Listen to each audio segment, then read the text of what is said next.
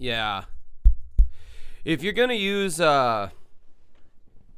interface box and you're using a condenser microphone, which is what this is, you got to turn on the 48 volt button that's called like phantom power in it, because these condenser microphones, they need a wee bit of power from whatever device you're plugging it into. It's not like a microphone you'd use on stage, which is a passive microphone, meaning that it doesn't need any phantom power. Okay, anyway, so let me start all that shit again that I just said.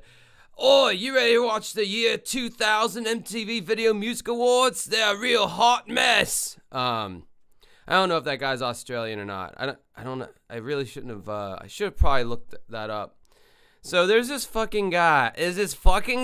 He might be gay. More than might be. Probably gay. And he's got this YouTube channel. He's got way more subs than I do, so I'm not fucking punching down before anyone starts saying that. He's got 72,000 subscribers. He covers all these award shows and ceremonies and shit, and everything's either chaotic or a hot mess. 2025 American Music Awards were a hot mess.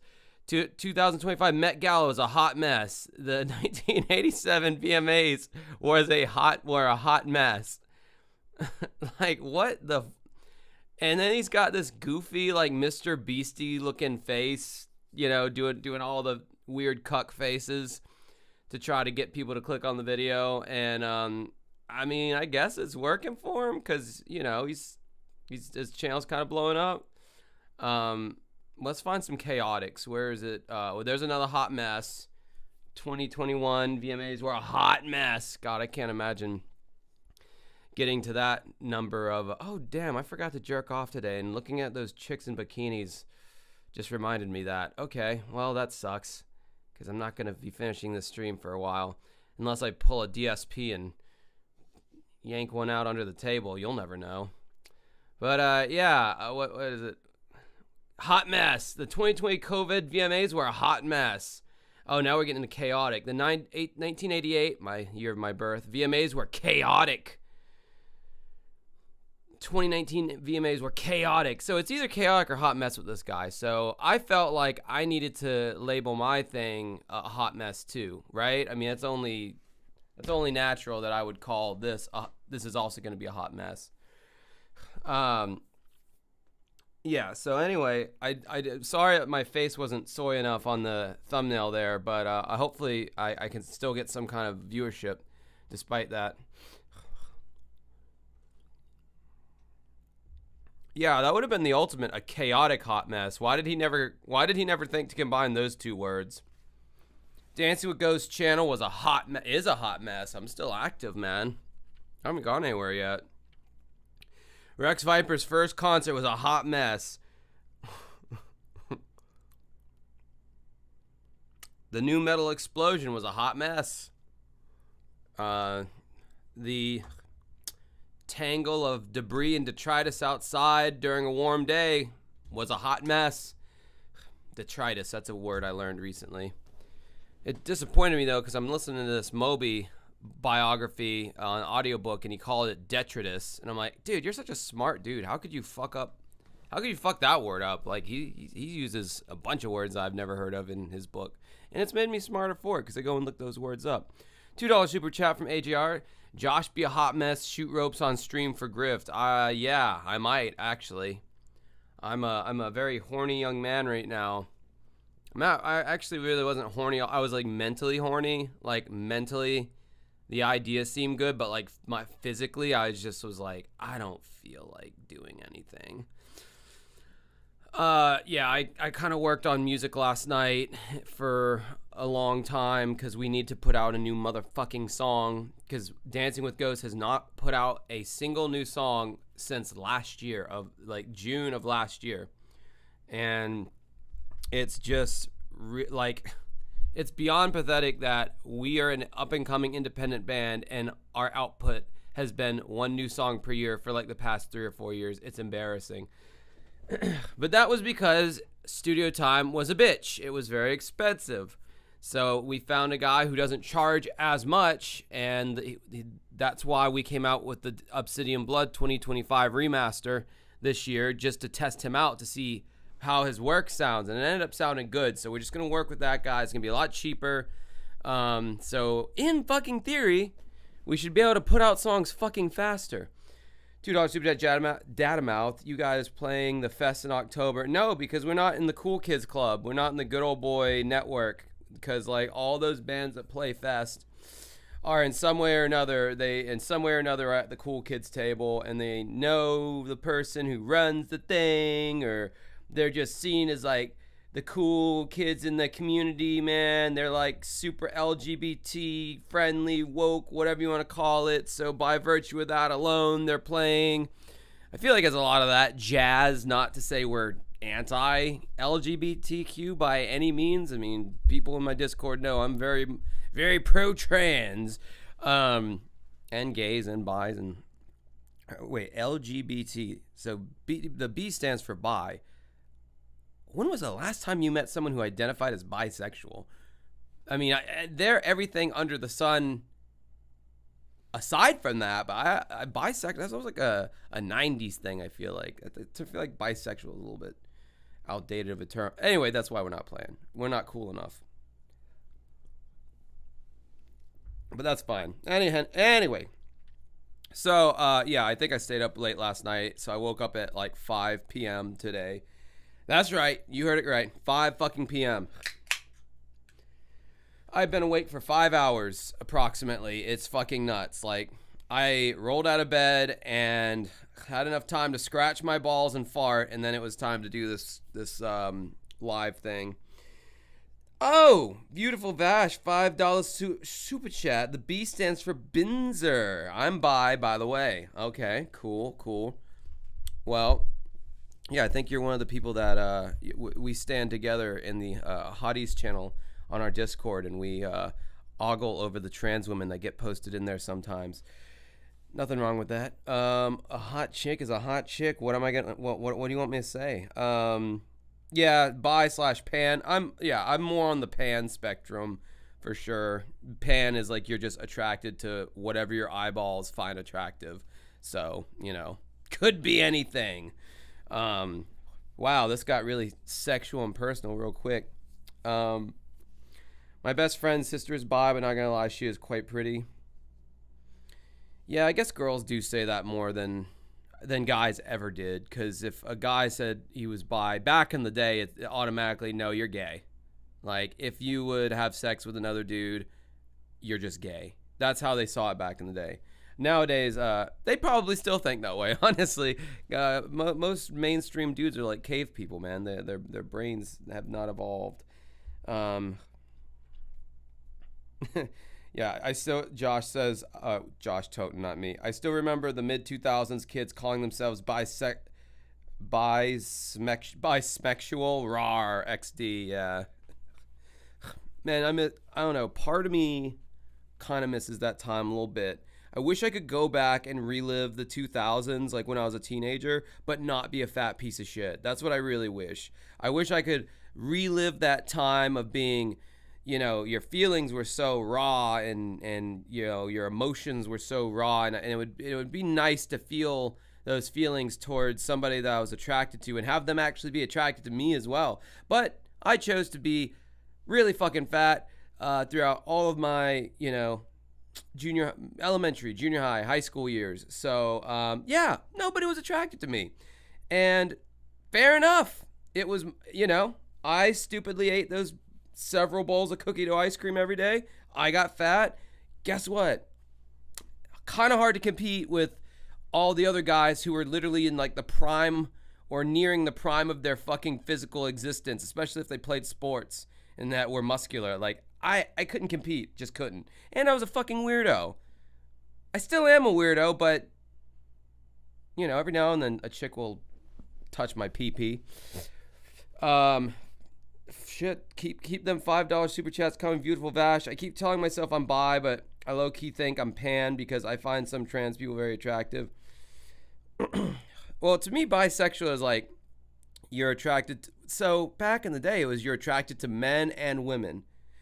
Well, this is why I say it's outdated, because there's like so many other subsets now, I guess. So I don't know. You're kind of like excluding trans people from that. You're excluding, and I know this makes some people cringe when I start talking about this, but you know, I deal with all sorts of people, so you know, gender non-binary people are excluded from that conversation. I don't know. Bisexual is a weird term nowadays, I feel. $2 super chat. AJR, can you wear your hat backwards tonight, but tightly? Yeah, I guess I should wear it backwards given what we're about to watch. Oh, wait, no, I can't wear headphones. I can't do the headphones with a hat on. So, shit. I can wear it now backwards at least. Fuck. These stupid clasps will not clasp. Paul, $5 super chat. Josh made me gay. Sweet. If you're hot and you live in my vicinity, there's a chance that I might hold your hand. Yeah, I don't need to be making any more clippable moments than I already have. This fucking cheap ass. I had to replace the straps on here because they broke, so I hot glued some ones from Amazon, and these thing, I wore this thing like 5 or 6 times, and the little nub got worn down, so now it doesn't really lock in. It's tenuous at best. Jash is woke. Jash the Gash. Oh, thank you for the, yeah. So on my Patreon, before we get into this MTV shit, which is fucking 3.5 hours long, so I should probably shut the fuck up. Yeah, I have a Patreon. I'll go ahead and promote that. I just did a review of Typo Negative's October Rust on there. If you join the $20 a month, I know it sounds like a lot, but I'm doing a lot, so shut the fuck up. If you join the $20 a month tier, you can literally tell me to make a video about pretty much anything. People usually choose album reviews, although I've been asked to do a video of all of my various impressions for next month. That's one that's been asked of me that I will be doing. So a lot of Beavis and Butthead in there. Obviously, my awful Donald Trump impression. I can dig up some old ones I used to do. Someone paid me to watch Empire Records, that movie that came out in like 95 or 96. Ari was on that one, my lead singer. That's a Patreon exclusive. You'll get a sticker, which half the people have not even asked for their stickers, so whatever, don't know what the deal is with that. You get to join the Patreon only channel on my Discord, where I will share things from time to time that I would not share in the normal Discord, whether things I'm working on or sneak peeks of ideas for videos that I'm doing. And yeah, so if you're in the $5 tier, you can at least see the custom videos that people ask for, but you don't get to request a custom video, because then I'd have literally 10 or 12 fucking videos a month that I'd have to do, and I'm not willing to do that. So I'm putting the link to my Patreon in the chat here. If you would like to join, you should, because it's giving me money and I'm giving you something in return. It's called a transaction. Transactional capitalism. More money from Beautiful Vash. Way to go, Jash. You made it political. Dancing with Ghosts. More like Dancing with Wokes. Oh. Yeah, I did. I made it political and gay, because I brought up, like, you're not supposed to talk about, what, sex and politics and religion at the yeah, might as well get into religion. No, I'm just kidding. We got to get to this fucking thing here. Oh yeah, if you go on the Patreon, you're gonna notice a disproportionate amount of Crazy Town video requests. Well, you can thank Beautiful Vash for that shit. I don't know what his problem is, but he's hyper focused, and that's what he wanted me to talk about. So all three of, Crazy Town's almost entire discography has been reviewed on my channel. I don't hate the band as much as I thought I did. I thought they were a garbage throwaway 2000s era butt rock band, but they're a little better than that, I would say. They're a little better than that. They're not the complete garbage that I thought they were. Ow! Fucking hair got stuck in this goddamn hat. Yeah, daddy. My autism gets me hyper focused on irrelevant bands.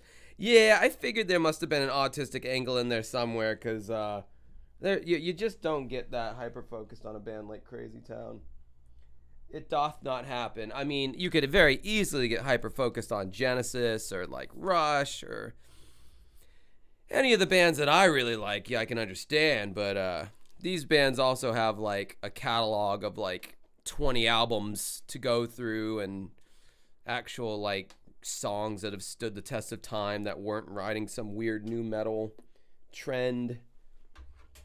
All right, so Metal Dad, religion? No, we can't get into that. Frankie isn't here. Yeah, man, boy, did me and Frankie get into... Did we get into the religious talk? I think that probably turned some people off, but I don't care. It was a lot of fun. I haven't been able to chop it up with people about religion in a meaningful way like that in a really long time because, like, I'm not going to lie, most of the people I hang out with are agnostic or atheist. So, I mean, I'm just going to be, like, preaching to the choir if I try to talk about it with them. They're just going to agree with whatever my take is. And so, anyway, now we're all Crazy Town songs on this stream. Jay, hey, Dance With Goes, did you buy the Nintendo Switch 2? No, and I don't plan to. I kind of like, I saw Pat and Ian on the CU podcast talk about that, and I'm honestly kind of agreeing with them on this one. I do agree with them sometimes on some of their takes. I'm gonna need to see some like I need to see like 3 solid Switch 2 exclusives that I want to play, and Mario Kart World or whatever it's called is not one of them. I don't give that many fucks about Mario Kart. I don't really care about doing the open world thing. I mean, it might be fun. I don't know, but that $450 asking price, and I mean, like, they've mainly just upgraded like the handheld for people who enjoy the handheld mode. I feel like they've just upgraded that for those people, and for people like me who wanted, like, who only play it docked. I've only ever played the fucking thing docked. I might have played it one time in handheld just to see what it looked like, but the Switch 2 really hasn't innovated very much from what I've heard or what I've seen. I mean, obviously, I think Metroid Prime 4 would probably be best on the Switch 2, but I mean, if they're charging $80 for their games now, like Nintendo, who historically is stuck to the 60, I mean, you know, $450 plus $80. I mean, you're looking at a serious financial investment for one fucking video game, and I already made that fucking mistake with the PS5. Okay, Spider-Man 2 and Ratchet and Clank, or Rift Apart, or whatever it was called, the only 2 exclusives for PS5 that I think were really great. That system cost, I got it for Christmas, so thankfully I didn't pay for it. But it was like a $600 system. The games were $80. Yeah, it's like, I'm not doing that again. I mean, there's got to be they've really got to like up their game with software these days. Like, all these game developers are taking way too long, and they're not churning out the software at a fast enough rate, in my opinion. It's really frustrating because, like, you'll see a game being advertised and it's like, yeah, Resident Evil 9 comes out in December of 2026, and it's like, guys are fucking assholes. Like, I don't know, there's teasing, and then there's just being kind of cruel and unusual.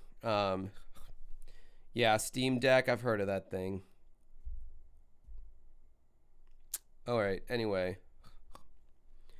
Now we're getting into gaming talk. Going all over the fucking place. So I saw the MTV Video Music Awards back. Yeah, I gotta turn this fucking AC down. It's already getting hot in here.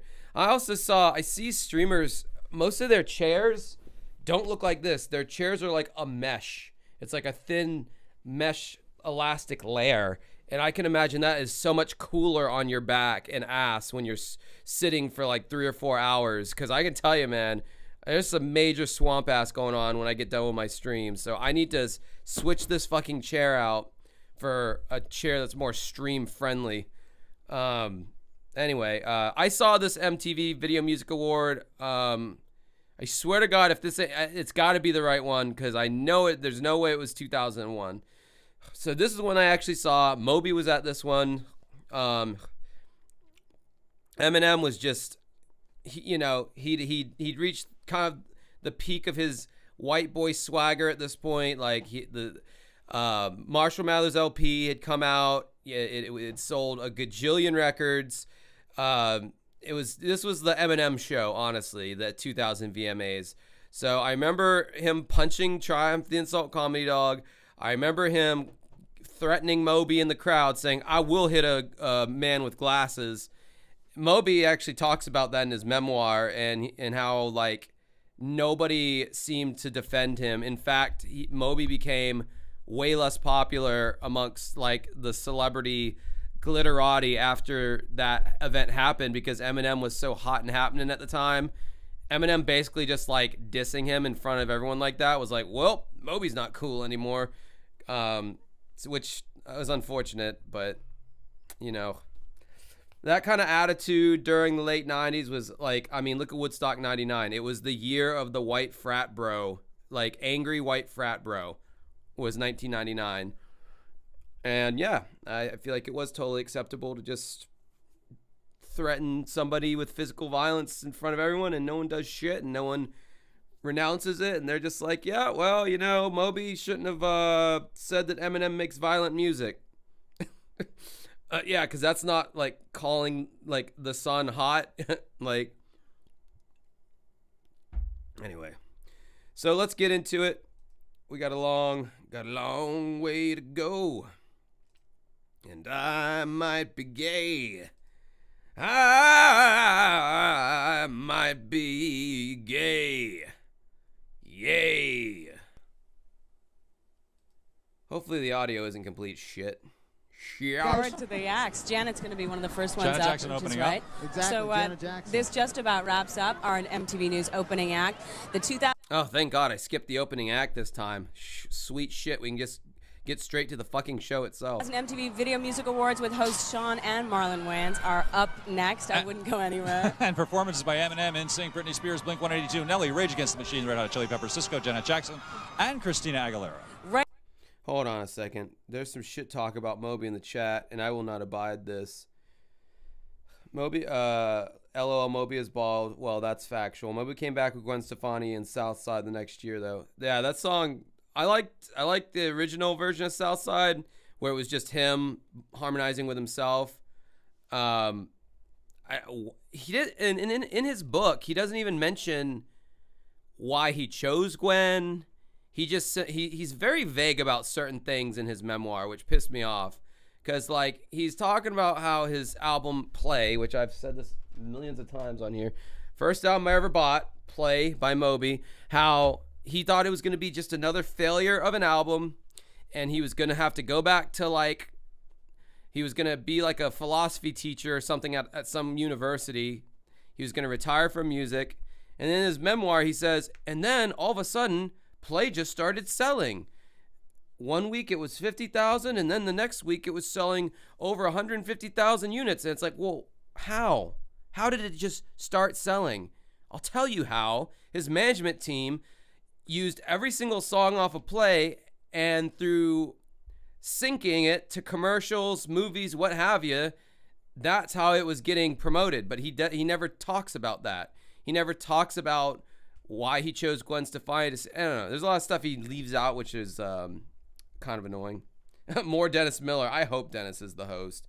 God, that guy is so funny. Will G, heads up, Josh. I can't believe I'm saying this, but the breakdown of Rex Viper's new cover is pretty rad. They finally did it, sort of. Well, I'm going to probably do one more last, like, master video of Rex Viper, because I know they put out a lot of content, and I haven't talked about it, because I'm kind of tired of talking about it, to be honest, and, like, I'm tired of, like, the Cinemassacre truth douchebags, like, just rearing their ugly head anytime I like mention James Rolfe, because someone will always post my video in there, and then they just have like a jerk off hate fest, just jerking themselves off to how much they hate me. So like, but I mean that's like a secondary reason. My primary reason, I'm just kind of tired of talking about them. And I'll probably do one more like master video of like all their shit. And then I think I'm going to be done, because honestly, the last performance, it's like they got to replace the singer. The singer's out of key. he's probably a good singer if he sings in the right key, but they're never going to do that. He's always going to sound like shit live. As a band, I feel like they've gotten tighter. They sound better. There's not really going to be a whole lot for me to say about their upcoming concerts that I haven't already said, you know, so I'm probably not going to fuck with it, honestly. Play by Moby has absolute bangers. I grew up playing on my Xbox, for sure. No,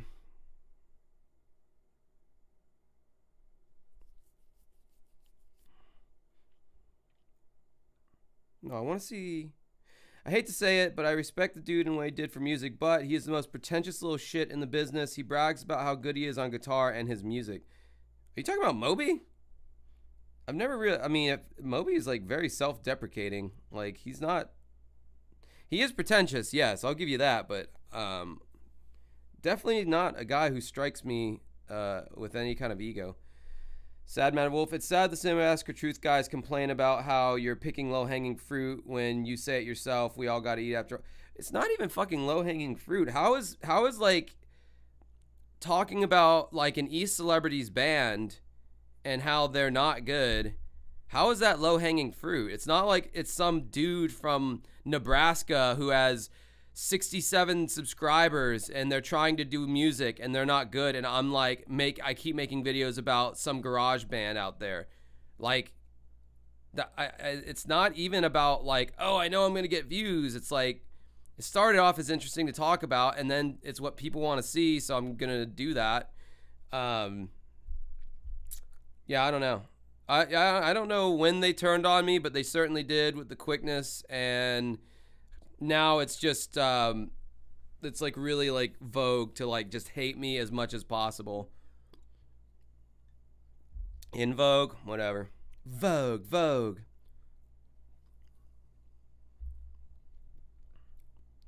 In the Cinema Massacre Truth subreddit's eyes, only they can make fun of Bimmy. Yeah. All right. Anyway. Right after the Video Music Awards, MTV News will bring you the VMA post show with tonight's winners and non-winners, losers, and all the backstage action. Losers? Right here at 11. Don't I go gotta turn the anywhere. AC Do down. tune back It's hot in. here. We'll see you then.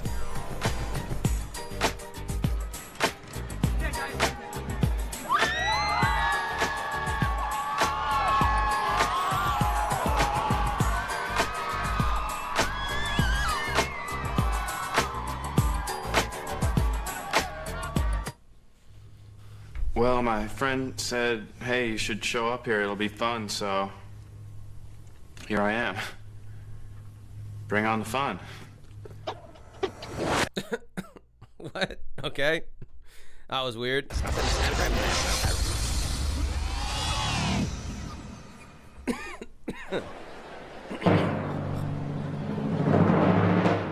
Ladies and gentlemen, last year he made you second guess your career. Well, check your self-esteem at the door, because the rudest comic in show business is back. Give it up for Chris Rock. Oh my god, this is like the fucking third year in a row that he's hosted. Like, is he still playing a caricature of himself, basically? Like, what's up, MTV? All you white motherfuckers out there holding the black man down? I don't know. Whatever he says. I guess that's one of the things he says.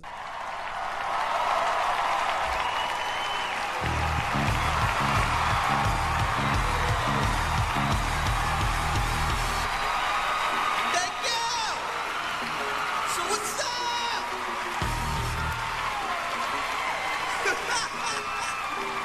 MTV!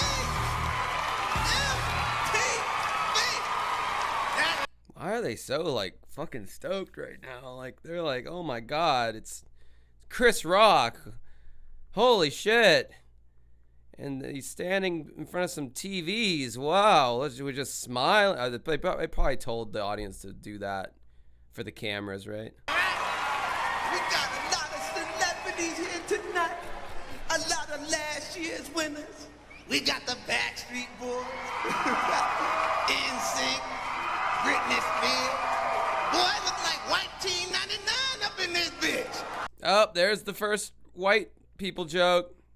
Kind of called it a little bit. Britney Spears got her new album out, her new song.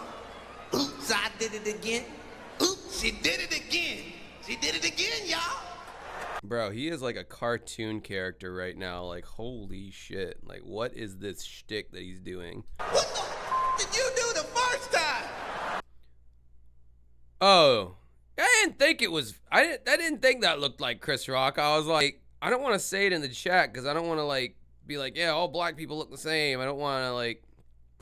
I didn't want to come across that way, but yeah, that does not look like Chris Rock. Okay. Well, if that's a Wayans bro, then that's fucking hilarious. Because he's like fucking nailing it right now, bro. Oh, is that Jonathan Davis from Korn sitting behind Will Smith? Is that Jonathan Davis's chick at the time? She's kind of pretty hot. What else is up? We got Eve here. Oh, my bad. That's Cisco. We got a little bit of Destiny's Child here tonight. That's right. Got the new hit song. Say my name, say my name. What name? Every time I learn the name, you kick the out the group. I'll say your name. How about temporary? That was pretty funny. Okay, so if this is dude's doing an okay, now it's funny. We got a lot of rappers here. That's right. Jay-Z, Jigga, the Jigga Man, Jigga what? Jigga who? Jigga in the club, that's who. And how could you mention rap without talking about my man P. Diddy? P. Diddy, Sean. Might want to stay away. Oh, was this when P. Diddy and J-Lo were a thing? Like, God, talk about a couple that I gave no fucks about. John, Sean Puppet Cone. Got in a little bit of trouble this year, huh, Pup? Got in some trouble. It's just Went beginning. Out and hired Johnny Cochran. Actually, you didn't hire Johnny Cochran. You just sampled OJ's defense team. That's right. Speaking of OJ, OJ's in the news again, trying to make a comeback, promote this new website. OJ with a website? What the is going on? And you know the address? www.//youain'tdeadyet.com. Oh, good old OJ joke. Oh, is Will Smith about to slap him again? Oh, for the first time? Thank you very much. Oh, no, puppy, not... Oh, no. Oh, damn. Wow.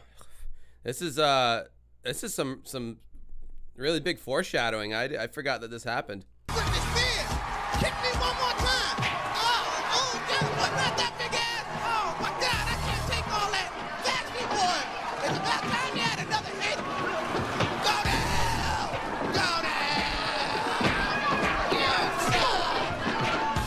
So I guess they were making fun of last year's VMAs where, like, that's kind of how it went down. Like, Chris Rock was being very extra, and yeah, he did a lot of fucking jokes about Backstreet Boys and Okay, all right. Given the full context, that was kind of clever. $10 super from Sad Man Wolf. Oh my God, I just realized that Chris Rock is the black version of Gilbert Gottfried. Kinda. Both have really annoying voices at times. Both have voices that can be funny at times if used correctly, but yeah, it can definitely be cacti against your eardrum.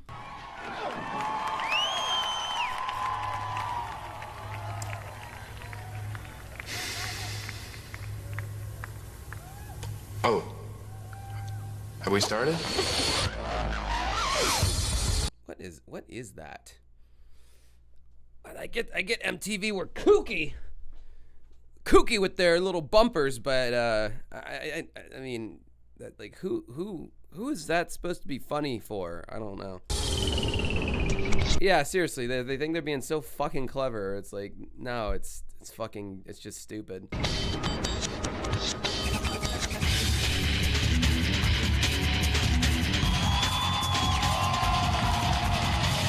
The 2000 MTV Video Music Awards, live on stage from Radio City Music Hall in New York. Aaliyah, Christina Aguilera, Blink-182, U2's Bono, Toni Braxton, Giselle Bundchen, Busta Rhymes, Jim Carrey, WWF's China, Carson. Oh, I saw China's porno. That was kind of hot. I used to think China was so ugly when I was a kid. What a fool I was. She's pretty fucking, I don't know. She's like a fetish for me. Like, I don't know what it is about her.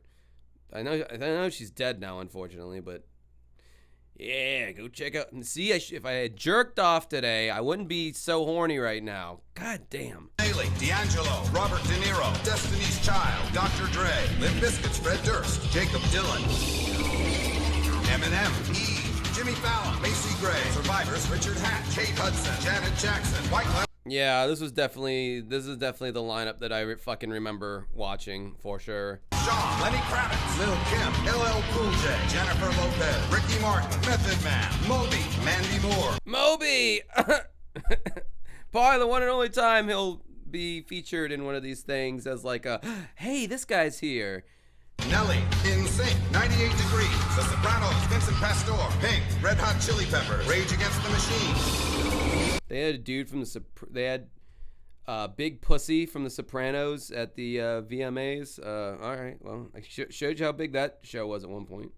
Redman, WWF's The Rock, Chris Rock, Kid Rock, Cisco, Britney Spears. They put all the rocks together. That was cute. Ben Stiller, Sting, Tenacious D, Steven Tyler, Metallica's Lars Ulrich, Mark Wahlberg, Venus and Serena Williams, Renee Zellweger, and more. Now, please welcome the stars of Scary Movie, your hosts, Sean and Marlon Williams.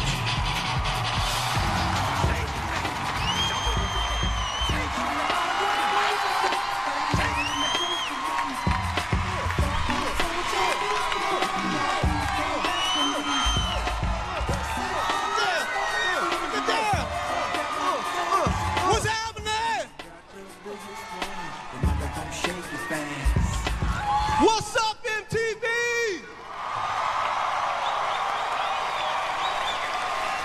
What is the deal? Yeah. Welcome to MTV Y2K VMA Awards. Yeah, we're gonna have a good time tonight. All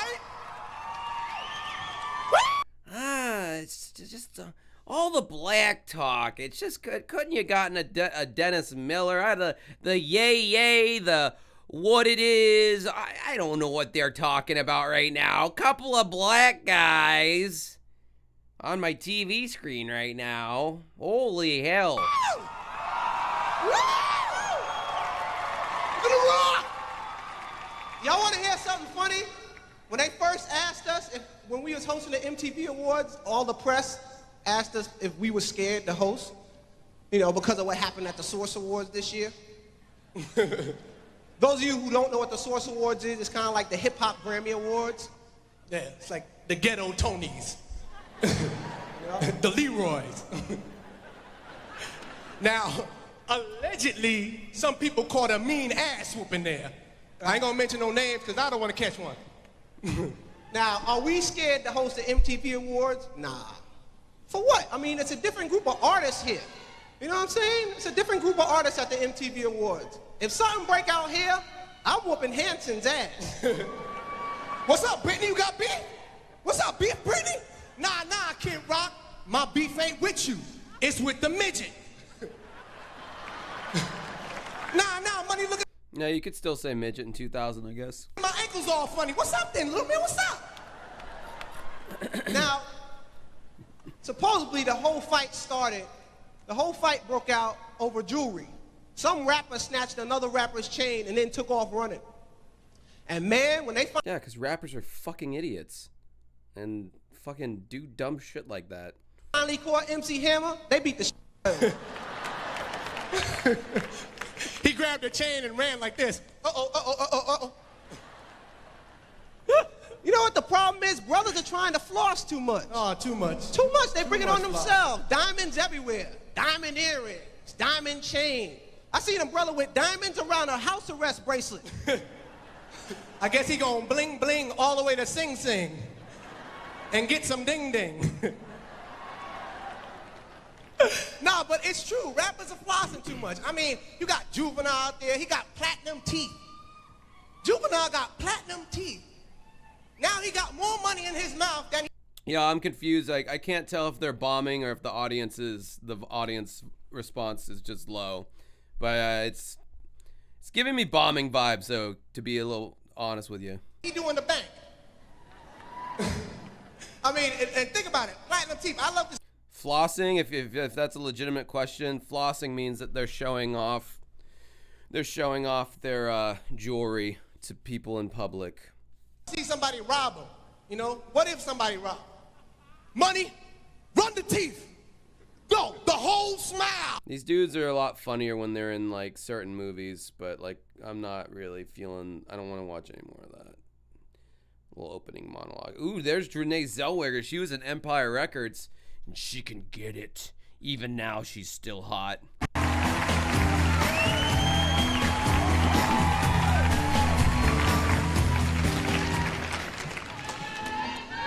She's one of the sexiest, most soulful, and legendary Her haircut's ass in this particular video, but other than that, she's usually hot. musical icons of our rhythmic nation.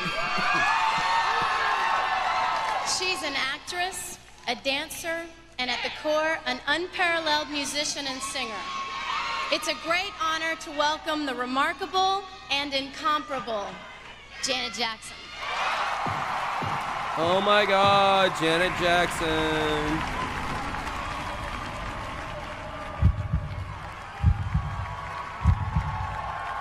Oh, is she doing a performance? I'm getting heavy Skip vibes here.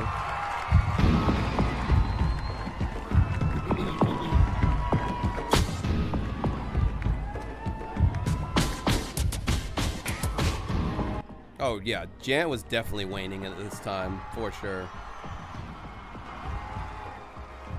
Is she like purposely trying to look like her brother, or what's that about?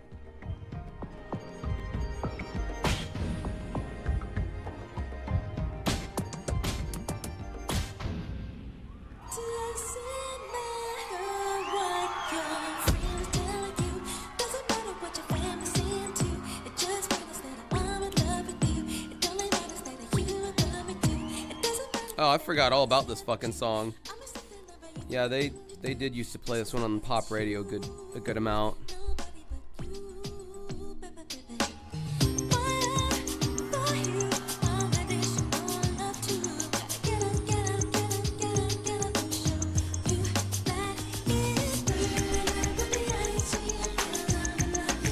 Oh, this is fucking absolutely lip syncing. It sounds perfect. Like it still has like the studio like stereo separation effect in the vocal. It does not sound like a live vocal at all. It's 100% lip synced. I think they saw the live performances of like the Spice Girls and like the 97 Grammy where they had like a band and the drummer was like just crashing the cymbal behind them and like it was like swallowing up all their fucking harmonies. And then the same thing happened with Backstreet Boys where like it just, those kind of pop groups do not work with a full band. I'm sorry, they just fucking don't. If you did not write the song with a loud ass drum set in the room when you wrote it, or you wrote it with the intention of singing behind a loud ass drum set, that it sounds so awkward when you just pair a loud ass drum set just to make it look more band oriented, because that drum set is gonna just eat up any kind of delicate sound that's in the song. So I think they learned their lesson from that, and they're like, we're using backtracks. There's no band on the stage. We want to focus on our little dancing. So I think that's why they're doing all of this.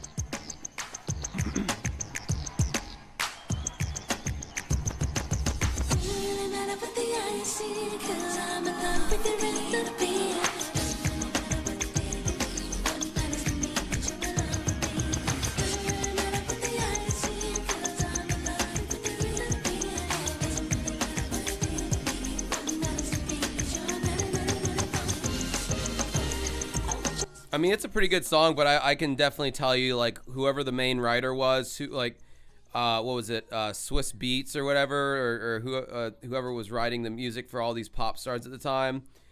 The same writer who wrote this song wrote all the other songs that we were hearing around the year 2000 or from like 99 to like 2002. It was like the same guy who wrote all the instrumentals to like all these songs, because they all what's the difference between Janet singing a song like this and like any other female vocalist at the time? You know, there's no difference. You could copy and paste any female pop star into this song and it would be exactly the same. There's no identity to the pop music of this time. I mean, you could say the same thing about pop music today, except with the exception of, I would say, like a Chappell Roan. She seems to have kind of, well, I don't know, her newest song was a country song, and it sucked. I don't know, pop music just kind of changed after the turn of the century.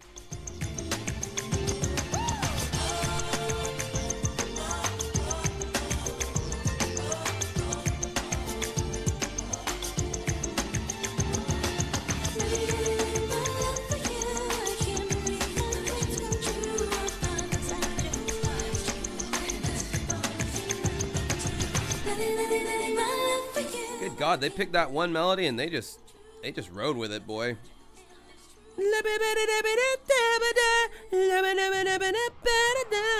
They just used that whole. Let's just stick with that one melody, man. Stick to it.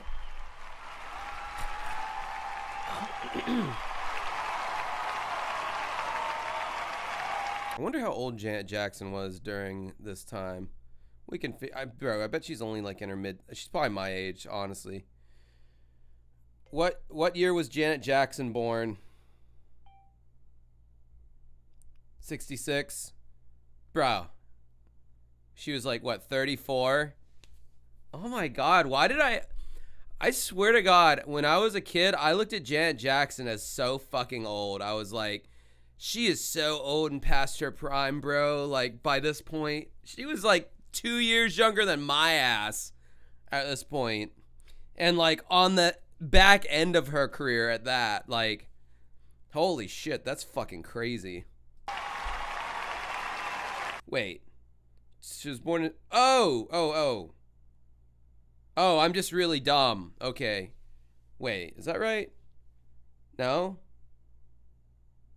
that'd be 34, wouldn't it? If she was born in 66, 30 years would have made that 96. Add 4 to that, she'd be 34. Wait, am I? No. She's fucking 34, bro. Or at this point in this video. Yes, 34 is old for a pop star, but yeah, especially nowadays that they're like, all the pop stars like have to look like pedophilically young, like, or else they're garbage, or they're just seen as like gross. Like, I think if you hit 28 now, you're kind of done. Unless you're like a Lana Del Rey, where like she has the indie cred, so she can kind of get away with being older. Because I think Lana's like my age. So yeah. Yeah, but Taylor Swift is like a legacy act. Like she's gonna be like back when they would bust out like fucking Aretha Franklin, and Aretha Franklin hadn't had a hit in like 20 years, but she's fucking Aretha Franklin. Taylor Swift is going to, she's going to have that level of cachet when she's, Taylor Swift is. Like, she's just proven herself too many times. She has too many hits to, I mean, she's survived so many. I mean, Madonna is the only like white artist that's like a female pop star that I can think of that came before Taylor. So.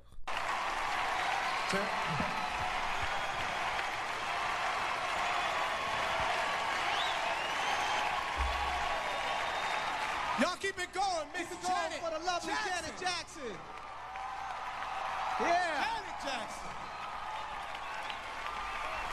Damn, that fire explosion almost caught my hair on fire. That's the only woman that had me back there like a groupie. I was back there screaming, Janet! That's Janet! All right. Y'all ready to keep this show rolling? All right. One of these guys produced Eminem, the other produced Liv Tyler. Give it up for Dr. Dre and Aerosmith's Steve Tyler.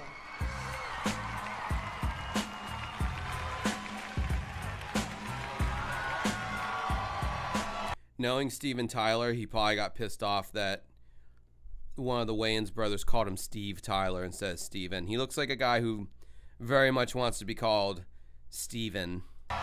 Oh, Steven.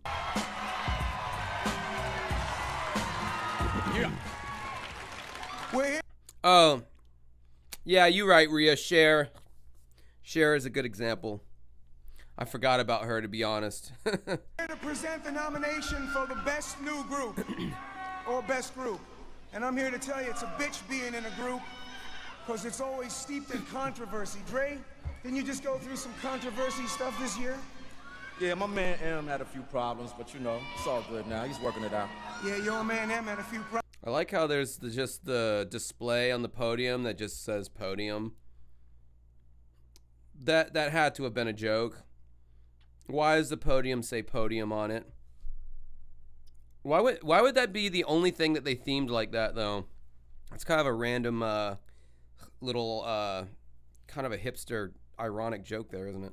Problems. Yeah, a few You problems. think, huh? It doesn't really matter. We all know who got hit first. Who's that? It's Carson Daly. Because the other guy was in Limp Bizkit. Okay. Okay, whatever you talk, whatever you say, Cracker. Anyway, here are the nominees. The nominees for best group Yeah, are...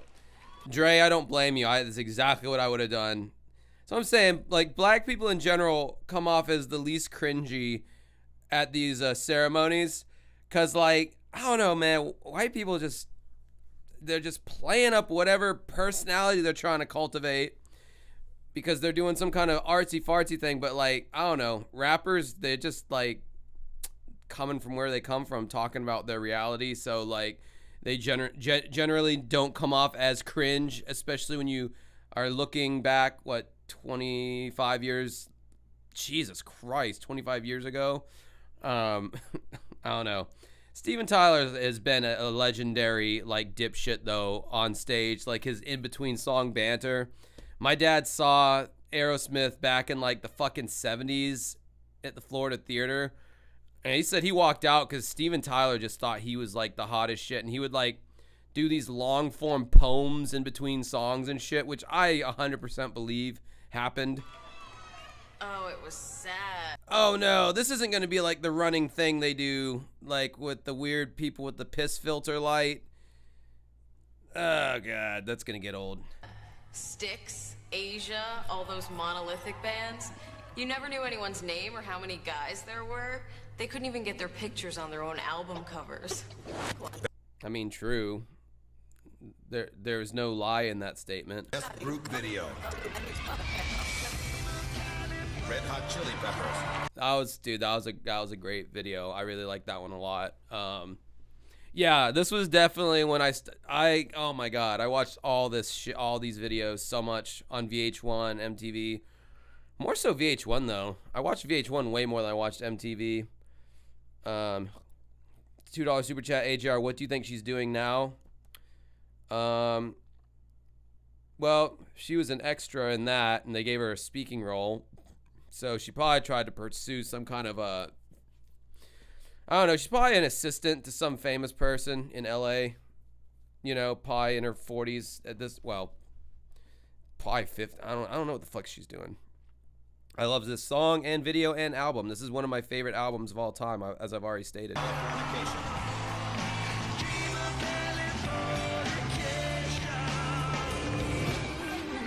Destiny's Child, Say My Name. Never liked this song. Never thought Beyonce. I think Beyonce is one of the most overrated artists ever, honestly. Like, those producers wrote the song, she sang, but her voice, even in and of itself, is annoying to me.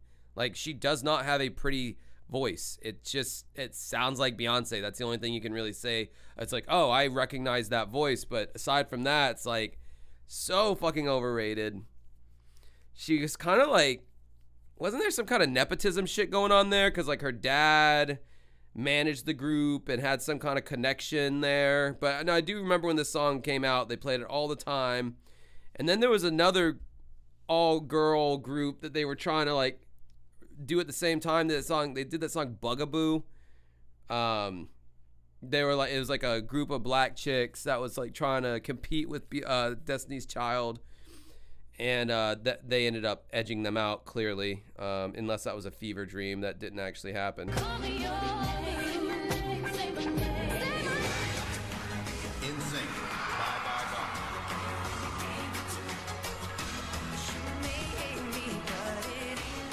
Yeah, that was a big song. Big video. I was honestly like, this was when the market was getting flooded with boy and girl groups, so that's why Eminem was such a fucking breath of fresh air. Blink 182. Yes, my boys. It was also a breath of fresh air to see like an actual like pop punk band like mimic all this shit that was going on that they constantly played on MTV, because the suburban white girls wanted it. You know, they wanted to hear these groups. Now suburban white girls listen to trap rap and smoke blunts. So yeah, our culture has kind of gone to garbage a little bit.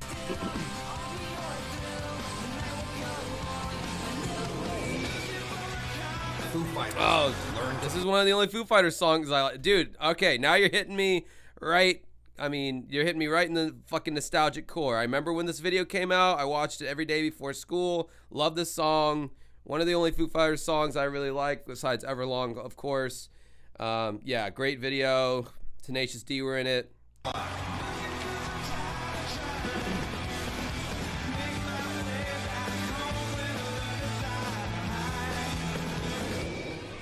A lot of singing drummers, though. A lot.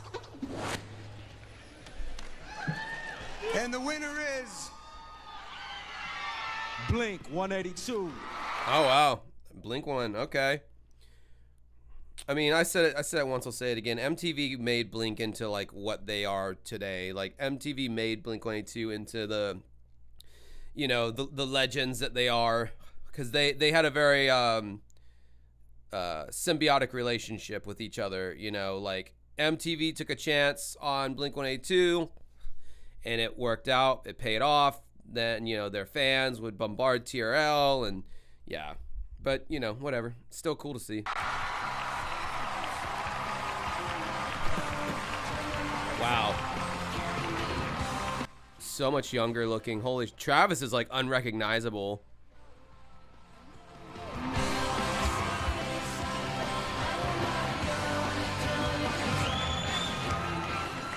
Wow, this is crazy.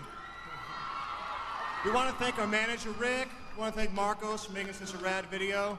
We want to thank all the hardworking people at MCA and CAA and the Tahoe Agency, our girlfriends, our families, MTV for playing the video, and especially all the kids for supporting us all the time. Thanks a lot. We appreciate it. Thank you. I like that. Get in, get out. You know, don't say anything fucking weird. Don't pull a fucking Fiona Apple and be like, this is bullshit. This whole thing, it's just bullshit. Whatever, thanks. Oh, that was the most cringiest thing I've seen yet on one of these award shows, with that Fiona Apple speech.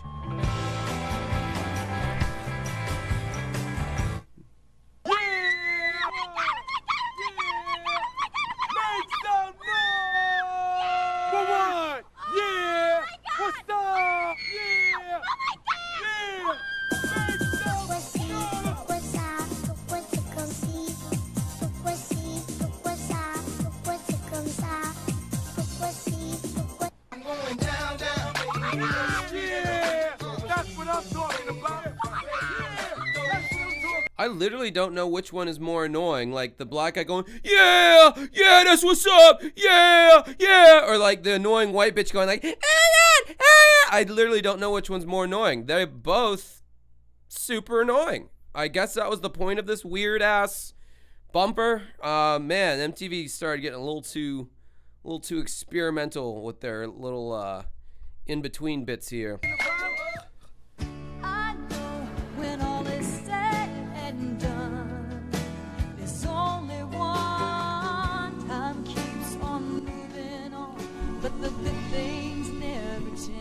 So what we have here, ladies and gentlemen, is the definition of a sellout. Is this Faith Hill? Ba ba ba ba ba ba. Oh, there's that dumb girl again. That little kid. Man, they really used her a lot for like the late 90s. That bitch was in like every fucking Pepsi. I like how she's like a little kid and I'm calling her a bitch. This young, lovely girl who's now probably like in her mid 30s with a fucking family. Yeah, they used her a lot in these ad campaigns. I don't remember her. I don't remember any of those. I mean, I remember there was heavy celebrity features in and then didn't at one point Christina Aguilera was like had a Pepsi commercial and Britney Spears had a Coke commercial and they were even competing in that lane too. So fucking lame. Got you this time. 2 out of 3. Okay, you ready? Sure. Okay. 1, 2, 3, send. Whoa! Look at that old piece of shit technology. The 2000s, man, we had a lot of blocky, boxy crap like that. It was like the progenitor to what we all just do now, which is texting and all that. But this is where it started, ladies and gentlemen. And it was so weird because like the patina of the 90s was all over the first like at least 7 years of the 2000s. Like it took a long time for the 2000s to get their own identity because like the 90s was just the stank of the 90s was all over like the early 2000s, like because no decade ever truly neatly transitions into a new decade. Like it's like the late 80s kind of melted into the early 90s, and then by the late 90s it kind of melted into the 2000s, and there's some crossover years.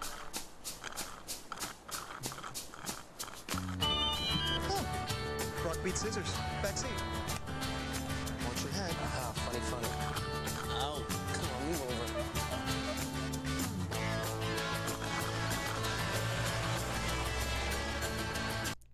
Early 2000s was the end of decades. Honestly, I feel that.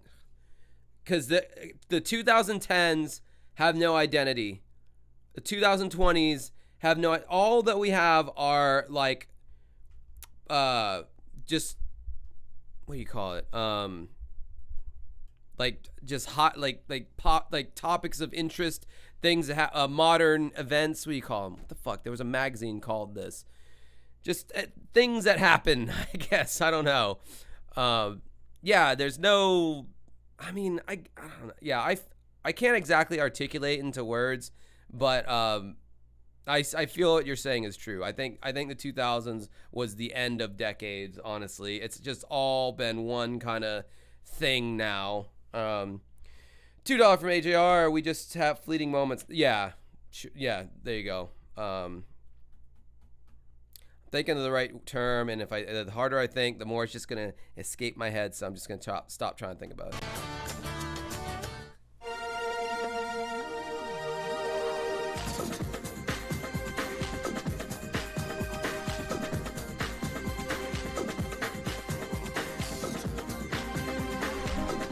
Oh my God, is that Hunter Schafer from Euphoria fame?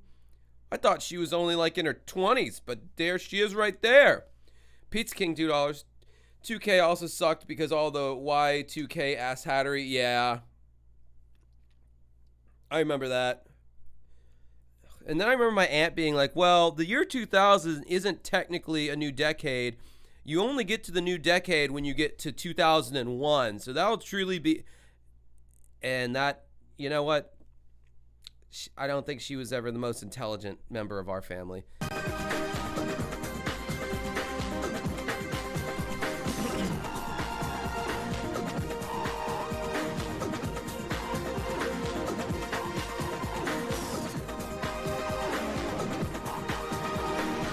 Man, the commercials were really weird in the year 2000.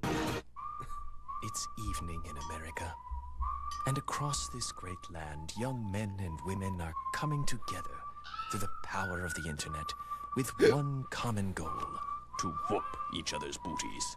Sega Dreamcast games are now online, unleashing the ultimate horror, your fellow Americans.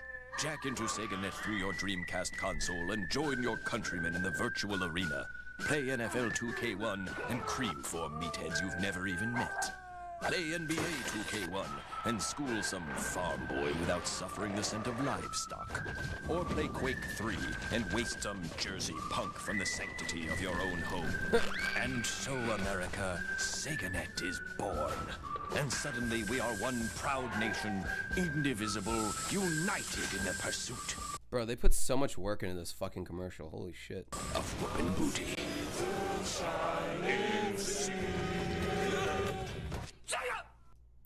They were still having weird objects that you wouldn't expect. Sega! I didn't know they were still doing that with the Dreamcast. That's awesome. I miss poor Sega, man, when they made consoles. They did, the Dreamcast didn't get a fair shake.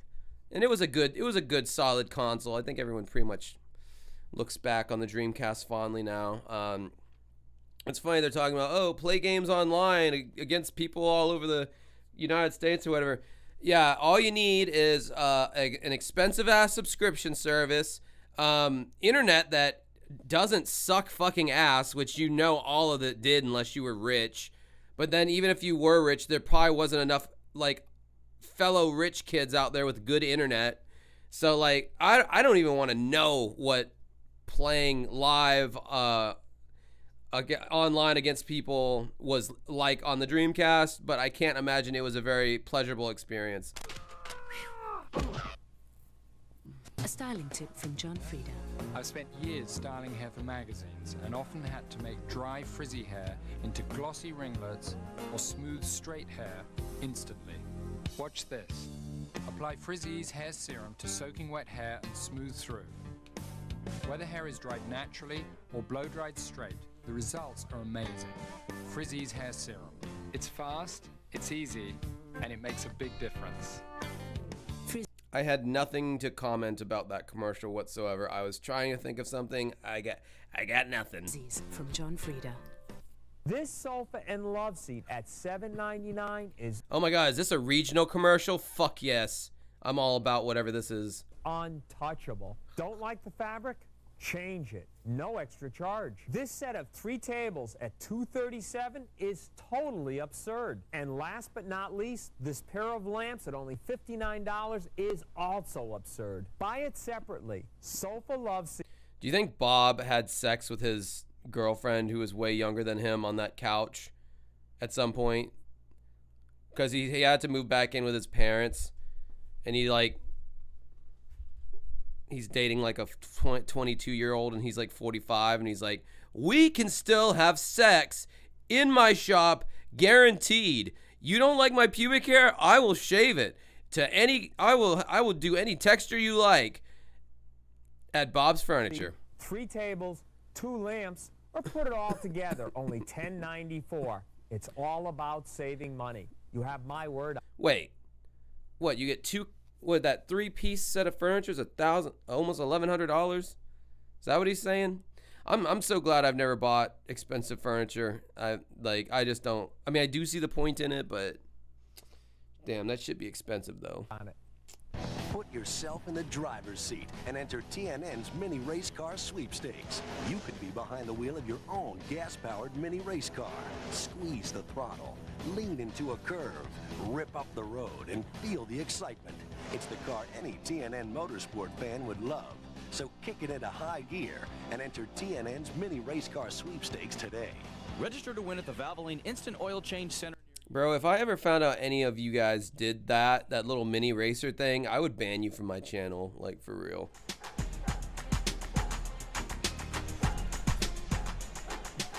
One of these guys rock the mat and the other one rocks the mic. Give it up for The Rock and Kid Rock!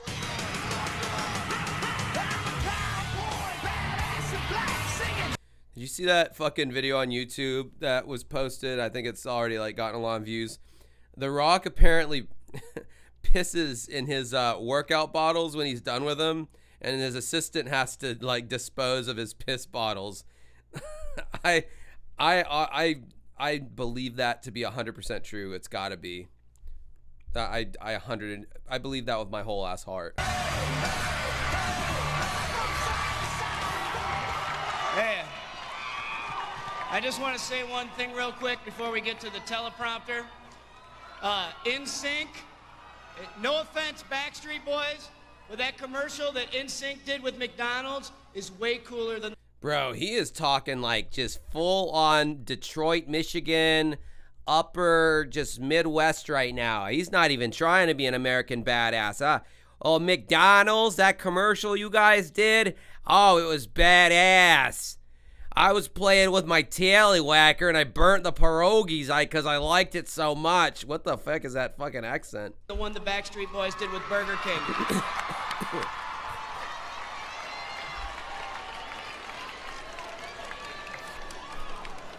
We're here. Yeah, I was having a milkabout with my tallywhacker and Todd burnt the friggin' pierogies. To present the award for Best Dance Video because MTV...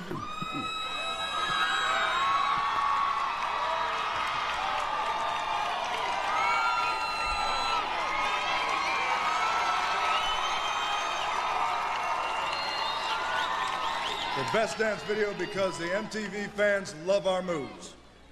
I smell what you're cooking, man. People's eyebrows, rock bottom. This is so cringe. Why did these people agree to do this shit? Laying the smack down. Bro, look at Kid Rock's arms compared to Dwayne Johnson. Like, Kid Rock has arms like me. And I've never been in like a real fight, so these are keyboard typing arms. These aren't for throwing them things. Fucking Kid Rock acting like he's a American badass. What a fucking joke that was. You know, kid, you know, The Rock smells what you're cooking too. 40 tipping, legs open, and doing it American badass style. Who better to present this award than anybody other than the people's champ, The Rock, and me? The original freak master, no one cuts faster. The women fight for my delight. Run my game from Frisco to Maine, China to LA, the hard way, the early morning stone cold pimp. Kid Rock, man. Oh my God. Oh my God. $5 Pizza King Super Chat. What about dressing up like Mario Kart characters and cruising around town in go-karts or Mega Man villains? Is that acceptable? As long as I don't see your face. But if I can physically identify you driving around in one of those gay little carts, you're done. I wish I could physically harm you for doing it, but like obviously you're not gonna be, you know, where I'm at. Or if you are, then, and I feel like I look at you and I'm like, that guy probably watches my channel. I'm gonna throw a beer bottle at your stupid car, and it's gonna have gasoline and a lit rag in, basically a Molotov cocktail. It's gonna smash onto your cart and you're gonna be engulfed in flames. It'll be this tiny little cart engulfed in flames with a very unhappy person driving it. Now that would be funny.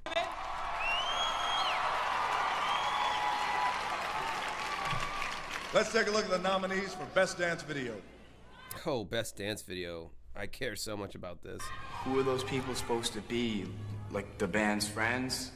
No, I mean, I'd love friends doing moves behind me wherever I went, like to the supermarket. That'd be cool. Whoa, just stop with these, whatever these are. Like, what the fuck? MTV is ushering in the post-irony era of the perks of being a wallflower people. The just, you know, the Juno movies, like that movie Juno, or that whole vibe of the mid to late 2000s. MTV's trying to like supercharge that right now with these fucking bumpers. Best Dance Video. Britney Spears, You Drive Me Crazy.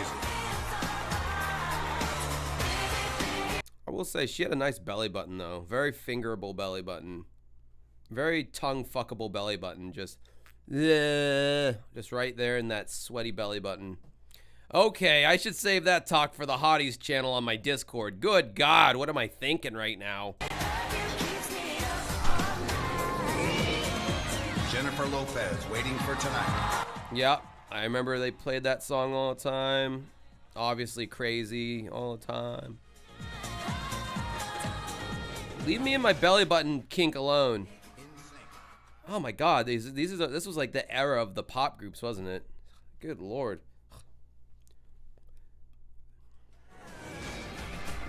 Ricky Martin, Shake Your Bonbon. Shake Your Bonbon. Dude, you just put out Livin' La Vida Loca a year earlier. Now you're gonna release this bullshit, Shake Your Bonbon. Cisco, Oh, this song needs to win, dude. Thong Song was fucking huge when that shit came out, but it was a little edgy, you know, because it's talking about like a chick's ass, and rap music never talks about women's asses. Let me tell you. That's key.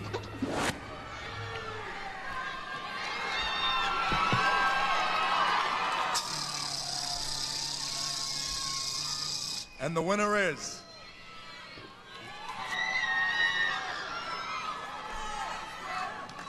Jennifer Lopez, Waiting for Tonight.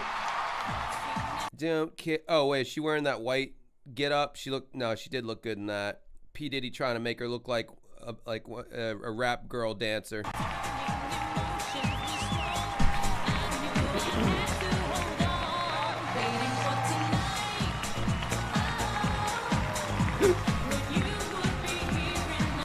Yeah, that was a sexy outfit. I'm not even gonna fucking lie.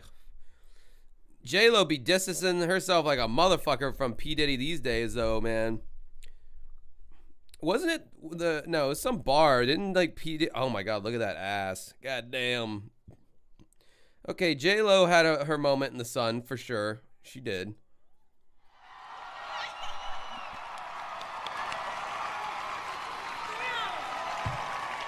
I didn't expect to win. I was ready for the upset.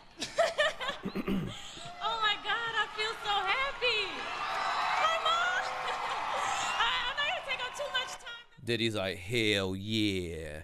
I'm gonna be piping that down with my big black anaconda in a few hours after we get at this bitch. Hell yeah, my girl up there. Hell yeah. Better be ready for that big black mamba. Benny, Arlene. Oh, you know I'm busting that baby oil out too. I got gallons of that shit. We gonna get real slippery tonight, J-Lo. J-Ho, you gonna be my J-Ho. Gonna make Cassie watch. Yeah. Is that Sting behind P. Diddy? I swear to God, why is Sting in the audience?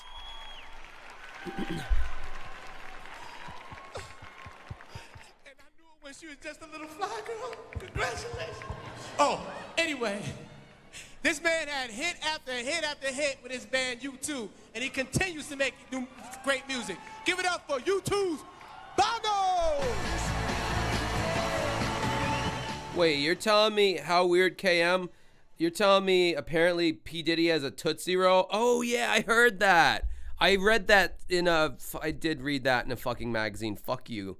Okay, it covers a lot of things. It covers politics, and it also has a entertainment section. Yeah, I think someone they were saying that Diddy had a little kitty in his pity. He's got a little diddle. I just assumed because his swagger that he had a big black mamba, but maybe the swagger is compensating for his lack of mamba action. That's really hard. Oh God, do I hate Bono? And he was very much into his pretentious era. He did that Zoo TV tour where he acted like a rock star douchebag, but then he just stayed that way. Like he just kept the persona going. Like he never stopped being a douche. That's really hard. With those dumbass fucking Bro, if you're a white guy and your trademark look is wearing these wraparound sunglasses, you're a fucking douchebag. I don't know what it is, man. It just doesn't look right on Caucasian people to wear them inside. Fight me, bitch. Do you think that music can change a world in your head? Shut up. Not on the street? Well, that's impossible. No, I don't think it's impossible. What do you mean? All right, let's get through this. This is making me cringe too hard. Oh, is this a live performance? Oh, fuck. Rage Against the Machine's doing Testify. Hell yeah, we're watching this.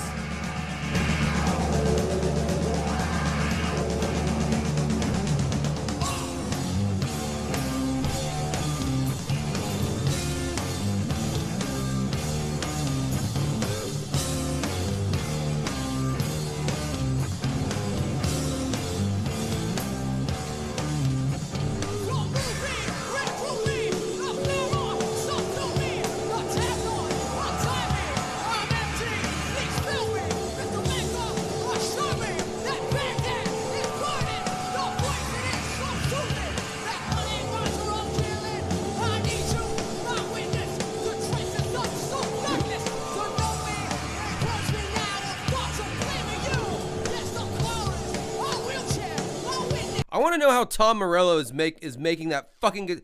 Tom Morello makes some of the most fucking coolest guitar sounds, and I never know how he does it. How does he make that fucking tone with his guitar? It's just this like kind of phasey wall of like weird noise, but I like it. It tickles my brain, and I'm jealous as a guitar player. I haven't come up with more unique sounds with my guitar.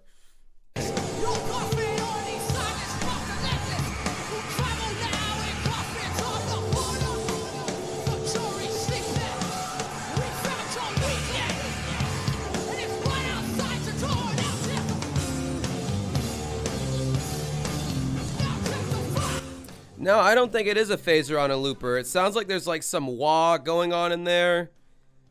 I don't think it's a loop. I think he's like holding, I think he takes the input out of his guitar and, oh no, let's listen.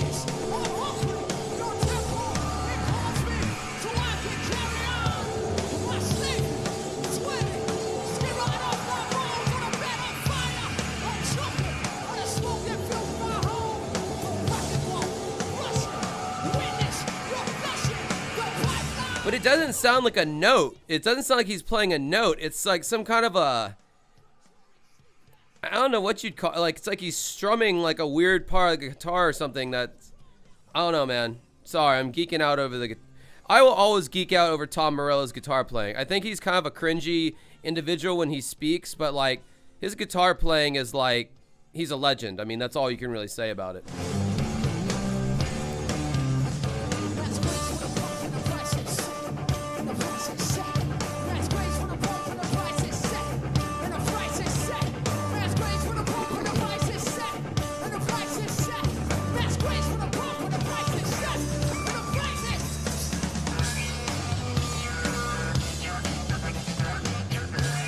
So, bro, he takes the fucking input out of the guitar and he's pressing it against his pickup, and he's using like a wah and like a mute with his pickup selector to do like, his guitar playing blows my fucking mind, dude. His input is unplugged from his guitar right now. Like, that's how he, like, I already knew that about this part of the song, but the verse, that wash of phasey, flangey sounding, I never know how I achieved that sound, but that's so fucking cool, dude.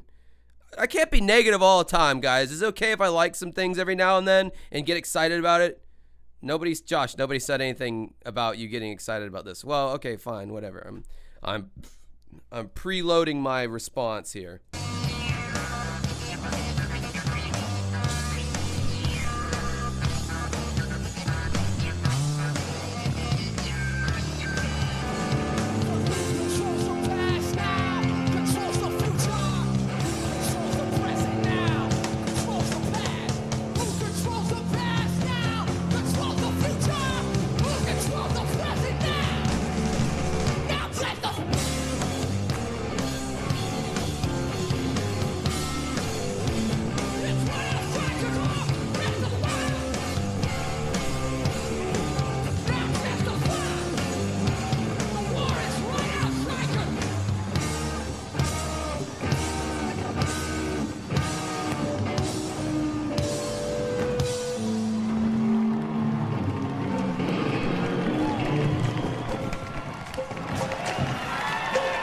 Tim Comerford get doing the rock star thing. Oh man, I think. Oh, please tell me this is when he scaled the fucking set behind Fred Durst. Yeah, Tim Comerford's kind of a big doofus, but whatever. I'll allow it.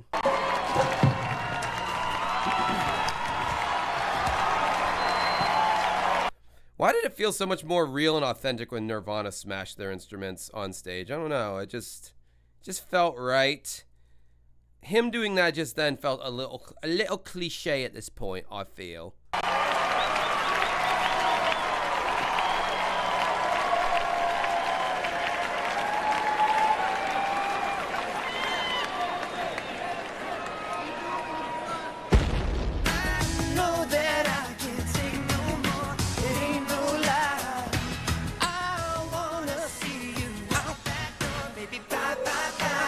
What the fuck is this?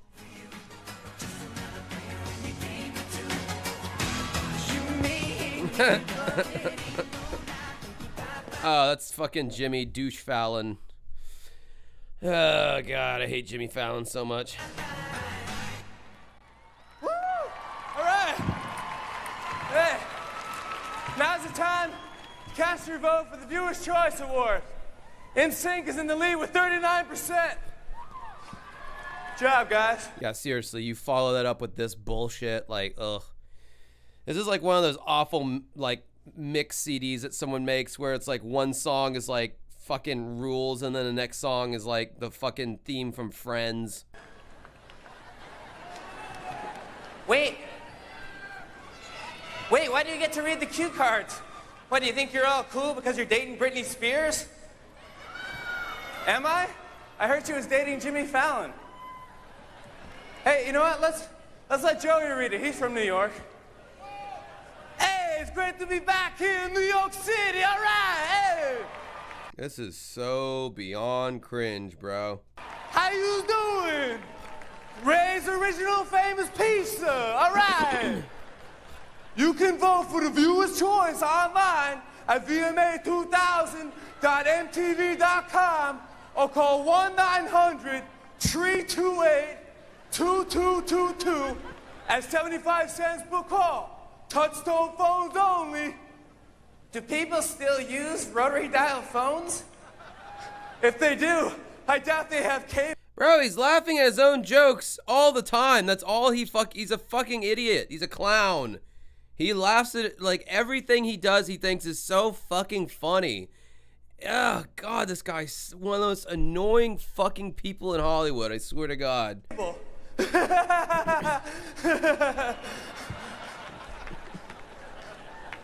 I don't get it. Whatever, so cast your vote now. Might sound crazy, but it ain't no lie. Baby, bye, bye, bye.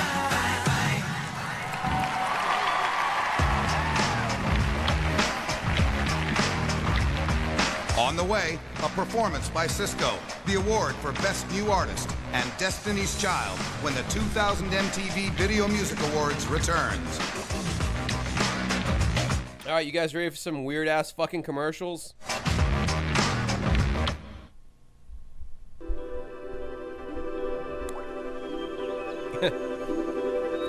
Well said, Ashtray. We are all now dumber for seeing that. Absolutely, 100%.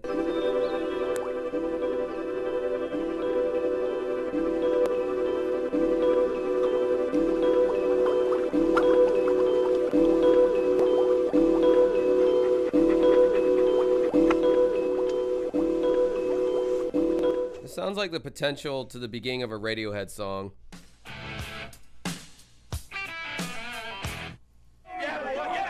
Here's how the mighty Packer Pack takes care of Randy Moss and the sorry Vikings. The Vikings remind me of Bonnie, purple and soft. Yeah, we trust those purple pansies. Yeah, Moss is soft.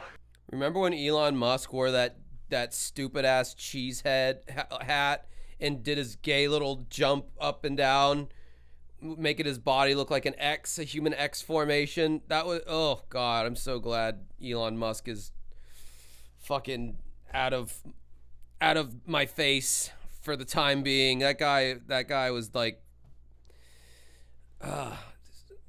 just a dude who clearly never had a lot of friends. Definitely didn't get laid until he became wealthy.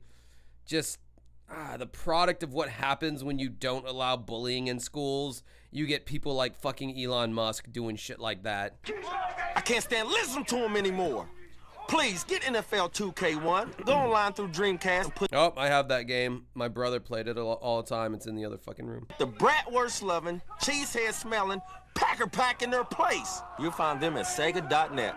Do the right thing, y'all. Josh. Ooh, yeah?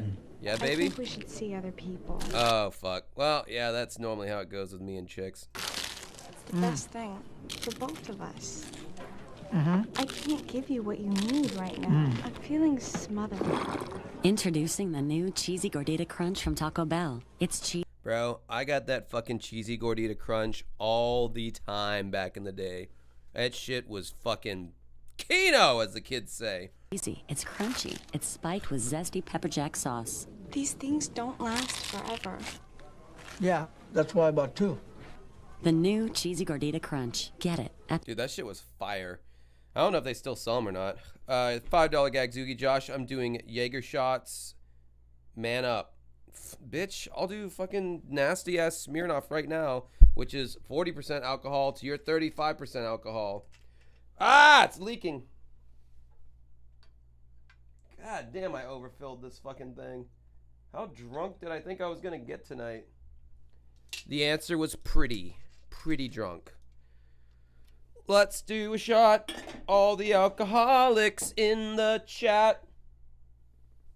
Better Call Saul a shot glass.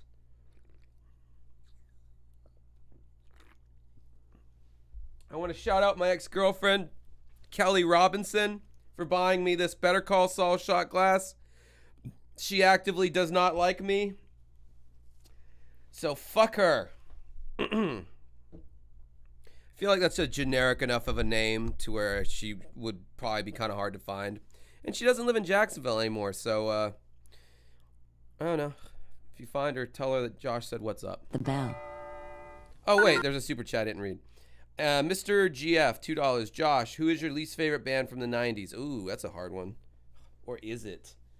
Least favorite band from the 90s? God, there's so many.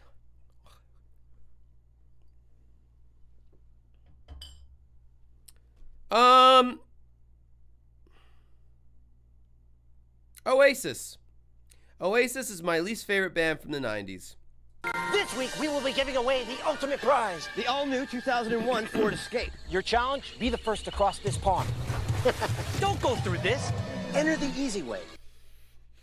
I would listen to some Matchbox 20 songs over any Oasis song. I like their song Bent.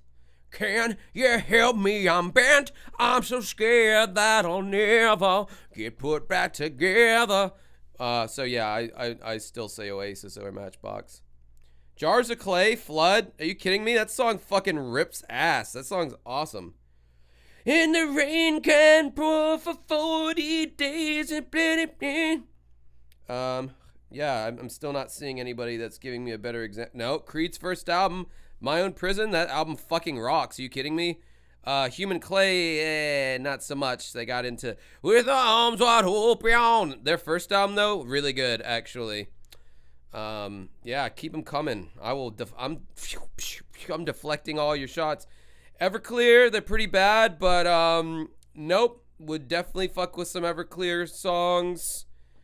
They were pretty bad though. That was a pretty good one. Everclear is a pretty bad band, but I don't know. I kind of fucked with Father of Mine. Father of Mine. So, dude, Fastball, come on, The Way. Anyone can see the road that you're rocking is paved with gold. It's always summer, they never. That song was fucking. I loved that song when I was a kid.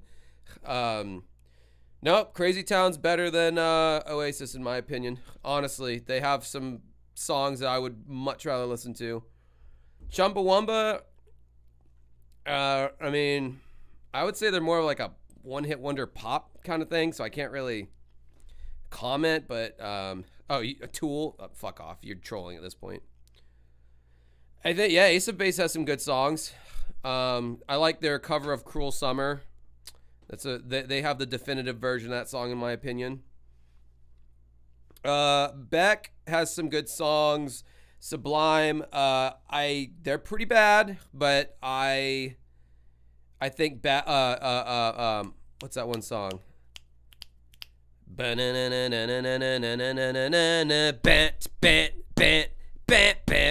Me gusta, me llamo Bradley.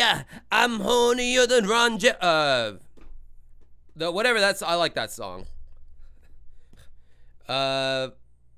Dishwalla, tell me all your thoughts on God, 'cause I'm on my way to see her. I still think that's better than Oasis. Oh, LFO is not a band. They're a boy pop group. Three Doors Down. Oh man, you're getting closer, but honestly, I bought Three Doors Down first album, The Better Life, and I like their song Loser off that album. 'Cause I'm a loser, sooner or later you know I'll be dead, you're getting close. That's a good song.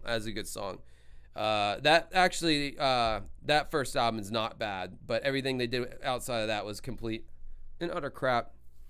Yeah, Nickelback is a retired punching bag. I'm glad no one really brought up Nickelback because that's just, yeah, that would have been too hack of a go-to.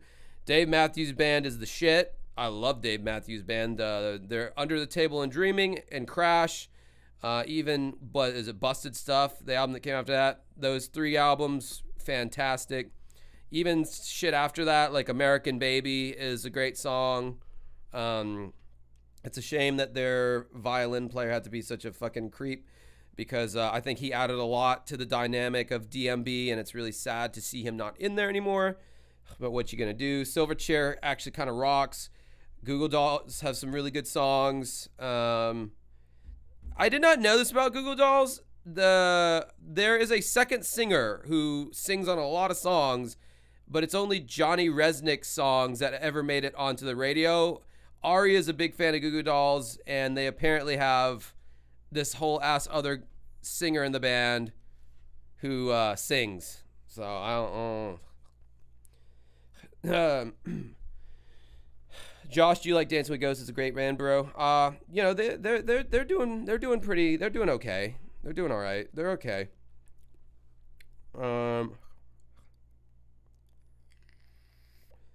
Defend Hanson. I mean, I know they are a band. They really are. They do play all their own instruments and all that. I still think Oasis is worse. Apparently Hanson went on to become a legit band that just kind of does whatever they want to do, and they have a large underground following, much like fucking Third Eye Blind apparently has a large underground following. There are people who will follow Third Eye Blind around when they go on tour. Yeah, I did not know about this. Apparently there's this really big community for Third Eye Blind. Go the fuck figure. I don't know. Did not realize that. And it's mostly chicks too. Fucking Nelson. I'm not even gonna acknowledge that. Blur is 1,000 times better than Oasis any day of the week. I can't believe that was ever a competition. All right. So anyway, yeah, I stick to that answer. Oasis was my least favorite or the worst band in the 90s, in my humble opinion. Just make a collect call using 1-800-CALLATT. We're giving away. Well, I gotta take the first piss of the night, boys. 2001 Ford Escape each week for 6 weeks. The more you use 1-800-CALL-ATT, the more chances you have to enter to win. Think he's okay? Who cares? Let's talk about us. Hurry and dial 1-800-CALL-ATT for collect calls now. You can still smell the flesh. Over there is the killing zone. You will begin in the prison's north. Your mission will be to determine if the prison is in fact haunted. If there is a devil, he's working every time in a place like this. One of the most supernaturally dangerous things. I just experienced something horrible. There's blood all over the wall. I've never been so scared in my life. This place is really haunted. That's not normal. I may not make it. The light on my camera went out. I couldn't see anything.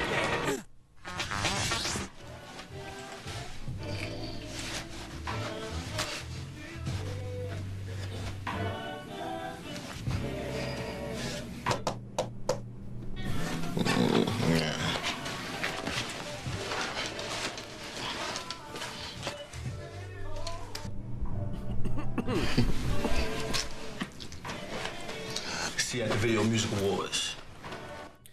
Did anyone see the new video H3H3 put out where he's apparently suing a bunch of YouTubers because oh wait, am I speaking over a category right now, or are they just show? Oh no, I'm fine. Yeah, he was talking shit about streamers who just let the stream play and then they'll comment while the stream's playing as opposed to stopping the video and commenting on it, which is, I do both. I talk over the stream and I'll stop it. But it's Denims, Frogan and Hassan, I guess, are the main perpetrators of this. They'll stream Ethan's videos, and if you don't want to support Ethan but you still want to watch the video, they stream it on their channel and they don't really commentate on it Or if they do, it's like a running commentary. Anyway, so apparently he's suing a bunch of people. And he was pointing out how they will just do the chair streaming where they'll go somewhere else and it'll just be the chair on the screen or whatever. And I was thinking about that as I went to go piss. I'm like, wait, am I doing something wrong? And then I remembered I'm streaming an award show from 25 years ago. A little different than streaming another YouTuber's content, so I think I'm good. I don't think I'm in Ethan's purview. Ladies and gentlemen, please welcome Jacob Dylan and the star of Almost Famous, Kate Hudson. What was that? Streetwalker or whatever, that song they're playing over the speakers right now. That's a good what's the name of his fucking band? The Wildflowers. Jacob Dylan's band. Streetwalker. That was the name of the song. I liked that song. The chorus kind of sucked, but the verses were cool. Isn't it weird when like the song's verses are better than the chorus? Oh my god, that's a video idea. I'm writing that down. You get video ideas at random times, people, and usually it's just literally thinking out loud. That is totally an idea for my channel.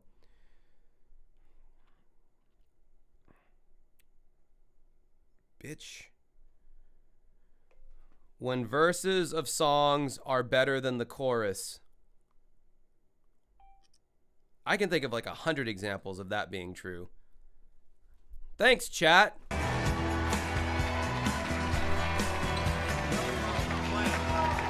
I would listen to Wallflowers over Oasis any day of the week. We're here to present the Best New Artist Award. It's an important award, not only because you can only win it once, but because it's the one award that can truly... Jordy, $2 super chat. What about Aqua? Favorite, least favorite song? Bro, who the fuck knows more than Barbie Girl by Aqua? Like, seriously. Help an artist break out. And Jacob, have you ever won a Best New Artist award? I have not, but a boy can dream. And you're waiting. So waiting. Nominees? Nominees, let's see them. Without taking any longer. The myth of fly too close to the sun, you'll fall to the earth. But that's only with glued on wings, you know. Grow your own wings and you can just keep on flying. These are like Uncanny Valley, creepy. Especially that was the creepiest one we've seen yet. It's like those people that make random blurbs for like really trendy clothing stores. They'll just have on the wall like disobey and question authority and slut or whatever. It's just like, stop trying to be different and edgy, okay? It's so try hard. You know what I'm saying? Just try. This was a hallmark of the fucking 2000s. It was so fucking try hard to be like different and edgy and shit. And it's like, just put on the fucking thing, have a proper stage. Now it's the goddamn, but you know, they're trying to be different. We're trying to cater to the next, what was it? Was it still Gen Xers that were being served in the 2000s? Well, it would have had to have been, because they would have been of buying age, because millennials were either super fucking young or like late, like or early teenager at this point in 2000s. I was, what, 12? Yeah, I was 12. Best New Artist in a Video. Cisco, Thong Song. What was the category? Best Music Video? Sorry, I wasn't paying attention. I kind of want to know. Oh my god, the fast forwarding function on this is ass. Oh, Best New Artist in a Video. Okay, gotcha. Well, I will say Thong Song was huge at this time, so I would be surprised if Thong Song didn't win, but we'll see if Blink-182 or Eminem are on this list. Cisco, Thong Song.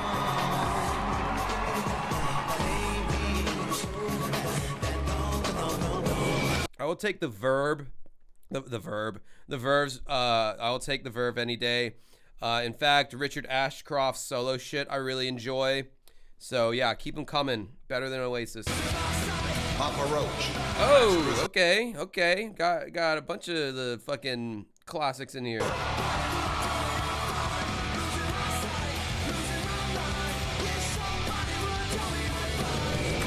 Just as a little side note that some of you might find like a fascinating aside, when I first started out learning guitar, which would have been around this age, I remember hearing the riff for Last Resort by Papa Roach, the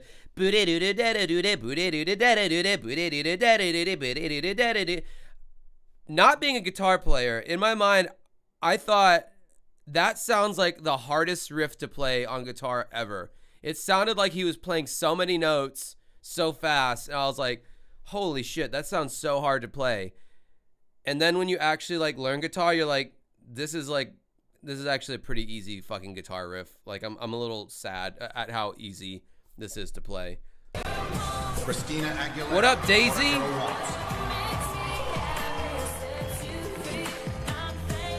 I remember this song. This was like this was definitely not the epic Genie in the Bottle song or music video. This was like the runner-up. This was like yeah, so she did that song, but she's also got this What a Girl Wants song, and it's not nearly as good, but damn. Just RGT 85 to the microphone. I'll take Alanis Morissette any day over Oasis. Alanis has some great songs, like, first of all, Uninvited is one of my favorite songs of all time, period. Not the Doctor's a good song. Oh, what's that song? That weird song she has off of Former Supposed Infatuation Junkie. It's got a weird foreign name to it. She did it at Woodstock 99. I seen the signs. I forget the name. No, Alanis Morissette any day a week over Oasis. Okay, but I never learned 96 Quite Bitter Beings, but I feel like that is kind of a tricky guitar riff.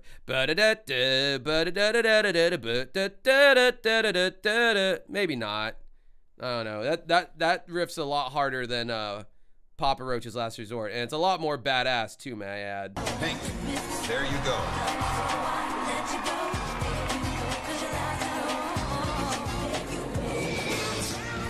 Macy Gray, I Tried. I think I remember Macy Gray actually winning this award, because this was a huge song at the time as well. I had a famously misheard lyric in this song where she's like, try to say goodbye, but I choke. Try to run away, but I stumble. Boy, I try to hide it. It's clear. I blow bubbles when you are not here. I thought she said I blow bubbles when you're not here. And as a kid in 5th grade, I'm like, what the fuck does that have to do with anything? Why is she blowing bubbles when he's not? Is she happy that he's? No, it's my world crumbles when you are not here. But I'm stupid.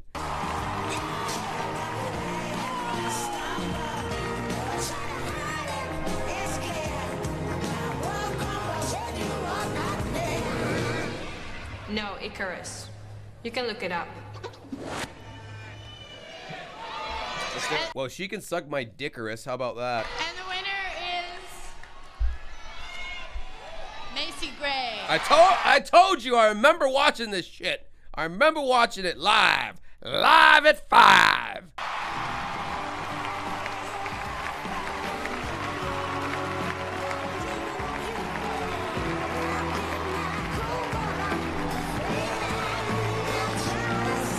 I really do not want to hear her weird ass acceptance speech where she's probably gonna say weird shit because she was always fucking weird. The tight? You wearing panties? Guys, that promo you did, it was a bit much. And you can't play tennis. Yeah, but you can't act even. Oh! Well, unfortunately, we could not be there tonight because, we got a little business to take care of over at the U.S. Open. Yeah, and even though we're not there, we're really excited to present the next performer. Bro, tennis is a very hard sport, and it's very cardio intensive. Like, I don't know how anyone does that sport, like, over the age of 40.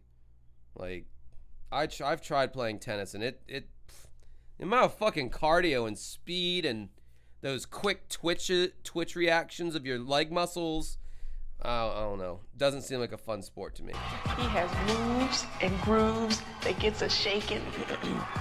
Ladies and gentlemen, give it up for Cisco. Oh yeah, weren't they the black dudes wearing dresses? HR says the promo was a humiliation ritual for black men. Yeah, it was. They always put black men in dresses whenever they can on TV. They just like doing that. I don't know what that's about.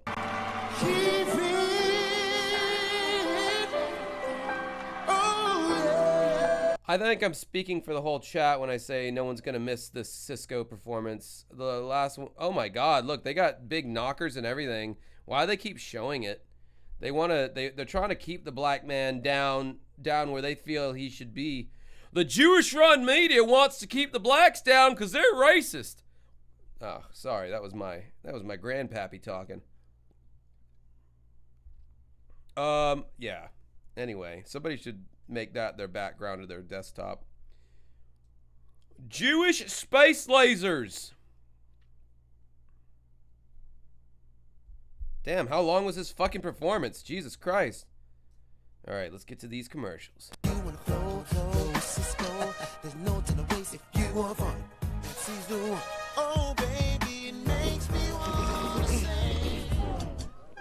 Empty. Cisco, heard you alone. I'm hitting you off right now.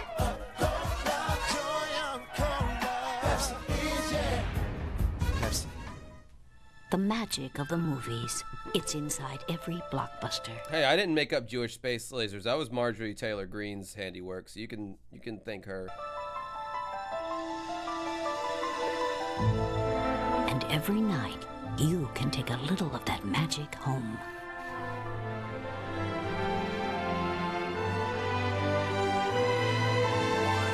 With more of the hottest new releases guaranteed. Nobody likes I fucking miss Blockbuster. Blockbuster, bringing entertainment home. How can you hate on something that you literally only have good memories of? You know what I mean? Like, the only weird memory I ever had of being in Blockbuster was like, I hung out with this girl after we went out to dinner and everything, and we were at the Blockbuster, and she was talking to me, and her breath stank really bad, but she was really hot, so I just like went with it. But aside from that, I have nothing but fucking pleasurable memories of this store. So it's like, I don't know. I mean, I got my fucking Blockbuster card front and center in my random shit drawer in my room. It's just chilling there. I would go grab it, but everybody knows what the fuck a Blockbuster membership card looks like. And it's not that special. What the fuck did I just do? Get back in there, bitch. Sorry, I was talking to OBS.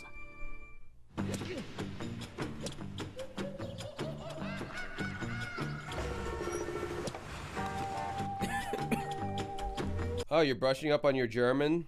Good. Please learn it so I can have someone to talk shit with in person in front of other... Me and Daisy know each other in person, by the way. We know each other IRL. And we met on YouTube. Imagine that. I think. Is that right? Yeah. Yes. I believe that's right. Paul 499. Rest in peace, Blockbuster. For real. For real.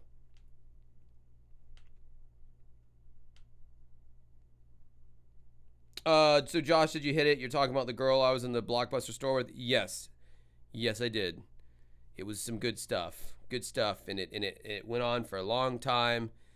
And I feel like she's kind of a crackhead right now. I can't. It's like when someone's on drugs for so long, you can never trust them when they say they're not on drugs anymore. And it's like, yeah, you just told me the same thing like 4 times in a row. Or it's like, you already told me that 5 minutes ago, and you're literally telling me the same thing again. And you're like kind of slurring your... Dude, it was really sad how her life went downhill. Like, I fucking hate drugs. I know alcohol's a drug, but like, alcohol takes you out if you drink like me. It's like a old man slowly laying back into a bathtub full of warm water. That's how alcohol takes you out. The hard shit, hard drugs, like, you lose who you are within a few years, and then you become completely like unrecognizable. And the road to like get off of that shit, because like once it gets its hooks into your brain, like, there's a reason why I don't crave heroin right now. I have no craving for it whatsoever, or cocaine, because I've never done them. I've never introduced it into my body. So I don't know what I'm missing. And you know, part of me wishes I had never drank alcohol, but you know, I've had some damn good experiences with alcohol. Some not so great experiences as well, but not so much regrets there with alcohol. But so glad I never did anything outside of marijuana. And I didn't even like marijuana, but God, I know so many people that I've lost either physically or they are mentally lost to like hard drugs. And this is my PSA right now. Drugs are whack and they're not cool, and you look like a fool.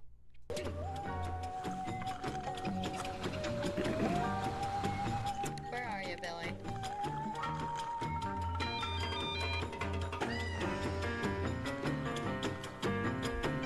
Oh, Billy! He needs a driver. You need a driver?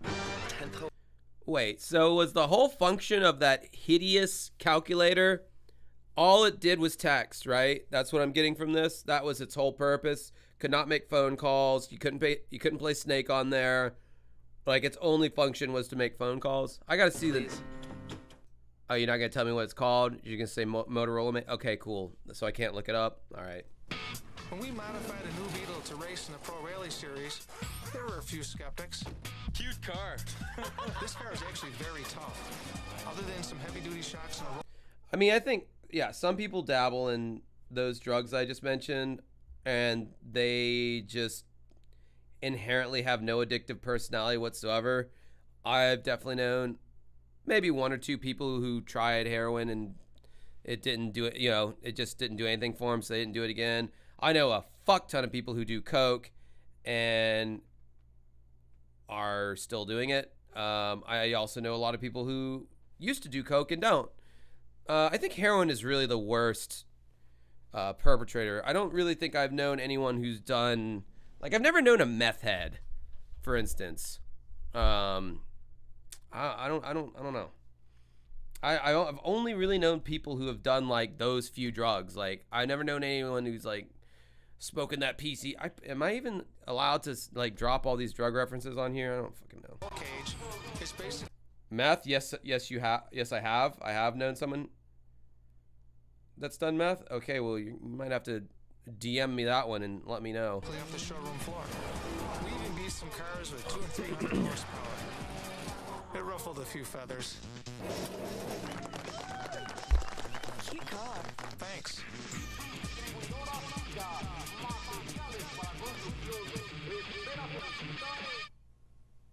A styling tip from John Frieda.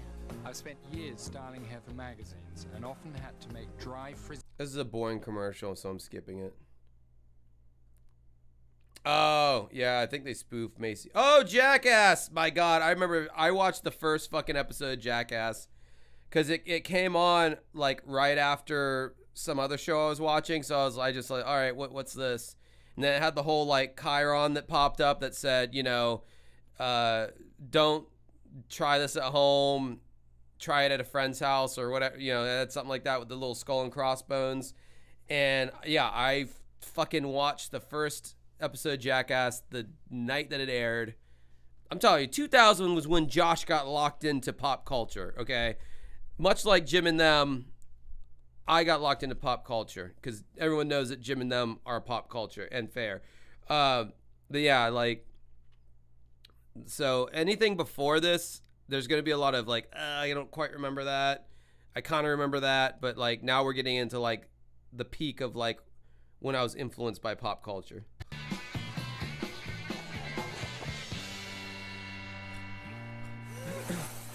Come watch my back! Here, watch my back!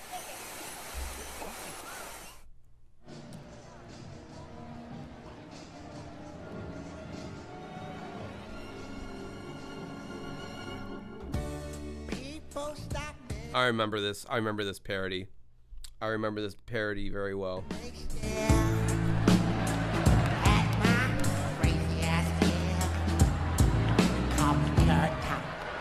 Damn, I need a fight and maybe some new beer. Being people first, dressed in a yeah.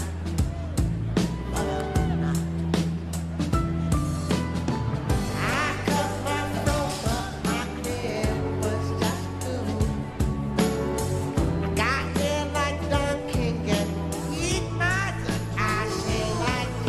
At some point, he like lifts up his dress and shows that there's just as much afro hair on the pussy as there is on the head. That is one scene I explicitly remember from this little skit here. Let's see if I remember correctly. My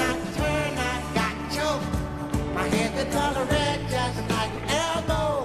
Though I gotta hide it, it's clear. Holes crumble when they touch my head. How to keep a man with this fro? I better go get me some salt glow. Though I try to hide it, this hair is the same way when you go down there. Yeah, see, I knew it. I remembered that. I knew I watched this one.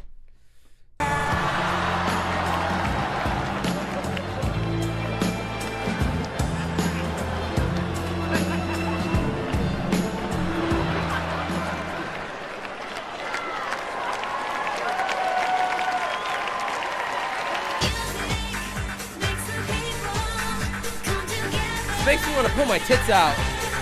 God, I feel like such a slut right now.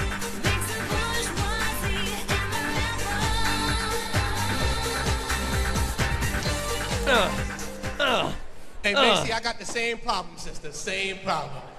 All right. That's a good question. Am I pop culture? I don't fucking know. This next presenter's last hit song, Shake Your Bon Bon, had girls shaking their ass all over the place.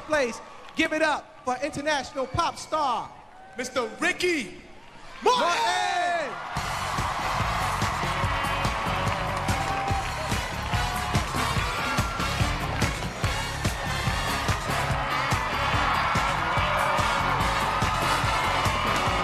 Dude, that is fucking Sting. They're doing like a straight close-up on him right now. Why was Sting at the 2000 VMAs? Like, he has no business there. He's too good to be there. And his fucking live ticket prices reflect that. I want to see him in November in Jacksonville, but I'm sorry, Sting. I'm not paying $500 to sit in a nosebleed to hear your elderly voice try to croak out shit you wrote back in the 80s. But I got all the love in the world for you. Hello, ladies and gentlemen. New York City! Can you hear me? Oh, yeah, that's right. Sting had Brand New Day that he did. Yep, you're right. That is why he is there. You are correct, sir.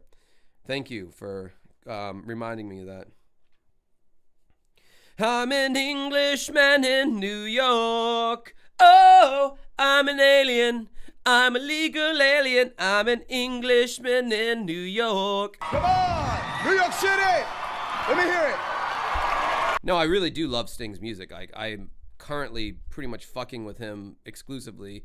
Well, not just his music, but like I've been listening to a lot of his solo stuff lately and I like it a lot. But I mean, you know, the guy's old as fuck and his ticket prices are fucking outrageous, which I mean, I guess that's what happens when you become old as fuck. You are able to charge those kind of prices. In the blood from the Lazarus heart. Yeah. Yeah, you throw out a fucking Sting song, I could probably croak out some notes for you. Glad to be here, glad to be here. Best female video, ladies and gentlemen. Madonna, Whitney Houston, Janet Jackson, they took this award. If you want Stewart, go listen to Oysterhead with Les Claypool. Years ago. Home. Who's gonna take it tonight? We don't know. These are the nominees, let's take a look. I typed female into a search engine, and after a long list of sites for nude female celebs, was an article called, "Why are there so few female computer scientists?" Best female video. Aaliyah, Try Again. Yeah, I really like that song. Whoever made the beat for that? Oh, Timbaland, right? Wasn't it Timbaland who made the beat? Yeah, I'm pretty sure it's Timbaland. Yeah, the beat for that song was fucking amazing. You could have inserted literally any other like female soul singer over this song and it wouldn't have mattered. Like Aaliyah didn't particularly bring anything unique to it, but the beat slapped and the hook, it was a good hook.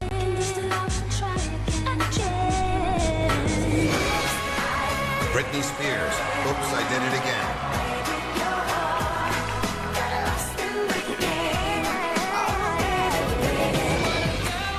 Christina Aguilera, What a Girl Wants.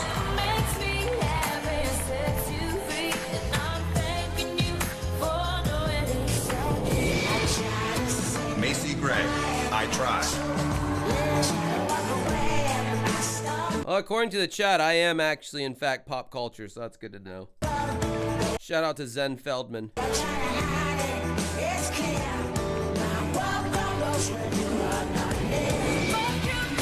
Tony Braxton. He wasn't. Well, I can tell you, Tony Braxton sure as shit ain't gonna win it, because she had her moment in the sun in like 1994, and I think that she was probably already old in the eyes of the pop world at this point. Man enough.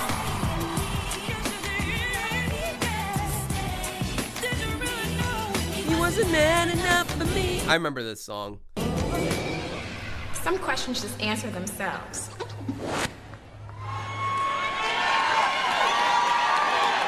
The award goes to Aliyah. Try again. I just called her Aliyah. Aliyah, she's a fucking liar. You's a liar. I wonder if she's gonna correct that stupid Puerto Rican bitch when she gets up there.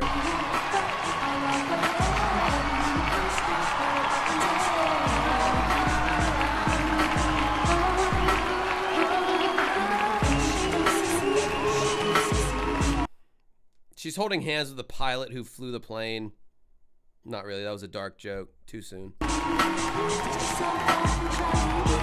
Ricky Morton. All right, Ricky Morton. Wow. Yo, this is a shock. This is a big shock. I just started filming Anne Rice's Queen of the Damned in Australia, and my brother and I flew 22 hours to be here just in a... Oof, you flew. That's your big problem, is the flying. If the flying wasn't such a big thing you did, you'd still be here. Just saying. Appreciation of the nomination, so thank you so much. Thanks to MTV and to the fans for your love and support. Thanks to Barry Hankerson, Jomo Hankerson and Blackground Records, Virgin Records. Joel Silver and Silver Pictures, Lorenzo de Bonaventura, Warner Brothers. Jimmy, Michael, Courtney, and CAA, David Brokaw, the Brokaw Company, Wayne Isham for a great video, Timbaland and Static for an amazing song, Fatima for great choreography, my brother Rashad, I love you, you're my everything. She seems like such a genuine person. That's what's, I think, so sad about it. I think that's what made it sting the most, is because she just seemed like a genuinely, like, nice individual, you know what I mean? And thanks to God for his blessings. And I dedicate this award to my grandfather and to the memory of my grandmother. Peace. Thank you.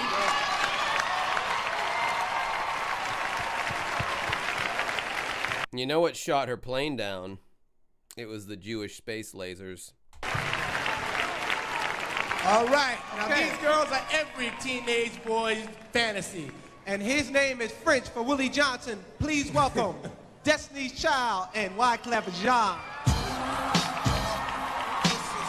I have a weird theory. Justin Silverman's pretty old.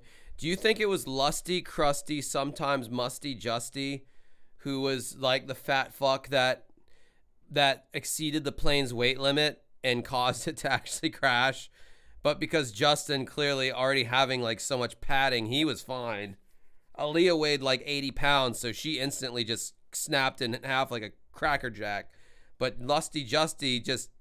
Oh, that was uncomfortable. Wow. Sorry, all you dead people. I need to float to safety. And he just laid on his back and just like became like a small little pontoon boat or island of sorts. I think it's conceivable, bro. It's conceivable. That's all I'm saying. AJR, $2 super chat. Wyclef ruined the Haiti We Are the World song. What? Didn't he get on there? Didn't Wyclef get on there and he was like, "Whoa!" He just started doing some weird wailing kind of shitty singing that he thought was like he thought he was doing this, man. Just I'm being so Haitian and black right now, but it's like, no, bro, you sound like the male black Yoko Ono right now. You sound like a fucking moron.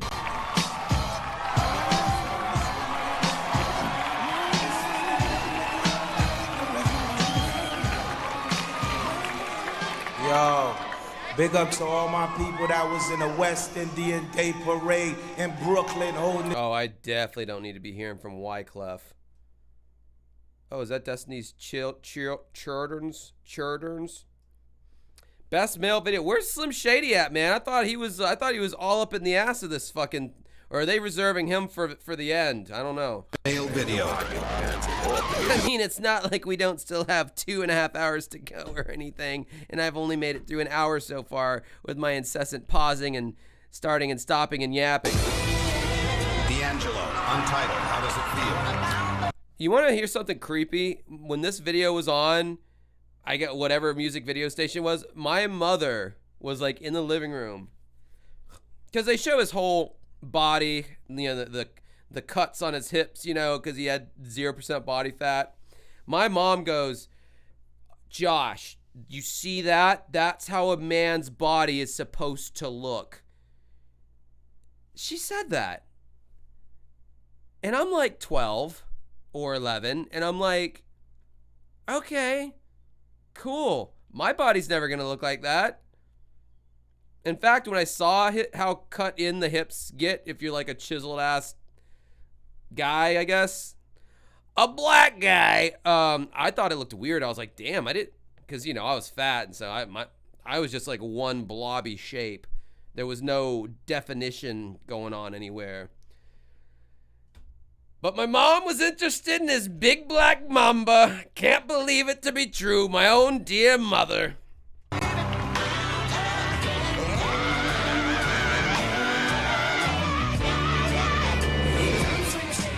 Eminem, the real Slim Shady. Oh, did you hear the pop that just got when they announced Eminem?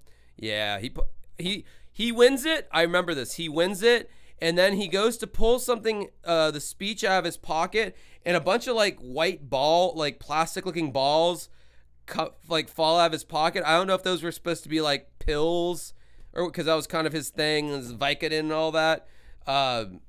I remember that, yeah, he wins, and he pulls something out of his pocket, and like it's like a bunch of pills or something. I told you I watched this one, damn it.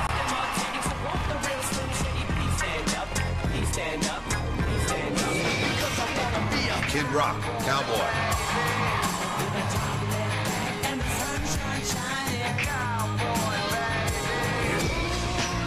Moby, Natural. Hey!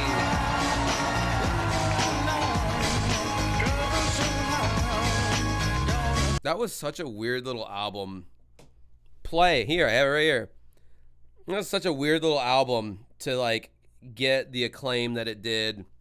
So fucking unlikely. Did not sound like anything else in 99. Just go and fucking listen to fucking Play, man. Really solid fucking record. And 18 was pretty good too. And I like Animal Rights a lot. That was the album that came before this one. Everything is, all of his 90s shit was good.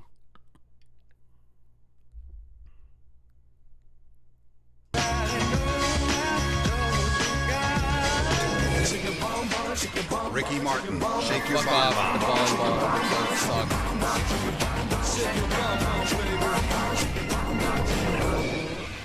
I wouldn't shave this for nothing. Stupid little soul patch. And the winner is Eminem, the real Slim Shady. Yep, hold up.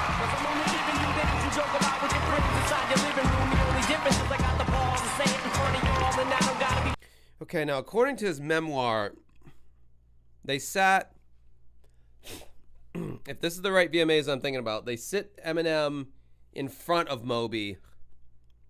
I think it's this one. And Eminem hands Moby a drawing that he made of him strangling Moby. And in Moby's memoir, he's like, the drawing was quite good. He's like, I don't know when he found the time to draw that. And he's like, on the back of the piece of paper, there was like a first draft of it too. So he put a lot of work into like making this drawing of him strangling Moby. And he said to Moby, he goes, "You're dead." Like, it's some crazy like bully ass shit going on. $2 super chat, Neo Not Rider. You have to give us Josh's pick to the nominations. Okay, yeah, I can start doing that. in an alternative universe, it would have been cool to see Moby win and like set the standard for like, hey, if you make odd sounding music that's like outside of the mainstream, it will be rewarded. But I mean, one could argue that the real Slim Shady was odd music that was outside the mainstream. I mean, you never heard a song quite like Real Slim Shady. If you were alive at that time and you were of, you know, tween to teenager, you just didn't hear a song. That song sounded like the future of like hip hop, or it was just such an original beat. And then the shit Eminem was talking about was like so fucking relatable, and it hit a lot of like middle America, man. Like a lot of the middle American teenagers like 100% identified with it. I don't know. It started a revolution, polluting the airwaves. The devil just let me revel and bask in the fact that I got everyone kissing my ass is a disaster. Such a catastrophe that you see so damn much of my ass. You ask me, well, I'm back. Na na na na na na na na. Fix your pet intent of radio and spin. Okay, that's all I remember of that song. So sugarcoated it all. I just get on the mic and spit it, and whether you like to admit it, I just better than 90% of you rappers out to. Then you wonder how can kids eat up these albums like.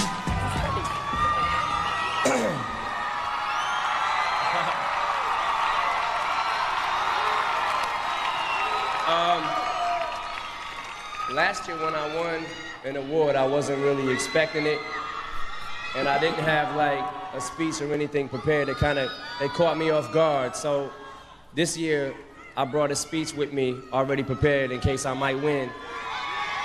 I got it right here.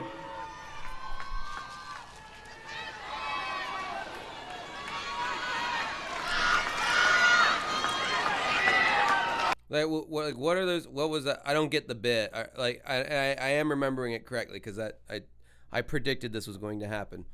Are they supposed to be like pills? I don't get it. All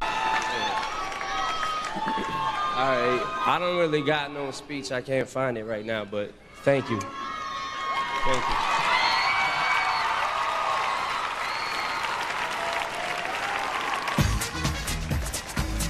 On the way, Jim Carrey, Eminem takes over New York, and Britney Spears as you've never seen her before. Don't go anywhere. The 2000 MTV Video Music Awards are brought to you by 1-800-CALL-ATT. For collect calls, get the same low rate every minute, everywhere. Taco Bell, who congratulates the winners of the MTV Video Music Awards. And Sony, the Walkman has landed.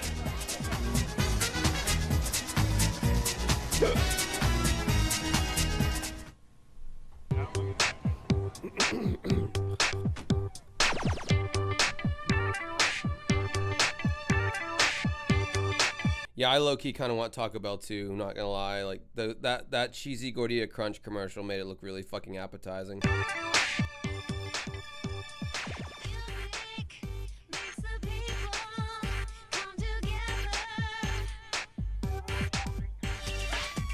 New music overload. Celebrate the 500th episode. Destination TRL. Monday at 3:30. Hey, good old TRL. Tits, rears, and labia. That's what I called it. He's a man of many disguises. He's best known as Mr. 1-800-CALL. No, we've already seen a Wayans guy already. I don't need to see it again. Yeah, the breakup commercial. All right, what movie are they talking about? I just woke up in a tub of ice. Don't tell me your kidney's gone. Urban Legends Final Cut. Oh, I remember that fucking. I remember Urban Legends. I never saw it because Urban Legends ran. I feel like that ran in theaters concurrently with Scream, the first Scream movie. It was like and then I Know What You Did Last Summer. It was like those teen horror flicks were like hot at that time, and so were the girls in the movies. Tell you what, to be young and horny in the '90s and not be a fat fuck. That would have been a cool thing for me. Rated R. Opens September 22nd. I don't know where N6 Black Guy went, but he was certainly there last year. I don't know what's going on with that. Standing under the umbrella, there was a black guy. There was a 7th member. His name was Tyrone NSYNC, and he did the bass. What happened to him? That's what I want to know. I'm going to look into that. A lot of people are wondering. A lot of people curious. Black guy Now that I love a girl and a ruby is her name. Oh, those fucking, oh my God. These fucking, what do they call them? A Macintosh? These ugly ass things with the goddamn handle on the back. Pre GameCube, by the way, with the handle. Everyone had these fucking candy coated ass looking computers with the specs on them even good for the time. Were they even like good, or was it just a big Apple? This is the beginning of Apple gimmicks right here. Hear me talking now.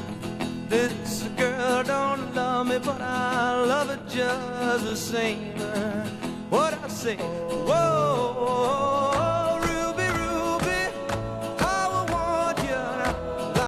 Yeah, this right here, ladies and gentlemen, is the beginning of the 2000s aesthetic. Just that bubbly, different colored, a lot of plastic involved aesthetic was every piece of technology, pretty much. This was a very 2000s aesthetic. This is the very beginning. You're seeing it right here with your own eyes. Like a ghost, I'm gonna haunt you. Ruby, Ruby, Ruby, will you be? Well, Ruby can suck my boobie because I gotta pee. Sorry, I can't be tied down. I have needs. Stop being such a player hater. I love you. I hate you. I love you. I hate you. You are too inflamed with the fire of our desire. That is not good. I love you, but I'm not in love with you. What does that mean? I love you, but I'm not in love with you.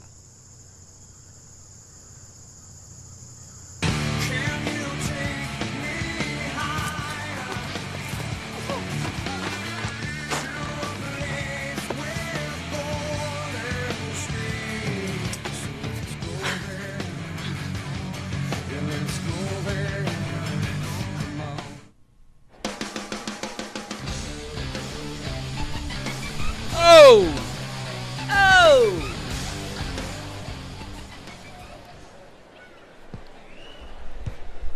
Big, beautiful And black back. guy's balls. All right.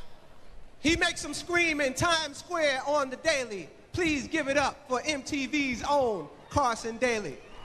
Would you guys pay for a t-shirt like that's a screen print of me in like a black and white and I'm doing this and it just says, "There was a black guy!"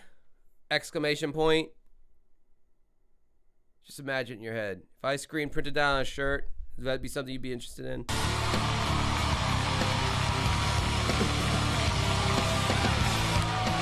Well, 3 people said yeah, so overwhelmingly the chat's in favor of this.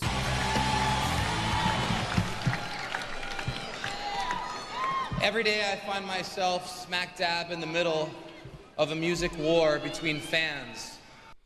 Carson Daly has the same exact personality as Billy McFarland, the guy who put on the Fyre Festival.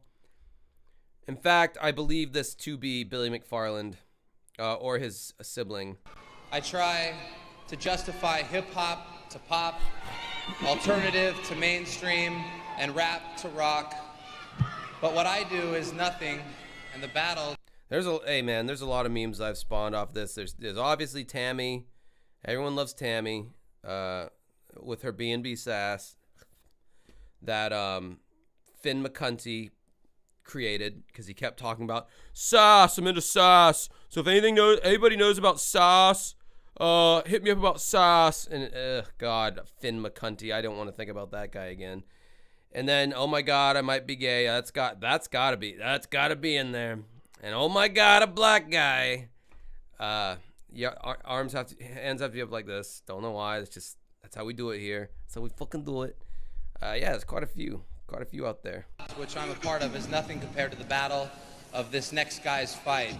In the last year, this teenager has developed a technology that has revolutionized the way we all get our music. Hey, they're not about to introduce Sean Fannings, are they? Good old Sean Fannings of Napster fame. And he is here tonight. Ladies and gentlemen, creator of Napster, Sean Fanning. How did Lars not jump out of his seat and like shoot a crossbow through Sean's fucking neck? I mean, Dr. Dre also fucking had open beef with this guy. He quotes saying, "Taking food out of my kids' mouths" with Napster. As if Dre wasn't already a fucking millionaire at that time. Give me a fucking break. Capitalist pigs.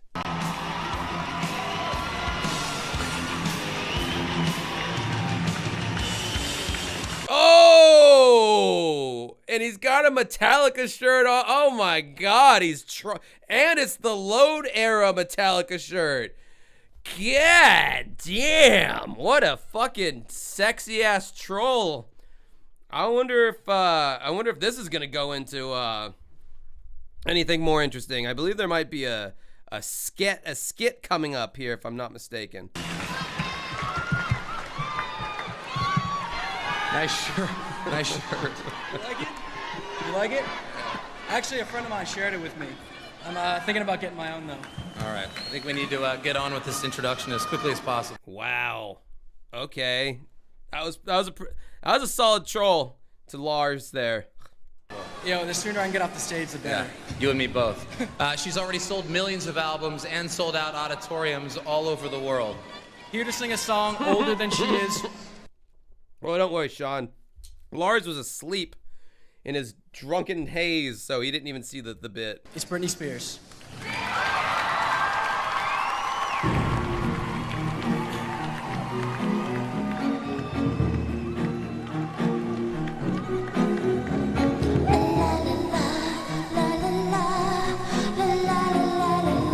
What a fucking boo-boo baby voice that she's doing. I mean, I know that's kind of her thing, but I bet Britney Spears is the #1 artist amongst pedophiles.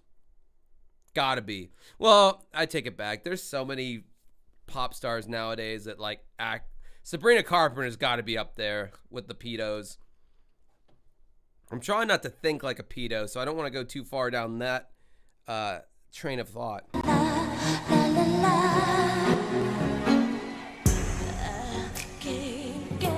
I don't care about any of this.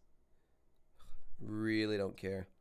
That was kind of her legendary outfit where she looked naked.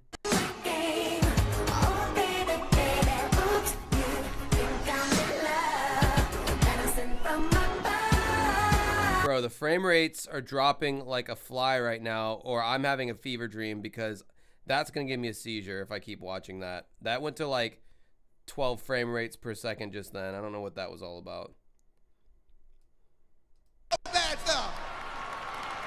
All right. Now, he did a great cover of American Woman, and she did a great cover of Rolling Stone. Please welcome the beautiful Gisele Bündchen and Lenny. Who's Gisele Bündchen? They mentioned her at the beginning of the show. I have no idea who this person is.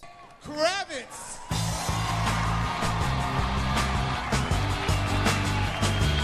Lenny Space Laser.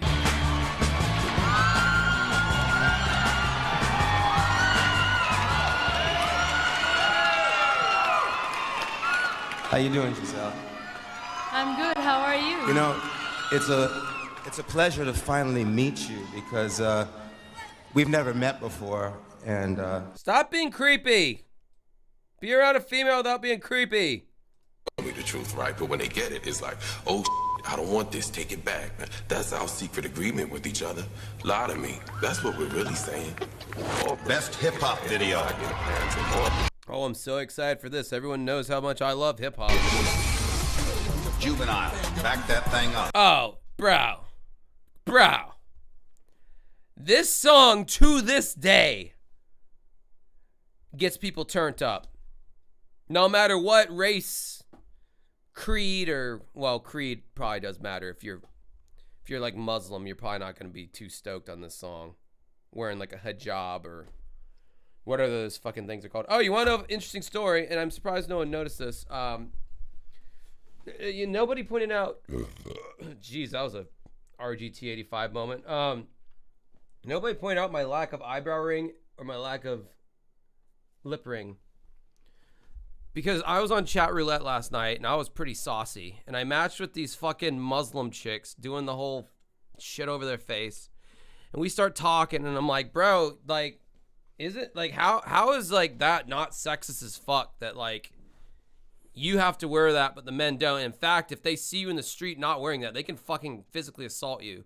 And they're like, it's our choice. It's not sexist. It's our choice. What about you with your thing in your lip and your thing in your eyebrow? Why don't you take that off? And I was like, all right, I will.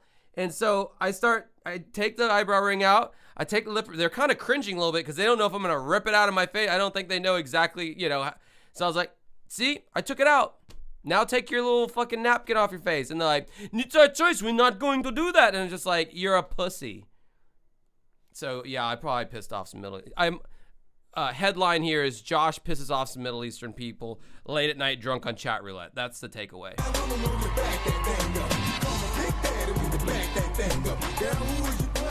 Yeah, exactly. They choose between wearing it or dying. Yeah, that's Xenos. Exactly. So fucking stupid. Religion ruins everything eventually. Lauryn Hill, Everything is Everything.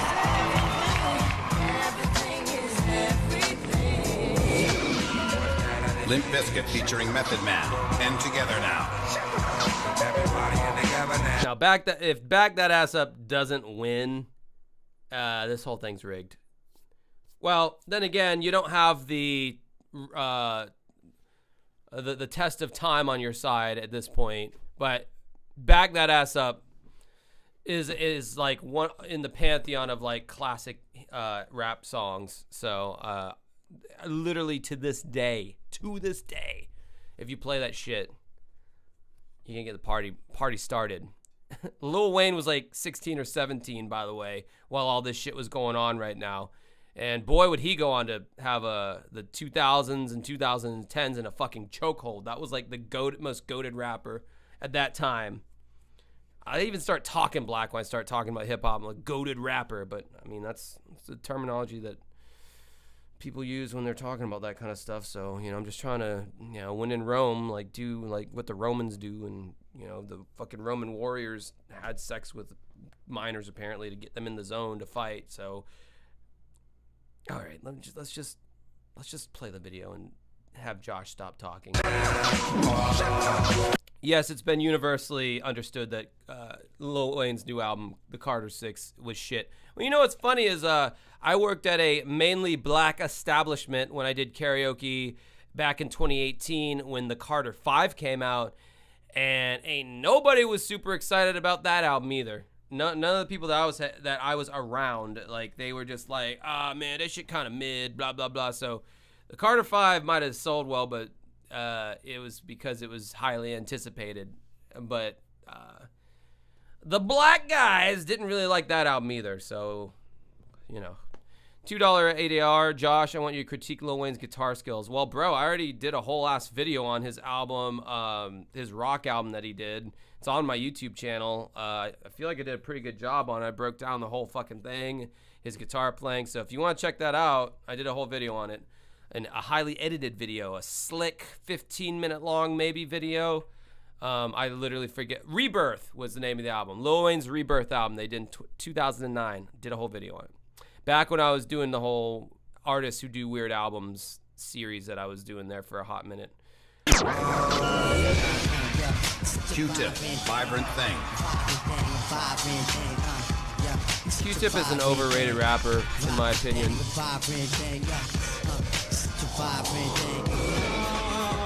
Cisco, Thong Song.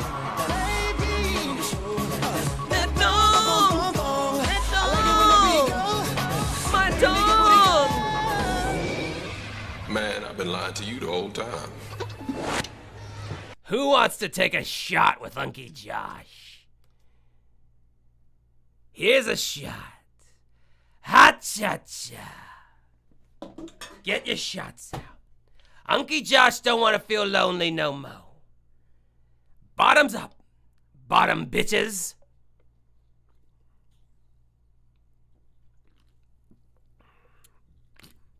Oh, yeah, I guess I'll promote my Patreon again. Thanks, Rhea. I do exclusive videos you can only find on Patreon.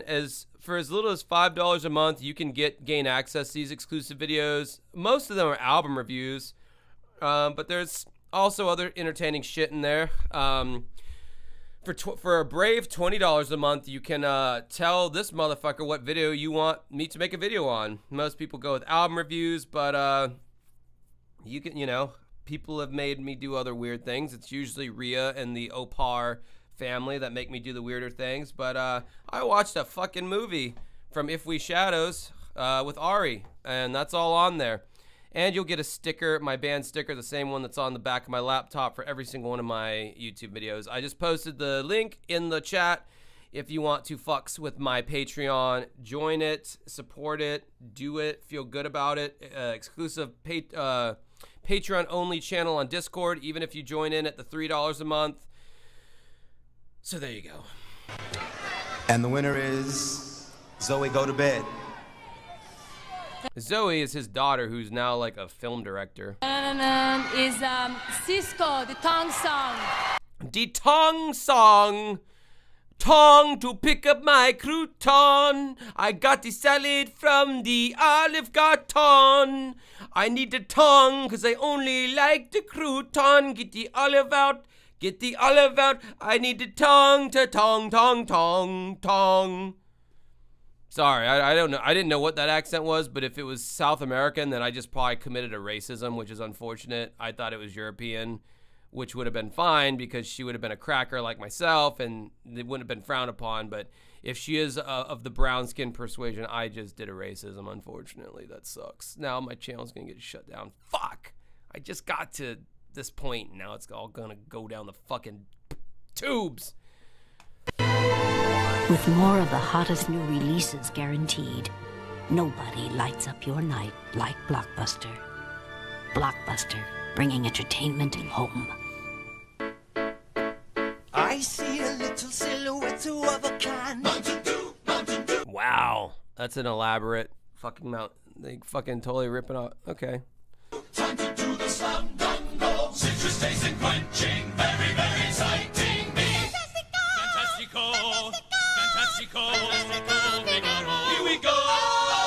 I feel like this is like if you had like friends coming over and this was just playing in the background, like you'd get like secondhand embarrassment. Like if this is like they walk in and like you're trying to be like, not fucking lame and weird, and they walk in and this fucking cringy ass shit's playing. Like that's happened to me before, where you have people over and there's some really cringy thing playing on your TV and it's just like super embarrassing. That would be this for me. $2 Canada. You're giving me a toonie. We got a toonie from Amanda. Any reason you don't have membership tiers on YouTube? Because, bro, I was explaining this in my fucking Discord. I'm making heavily edited videos almost every week. I've got like up to 6 custom video requests per month. I'm doing a Friday night live stream.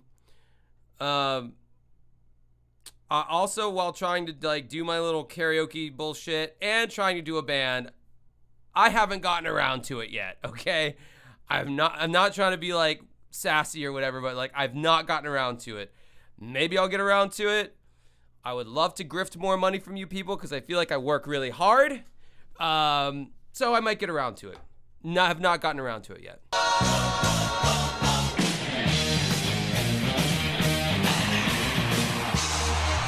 Pizza King, that is incorrect. I totally could do memberships if I wanted to. I'm just haven't gotten around to it.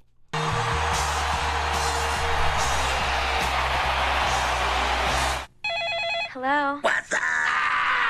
Oh, what scary movie? Okay, the first scary movie. Actually, now I think no, the second scary movie was way better. The guy with the David Cross in the wheelchair and the guy with the fucked up hand. No, second scary movie was better. I'm sorry. The first scary movie was funny because Scream was such like a big hit, and so it was like, oh, it's parroting like the Scream guy and all that. But I think if you watch it now, I feel like it would be very dated. This fall, listen closely, because everyone will be talking about what we can't show you. We all have our little secrets. You have to be nuts to miss the most outrageous comedy of the summer. Critics say Scary Movie takes... Whoever the announcer guy is, I feel like that guy, he announced movies for a hot minute, but I feel like you don't hear from him anymore. And then again, I haven't seen a movie trailer in so long. I don't even think they do announcers over movies anymore. I think that's like a 90s or 2000s thing. I mean, like, they just play clips of the movie as the trailer. Like, there's no, there's no more in a world. Like that was completely a 90s thing. Comedy to new heights. Come on, do it again. Do it again. Scary Movie. Rated R. Back in theaters September 15th. Josh. All right, Taco Bell sponsored this shit, so I guess we're gonna see that commercial a lot. What is this? Oh, MTV2 promoting that. I didn't know that existed in 2000. Yeah, MTV2 used to be the shit. Like they used to be what MTV started out as. Like they only played music videos, and now all of it's just ridiculousness. E2.com. Hey, yo, Doc. Yo, you still listening to Eminem, bro? Don't matter anyway. He ain't gonna win the Viewer's Choice Award with his stinking ass. Did he just say he ain't gonna win the Jewish Choice Award? This is them clapping back for the Jews, making them wear the women's clothing with their space lasers. They call me Slim Shady. Yo, who you think it's gonna be, huh? You think it's gonna be Christina? Brittany? Eminem? Cisco? Or maybe Insane? Man, damn you. Listen, you can see right now who's leading, so hurry up and get your vote in because you can still make a difference. You can vote. Is that Method Man? Sounds like Method Man. You can vote online at VMA2000.mtv.com or dial 1-900-328-2222. It's only 75 cents per call, and remember, touch-tone phones only. Josh, do support Mexican people. Make that into a proper sentence and I'll respond. Dog, get out of here with that already, man. Oops, I did it again.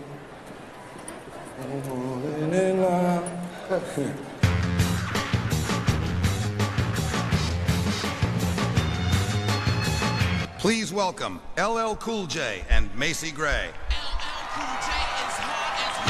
Why is LL Cool J consistently at every single one of these fucking award shows?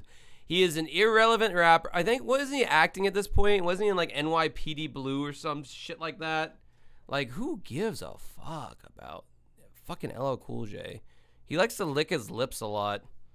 Stinky upper lip. Your spit dries on your upper lip and then you have a stinky upper lip. So that's all I think about when I look at him. He licks his fucking lip and he's got dried spit lip smell. Different. My bush. Oh, man. LL forever. No matter what your personal flavor is, you can find a piece of it in pop. And here are this year's nominees, baby. Okay, what rhymes with love, okay? Above. So we get your love came from above. But does love actually do that? No. But we believe it because of some fluke of... I hate whatever this transition thing is that they're doing. I hate this the most. Now, it got pretty fucking, it got pretty mashugana the last time around. The 99 transitions were like explosion, like couches were exploding, and it was like, best new artist. Boom! Debris everywhere. They were doing some like fucking seizure-inducing shit, but I would take that over whatever the fuck this is supposed to be. Language. Best pop video. Blink. Oh yeah, they were doing the opera shit. Yeah, that's right. Oh wow, Blink-182. This was considered a pop song. Okay, sure, I guess. 2. All the Small Things. True care, truth brings. I'll take one lift. You're right. Best treat. Britney Spears. Oops, I Did It Again.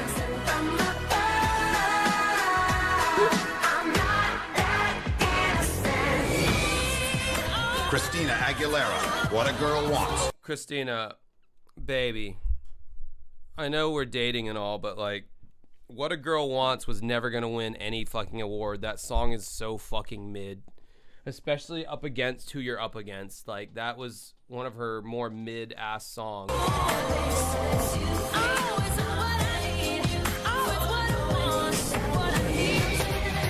Destiny's Child, Say My Name.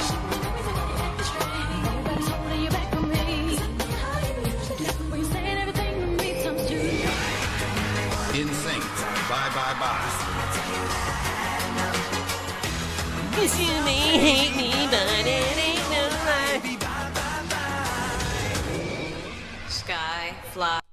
kind of feel like Destiny's Child should probably win, but I don't think the world has come to accept the power that Miss Beyonce is going to have in the coming decades. Hi. The rest writes itself. Ladies and gentlemen, LL just told me that if I plug his album one more time, he'll take his shirt off. I don't want to. Whatever, man. Bush first. No, I'm kidding. Love you, Andy Slater. NSYNC. Wow, what a fucking interesting choice.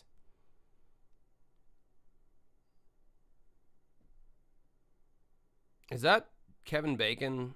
Oh, that's Jim Carrey, and it's gonna be bad. Jim Carrey's. I like a lot of his movies, but like when he's just off the cuff and he's in his wacky Jim Carrey mode, like, oh god, is there anything worse? Like, is there anything more fucking dated than that? Can anyone tell me what the hell I'm doing here? Okay, that was kind of funny. Gagzuki, $5. Of all the songs tonight, which shows up at karaoke most often? Say My Name. Say My Name by Destiny's Child.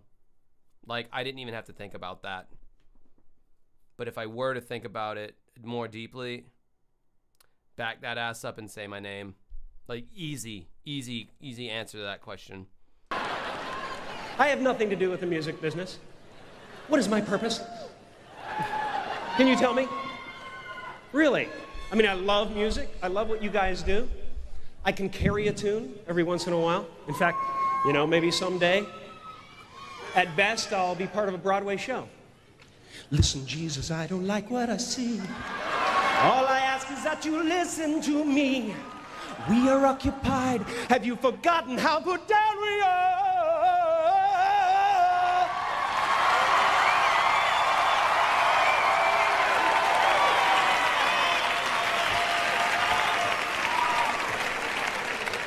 Did you notice how I actually unhinged my jaw to do that?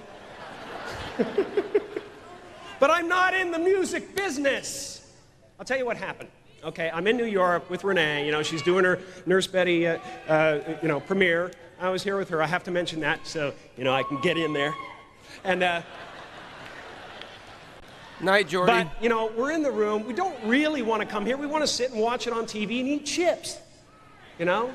But then I get the call from Ron Howard. Gee, golly gosh, Jim, it sure would be good if you could go down there, you know, and just, you know, you got the Grinch coming out, you know, sure would be good if you could get on that MTV music thing, Jim, and gee, golly gosh, just wow them, you know. But I don't want to put any pressure on you, Jim. I don't, you know, I want you to be totally comfortable. And I said, Ron, cut the crap. I know. This is actually kind of entertaining in some weird way. I don't know how to explain it, but I'm kind of what's the word? I don't know. My brain drops words when I drink. A threat when I hear it.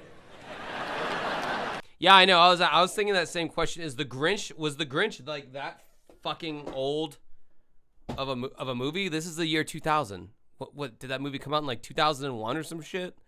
I thought that was easily like a late 2000s movie. What the fuck? Okay. But I didn't want to be here. Then they told me that I could introduce Eminem. Yeah. And I went, rebellion? All right. You know, he scares me. He scares me a little. I've got to be honest. I enjoy his music, but he scares me.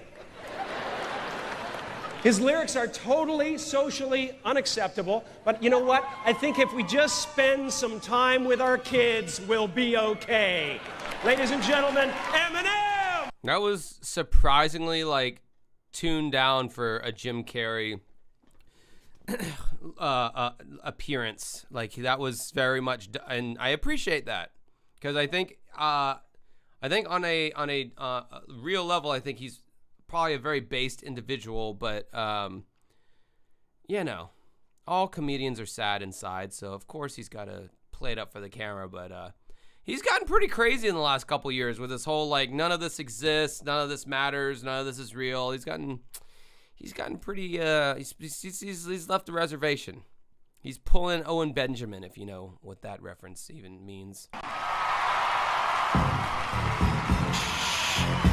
Yep, see, this was like the big thing that I remembered from and then when he tells Moby that he will hit a man with glasses and Triumph the Insult Comic Dog. Finally, towards like the middle of the show, we get to the Eminem portion. Have your attention, please. May I have your attention, please? Will the real Slim Shady please stand up? Dude, look at all those white wieners. Like, what if they all had boners? That'd be like an army of boners, of white boners. And what if they all started running at you at full speed with a boner? How would you handle that? What would you do? Would you suck it, or would you let the opportunity to go away? His dick is hard, arms sweaty, voice is scarred. I'm not ready. Spaghetti. It's ready. Slim Shady, please stand up. Y'all act like you never seen a white person before. Jaws on the floor like Pam, like Tommy just burst in the door and started whipping her ass worse than before. You know, now that I think about it, I have never run with a boner. If you ever have to run while your dick is rock hard, that's probably not a good. Nothing good happened for you to be running full speed with a hard on. Like, some shit done went horribly wrong, bro. Like, yeah, now that I think about it, running full speed with an erection, you're trying to escape some fucked up situation where someone done caught your ass in the cookie jar where your dick shouldn't have been, and you were trying to extricate yourself with the quickness, and you're not even grabbing your clothes. Like, that's how bad it is. Jesus Christ. Yes, please make that on AI, somebody. Somebody please make that with AI. The first with divorce, throwing her over furniture. It's the return of the, oh wait, no way, you're kidding. He didn't just say what I think he did he? And Dr. Dre said, nothing, idiots, Dr. Dre's dead, he's locked in my basement. Feminist women love Eminem. Chicka, Slim Shady, I'm sick of him. Look at him, walking around, grabbing his you know what, flipping it you know who. Yeah, but he's so cute though. Yeah, I probably got a couple of screws up in my head loose, but no worse than what's going on in your parents' bedrooms. But sometimes I wanna get on TV and just let loose, but can't. But it's cool for Tom Green to hump a dead moose. My bum is on your lips. Oh yeah, when he walks inside, I remember this from watching this as a kid. When he walks inside the theater, he like gives a backhanded like flick it, like he's walking past him and he flicks him off like that as he's like walking by him. He tries to make it subtle so where you don't see it, but I mean it's totally obvious. I forget who he's flicking off. I don't know if it's Moby or Fred or Carson Daly. It's one of those three. It's on your lips, and if I'm lucky, you might just give it a little kiss. And that's the message that we deliver to little kids and expect them not to know what a woman's is. Of course, they're gonna know what intercourse is. By the time they get fourth grade, they got the Discovery Channel, don't they? We ain't nothing but mammals. Well, some of us cannibals who cut people open like cantaloupes. But if we can hump dead animals and antelopes, and there's no reason that a man and another man can't elope. They would have blipped out a man and another man can't elope. They would have blipped that out nowadays because it's homophobic. But if you feel like I feel, I got the antidote. Women wave your pantyhose, sing the chorus, I'm Slim Shady. He flicks off someone at some point here. I remember that. I could, unless I misremember. Yes, I'm the real Shady. All you other Slim Shadys are just imitating. So won't the real Slim Shady please stand up? Please stand up. Please stand up. Cause I'm Slim Shady. Yes, I'm the real Shady. All you other Slim Shadys are just imitating. So won't the real Slim Shady please stand up? Please stand up. Please stand up. Smith got a cuss in his rap to sell records. Well, I do. So F him and F you too. Oh, you have to say F him and F you too. Oh, that sucks. You think I give a damn about a Grammy? Half you critics can't even stomach me, let alone stand me. But Slim, what if you win? Wouldn't it be weird? Why? So you guys can just lie to get me here. All right, let's watch closely. Let's see who's he's about to walk by and who's about to flick off. Sit me here next to Britney Spears. So Christina Aguilera better switch me chairs so I can sit next to Carson Daly and Fred Durst. Hear him argue over who she gave to first. Little bitch put me on blast on it. Oh, he just gave him dap as he's like fucking calling him out. That's kind of Stone Cold Greasy. I don't know what that means, but you guys know what it means. TV, but I think he married the kid. I said download the audio on MP3 and show the whole world how you gave him an ink. I'm sick of you little girl and boy groups. All you do is annoy me, so I have been sent here to destroy you. And there's a million of us just like me, just like me, who just don't give a like me, who dress like me, walk, talk, and act like me. It just might be the next best thing, but not quite me.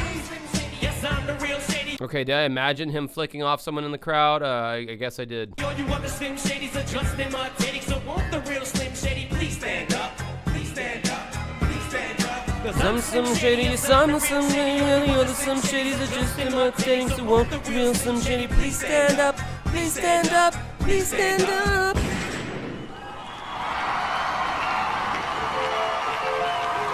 Oh, hell yeah, I love this song.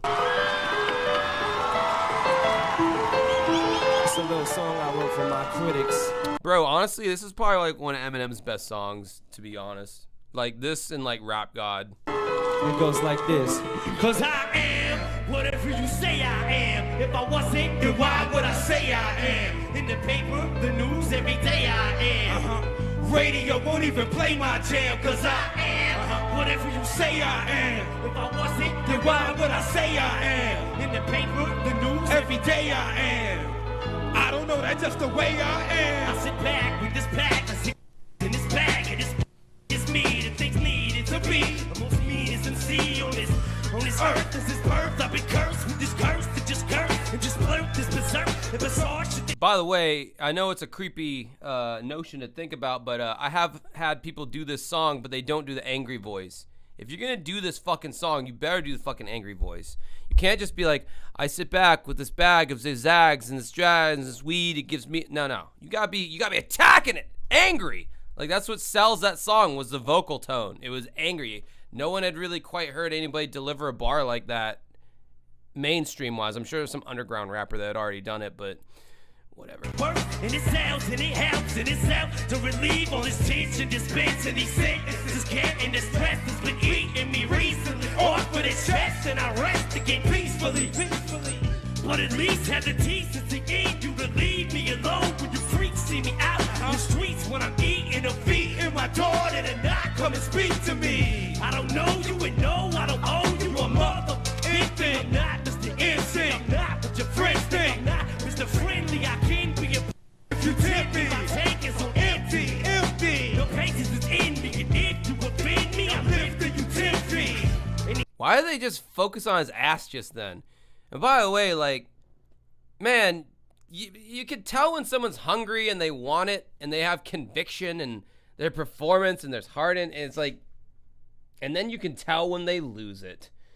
And I feel like a lot of these people that I grew up with have all lost it. Like, I don't think Eminem has a performance like this in him, like, anymore. I just don't. Halloween Honey, $4.99. Oh my God, it's my favorite. Gay! And I said, gay, yeah,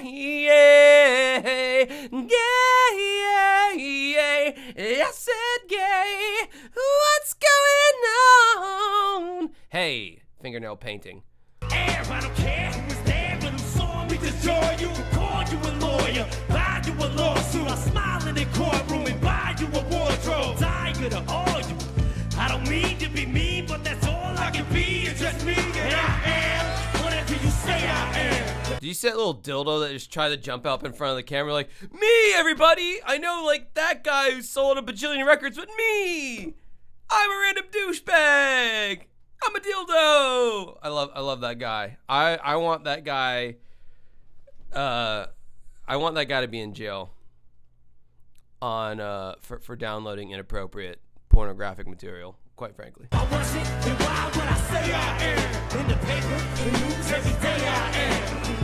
Radio won't even play my jam, cause I am whatever you say I am. If I wasn't, then why would I say I am? In the paper, the news, every day I am. I don't know, it's just the way. Bro, you know, it's like, you're performing in front of so many of your peers, and they all have, like, their own record deals, and you know, probably under the same fucking label, a lot of these people. And you're just sitting in the audience watching this shit, and like, if you're like actively trying to compete in the pop world or the mainstream world or whatever, it's got to make you feel some kind of way, like when someone's like clearly on the come up, like in a big way. Like if I don't know, Christina Aguilera, and I'm in the audience watching this, I'm thinking like, dude, I need to do something up my game. Like I kind of fucking suck.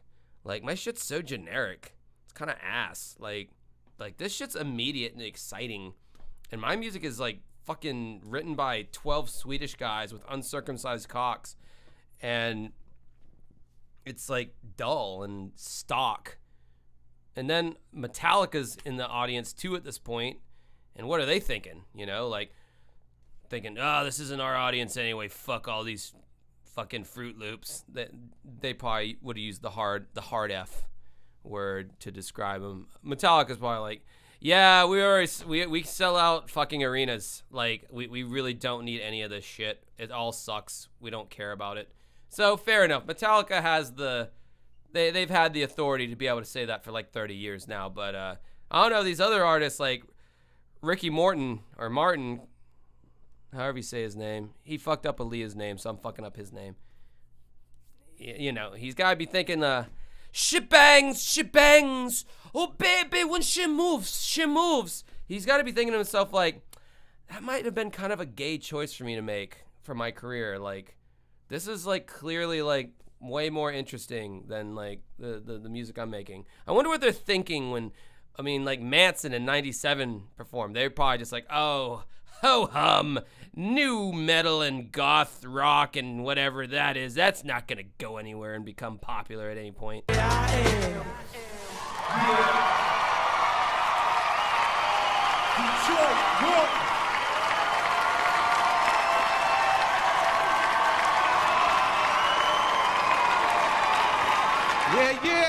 Eminem, give it up, keep it going for Eminem. Woo!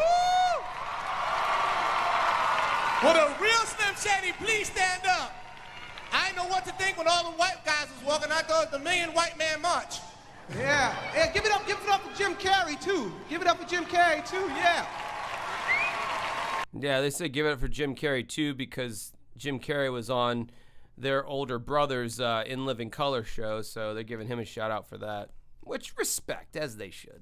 Yeah, y'all know, he did have the second most successful comedy of the summer. Is that Scary Movie, Bruno? That's right. All right.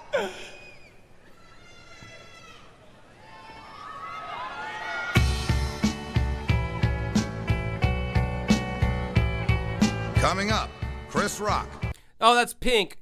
Okay, is it just me, or should she have capitalized on that and released an album, 2 in the Pink, 1 in the Stink? I think that would have been a great album title for her. You could have gotten really original with the album art. You could have. There's a million different ways you could have done that. And I think that was a missed opportunity that Pink never did an album titled, a title with that name, honestly. Pink and live performances by Red Hot Chili Peppers and NSYNC. Oh shit, Chili Peppers are... Yeah, they did play on here, because I think Flea says, like, goodnight to his daughter. I think they're one of the last performances of the night. The 2000 MTV Video Music Awards are brought to you by Levi's Jeans, make them your own. Motorola. Blockbuster, bringing entertainment home. Hey, you 100 fucking ingrates that are watching this shit for free. Can you like this stream at least? Can you give a fucking thumbs up? Or go away. Do one or the other. And Pepsi, the joy of cola and the choice of the MTV Video Music Awards.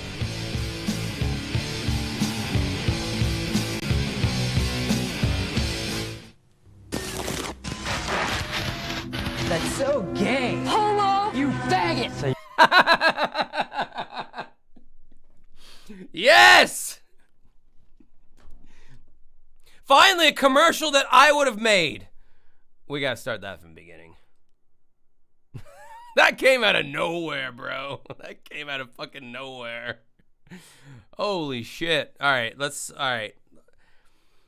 This was every friend I ever had in middle school. Levi's Jeans, make them your own. Motorola. Blockbuster, bringing entertainment home. And Pepsi, the joy of cola and the choice of the MTV Video Music Awards. Okay, get ready. Get ready. This is the new...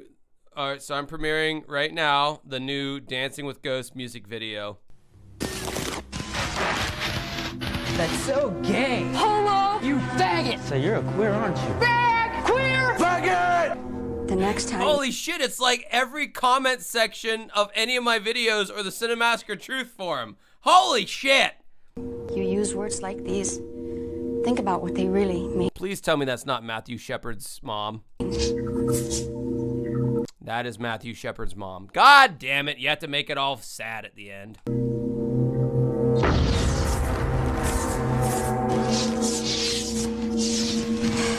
not be a next time. Student pride. Wait, what did that say? I'm interested now.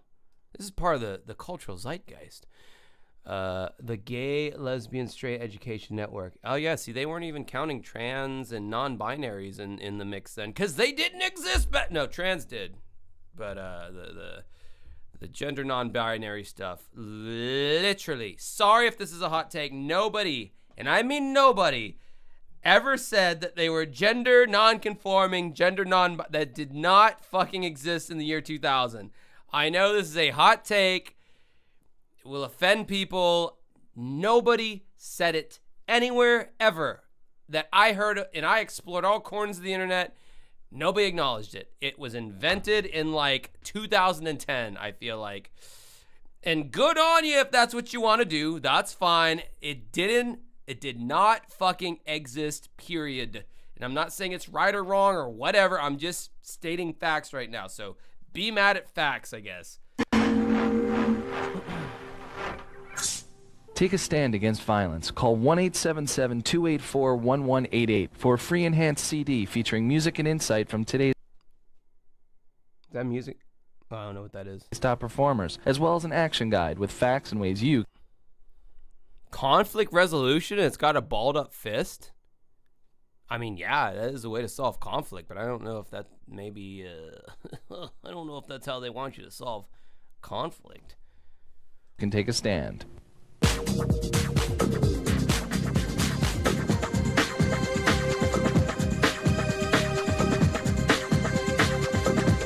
I would call the number, and I normally do, but honestly, this fucking burner phone that I have, like, it takes forever for it to fucking turn on. And then I get sent, like, a bunch of gay porn GIFs from this one fucking number, and I have to, like, sort through those and jack off to them, and...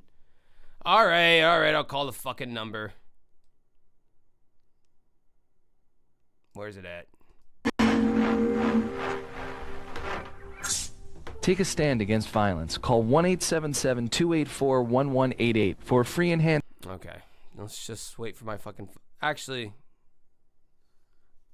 Oh, you have that CD? Was that a CD? Can you tell me the track listing on there? Because I couldn't see from the fucking screen. But I'd be curious to know. I wasn't talking shit, by the way, about, like, non-binary people just then. I'm just saying, like, that term literally just did not exist back then.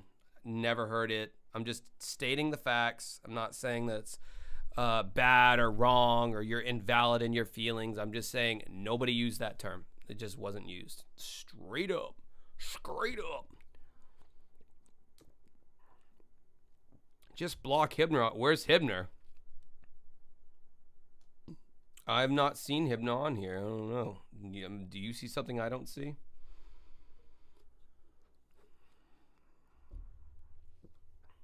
I mean...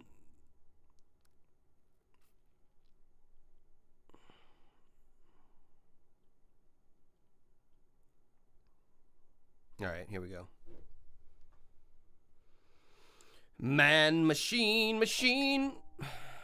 1-877-284-1188. Cool. Now I get all the fucking notifications from the people who spam this phone when it's off. Your call cannot be completed as dialed. Please check the number and dial again. Announcement 4. Your call cannot be completed as dialed. Please check the number and dial again. Announcement 4. It's a dead number. Oh, I got a voicemail from somebody. I think. This was like a free fucking phone that came with some fucking bundle. And this thing sucks ass.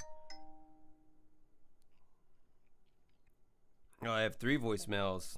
I'm sure they're not hateful fucking whatever the hell's. I don't know, what's this talking about? It's a 844. That does not sound like a area code. That sounds like a fucking business thing. It's probably spam. Oh yeah, they're all 44 seconds. That's spam. Cool. Let me look at the fucking gay porn gif that I was sent. We got a Binzer. I'm sure I know who sent that. You liked the dick sucking gif. Oh yeah, this guy's name is Ben from a 510 area code, and he just sends me a bunch of just so many gay porn gifs you wouldn't believe all the gay porn this guy sends me. I think he's deeply autistic because like it doesn't bother me in the least, but he still sends it, and I guess that's like what he enjoys doing. So fucking, I guess, good for you. Follow your whimsy, my friend. CD featuring music and insight from today's top performers, as well as an action guide with facts and ways you can take a stand.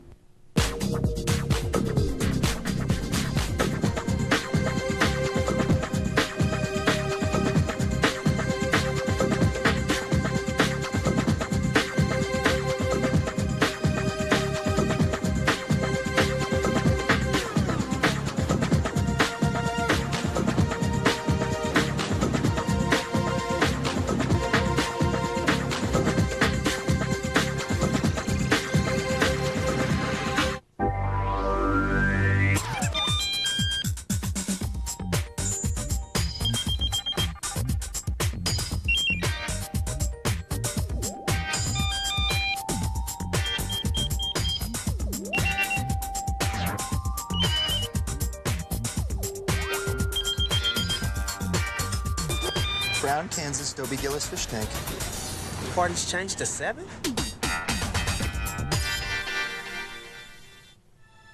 The magic of the movies. It's inside every blockbuster.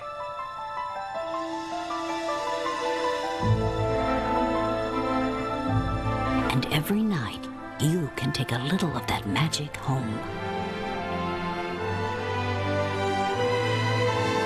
With more of the hottest new releases guaranteed, nobody lights up your night like Blockbuster.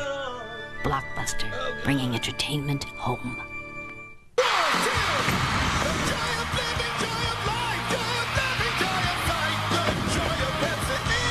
Oh God, Kiss even did a goddamn. Oh, of course they did. Fucking space laser Gene Simmons over here wanting all the money he can possibly fucking get. Paul Stanley, just as bad as Gene Simmons. A lot of people don't know that. They think it was all Gene Simmons, though. Paul Stanley was right up in there. Gene Simmons has the shittiest voice. How did he ever become a singer?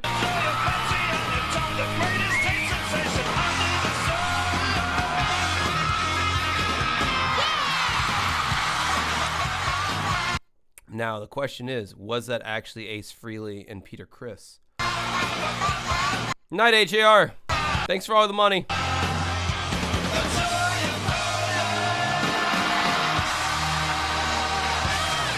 Oh, they used that little girl again. They gave her some fucking face paint.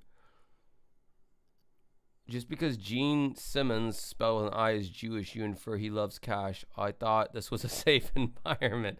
I didn't say anything about him being Jewish. I just said space laser.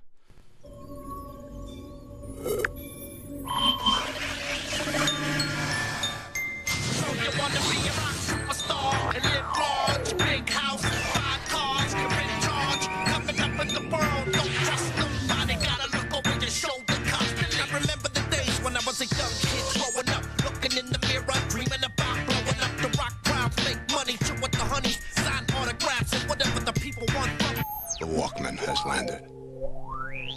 Dude, the Walkman had been around since like what, the 80s at least. That's like not a new. I guess they were like doing a rebrand or some shit. Let's make it cool for the kids. He walks funny. You crazy! Oh, Little Nicky. Did anyone watch that one? I never fucking. That was a Sandler movie that I definitely skipped. He sounds funny. I used to talk normal before my brother hit me in the face with a shovel. But on November 10th, Nicky's our only hope. Oh, yes! I mean, woof, woof. Adam Sandler. Little Nicky. It doesn't look like I'm missing a single ass thing by not having seen this movie. Batman, Mommy! I don't know. He sure is butt ugly. This film is not yet rated. Starts Friday, November 10th. MTV is giving you the chance to go home and get intimate with your favorite artists. We've got the spare keys to the homes of stars, and we're letting you in. MTV Cribs opens up the pads of Dr. Dre, Snoop Dogg, Ozzy Osbourne, Moby, Master P, AJ from Backstreet, Destiny's Child. Yeah, they did do a fucking MTV Cribs on Moby, and it was when he was living in his shitty little house on Mott Street in New York, and he had, I mean, aside from Redman, he had one of the shittiest like MTV Cribs episodes.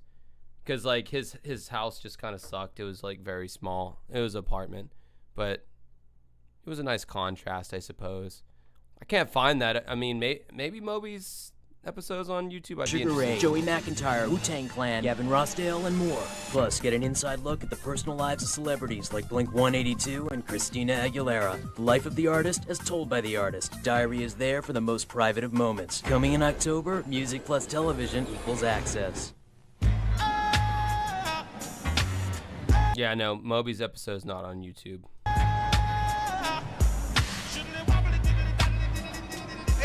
Shiddly wobbly dibbity dibbity dibbity dibbity. No, that's real music right there, bro. That shit's awesome. Well, that way. That camera. All right, ladies and gentlemen. All right, ladies and gentlemen. This next presenter coming to the stage is the true king of comedy, the real prince of stand-up. That's right, y'all can catch him in Nurse Betty and Pootie Tang, the movie. Give it up. Louis C.K.? For our good friend, Mr. Chris Rock. Y'all motherfuckers, how could you make fun of me like that at the beginning of the VMAs? I'm so offended.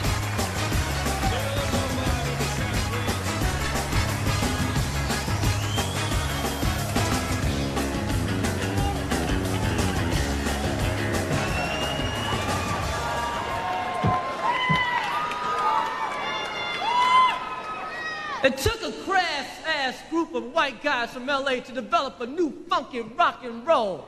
Is that right, Pootie? Yeah.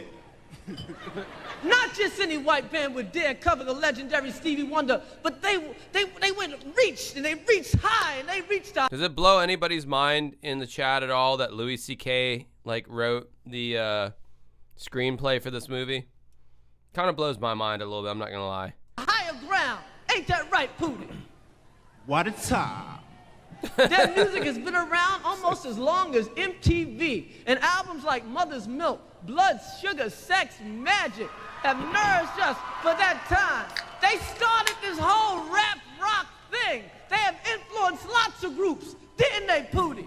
Yeah, they a lot of people like Cold Money and the Tippy Ties and the better Cheppy Shy. Yep. Do I need to go back and rewatch Pootie Tang?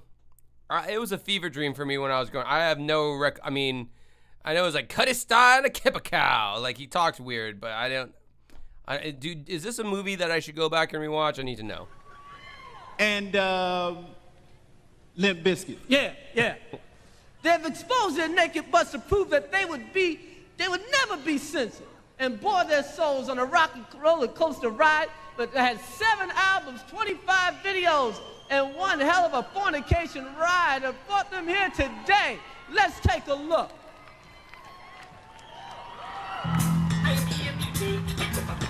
Let's fight like a brave bitch. Let's see how well I know my Chili Pepper videos. True men don't kill coyotes. Fight like a brave. Obviously, give it away. That's actually a really sick video and sick song. I'm not gonna lie. I mean, I know they play to death, but if you watch, I mean, it really is a weird little song. I love the fucking bass line of that song. Boom, ba-dee-dee, bing, bing, bing, bing, ba-dee-bing, bing, bing, bing. That bass line fucks. Dude, when the Chili Peppers were great, they were really fucking great. But when they suck, God, did they suck. Beautiful Vash, $2. Hot take, Red Hot Chili Peppers mid as fuck. Yeah, some of their shit really is fucking mid. And I have a fucking tier list video where I ranked all their albums, and it's one of the most controversial tier list ranking videos I've ever done because everyone hates it. They all hate my takes on their albums because I put most of their early albums in the D tier because it is fucking garbage. They only started getting good. Yeah, they had a single here or there off the early albums, but once they got to Mother's Milk, that's where they started like finding their stride and becoming great as a band. I thought Blood Sugar Sex Magik had a lot of filler tracks, which I've made a video about. I felt like there was a lot of filler on that album. I have this weird regard for One Hot Minute with Dave Navarro on guitar. Obviously, Californication is their magnum opus. They will never top that album. By the Way kind of sucked. Stadium Arcadium was great. And then kind of everything after that can go suck a big fat dick.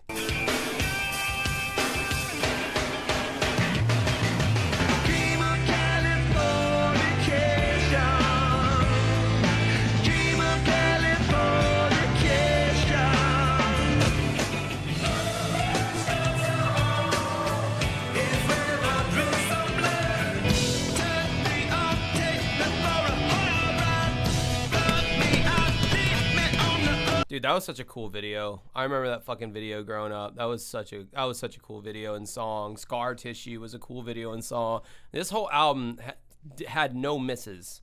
I think there might be one song on there that I might remove. I don't know though. I think Californication is kind of the perfect album. Like, I don't know if there's any track I'd remove off of there. Oh yeah, they're all perverts. They're all like sick, degenerate, pedophile perverts. But I mean, their music's good, so you know, separate the art from the artist thing.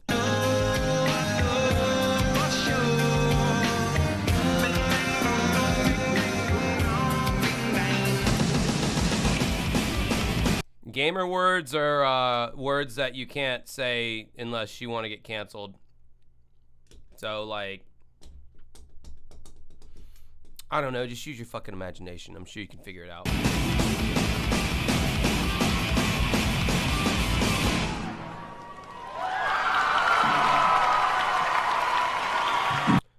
Yes, she might be 19, but in his very own autobiography, Scar Tissue, Anthony admits to fucking around with like a 16-year-old when he was like in his mid-20s and like taking her on the road and wearing her ass out and sending her ass back to fucking Podunk, Alabama. Yeah. And he's super, him and, he's the most creepiest in interviews, but there's like a whole ass compilation of like Anthony like getting right up on like the interviewer, female interviewer, and trying to kiss her, and she's clearly uncomfortable.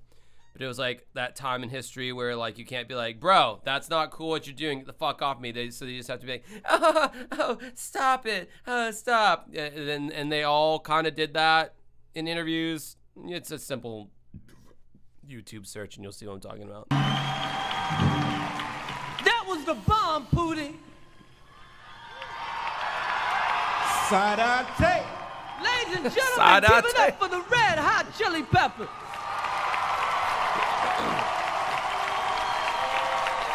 Pizza King dropping a big load in my chat. $10. I really like your music. As a fellow musician, I hope only the best for Dancing with Ghosts.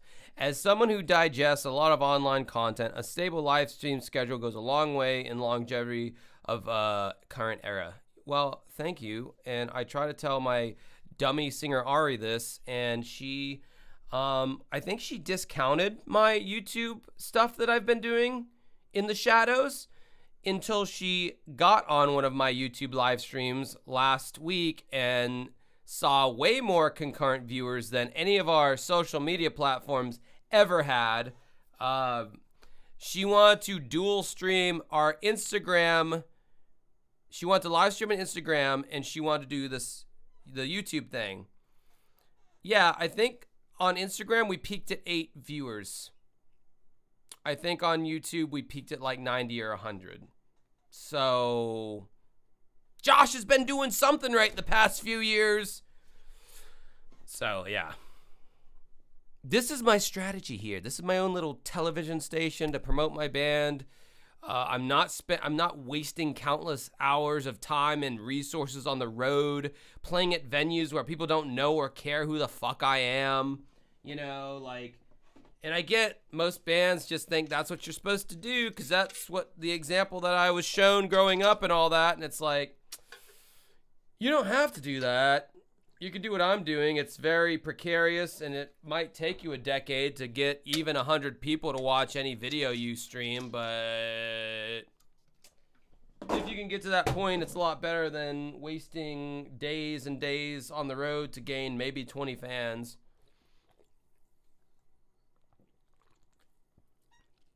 Why does everybody defend Ari and nobody defends me?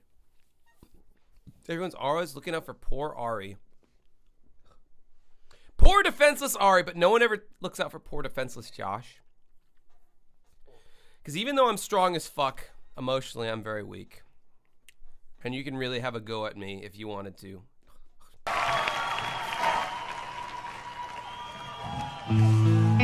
Oh, bro, they look so fucking cool. I'm not even joking. Like, fucking Mohawk Flea is like the top.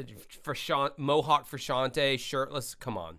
This is peak Chili Peppers right here. Thank you, Vesper.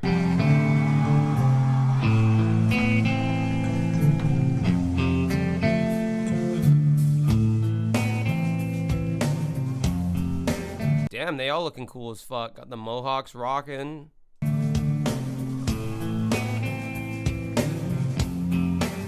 Trying to be. Psychic spies from China try to steal your mind's elation. Little girl from Sweden dream of Silver Spring vacation. And if you want these kind of dreams, it's California. I'm not ignoring your comments. They just kind of get buried and lost, and my eyeballs don't always view. My eyeballs view what they view, and sometimes I view a certain thing and don't view another thing. Super chats are a really good way to highlight in my eyeball sight your comment. So think about contributing to the grift. How about that? It's understanding Hollywood's is Californication. I hate to do this, but like this song really like live doesn't work as good as it does on the record. Cause like, I don't know. So I'm skipping it.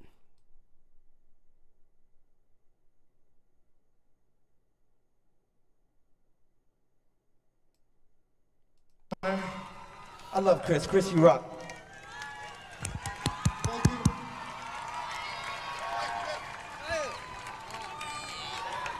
I would like to say that I am a very grateful He tells his kids good night. I do remember that from this. boy. I am grateful for the gray hairs in my mohawk, and I am grateful to play music that I really care about with people that I deeply love. And most of all, I'm grateful to my daughter for giving me life. And hi, Claire, I love you. I hope you had a great first day at school. That is wholesome. How are you going to have any? Oh, someone wants a Discord link. I do have a Discord. Generally, it's a good place to be. 90% of the time. Here's my Discord link. If you'd like even more of me in your life and some other random strangers who usually start up some pretty good conversations. There's been such little negativity in there. Everyone's like, Frankie from Red Cow's like, don't do it. It's a toxic wasteland, and I don't know. It's just it hasn't been. That's not been my experience on my. And the Discord's over a year old at this point, and there's only been like one little bit of weirdness here and there, but they quickly get exterminated. I just also want to say thanks to our mamas and our papas for making us play music. Thank you all.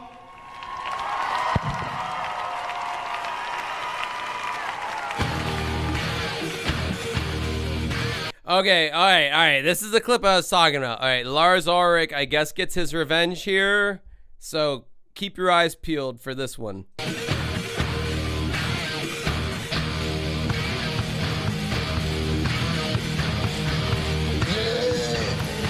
Hello? Hey, frat boy. What the hell do you think you're doing, man? Holy crap! Do you know who you are? You're freaking Lars Ulrich from Metallica. I love everything you do. Well, except for that bad show you hosted. You know what? Maybe I wouldn't have to whore myself out if you kids didn't steal my music. Whoa. We're not stealing, okay? We're just sharing with each other, you know? So it's like if I take this soda can right here, take a sip out of it. Oh, my God. I'm sharing my soda with Lars Ulrich. And you know what? I'm just sharing 10 years of groupies with you, frat boy. I'm starting to like this whole sharing thing. Hey, boys! Oh, yeah.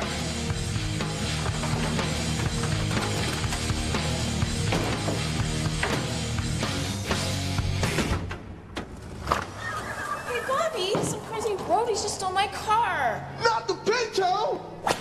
Napster. Sharing's only fun when it's not your stuff. Hey, low key though, if you agree with me, type Lars was right in the chat. Cause yeah, it killed physical CD sales over time. Believe it or not, because of Napster, eventually we shifted to live streaming being the thing that we could all come together. Because it started out with like, okay, you can buy the song digitally, although you can still steal it. But, and then it just turned into, you know what, fuck it. Just pay us $10 a month and you can listen to everything that was fucking ever recorded.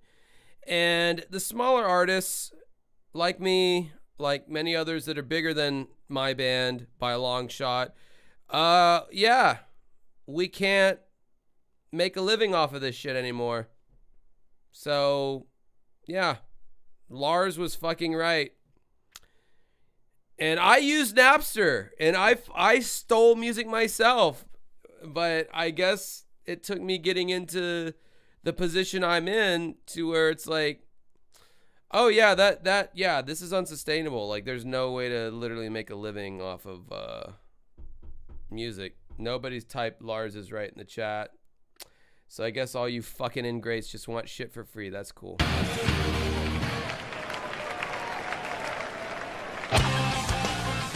On the way, Jennifer Lopez, the award for Best Rap, and NSYNC live on the 2000 MTV. You do realize that streaming sites pay artists like a fraction of 1 penny per stream, right?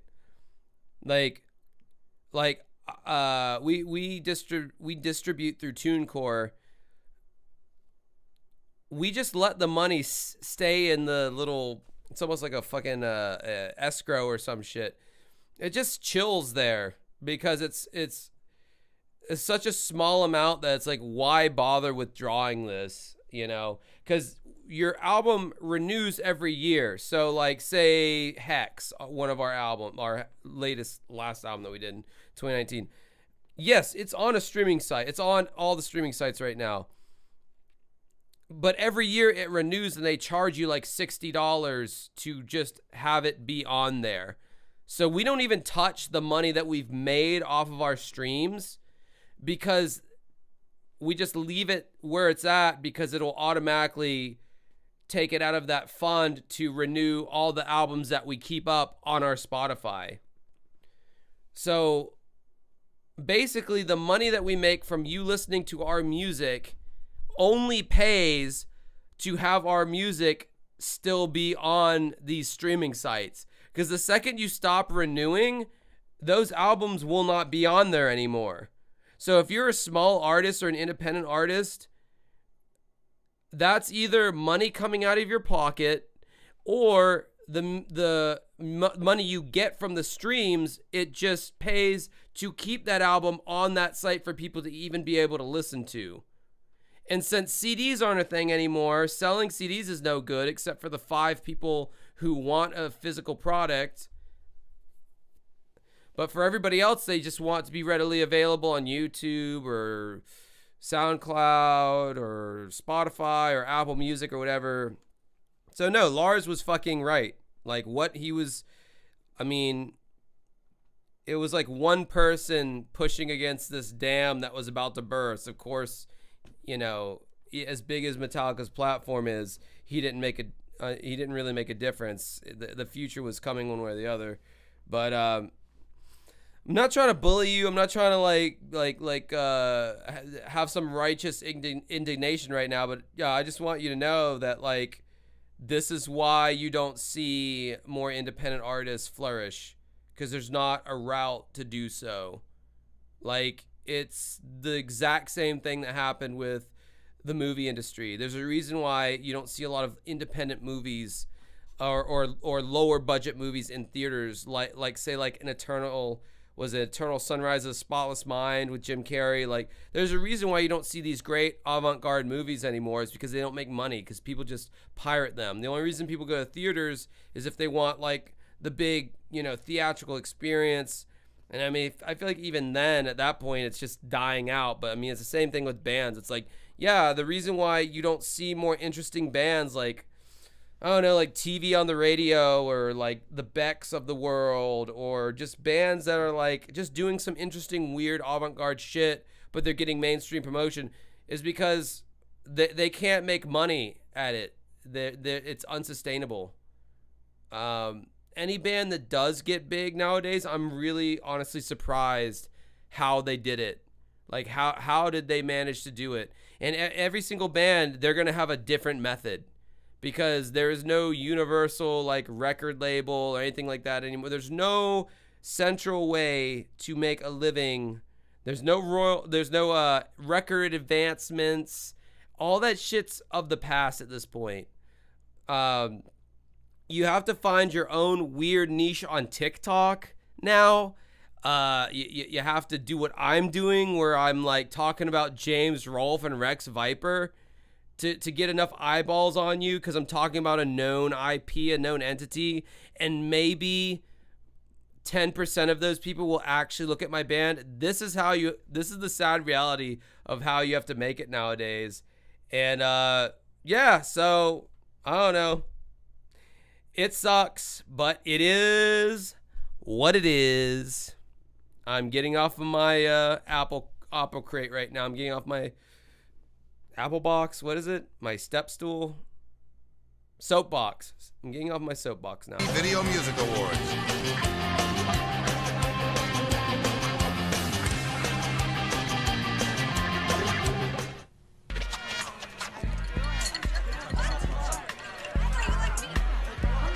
Listen, don't do that. That was Sally. You from Cali? Yeah, I grew up in the valley. Yo, this line is whack. I'm about to go out of alley. No, he didn't. No, he didn't.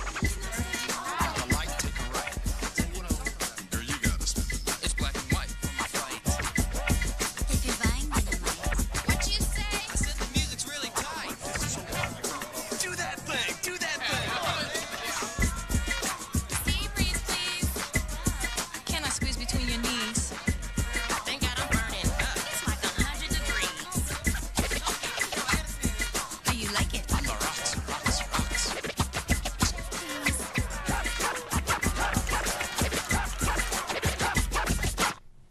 This week, we will be giving away the ultimate prize, the all-new 2001 Ford Escape. Your challenge, be the first to cross this pond.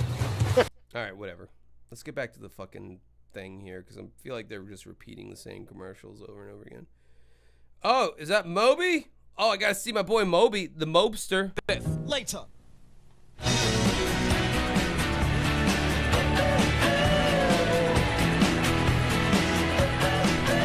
I actually like that song, Bohemian Like You by the Dandy Warhols. That's a good song. Underrated song. Ladies and gentlemen, please welcome Moby and Pink.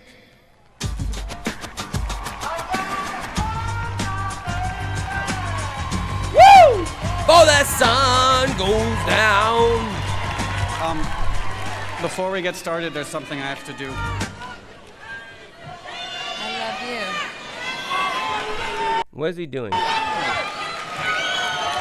Okay, I would. What does that say? Oh, it says, Oh, this is Gore Lieberman. Oh, making it political. Gotta put the Gore Lieberman sign on there. Joe Lieberman nowadays is like way more conservative than the MAGA conservative party.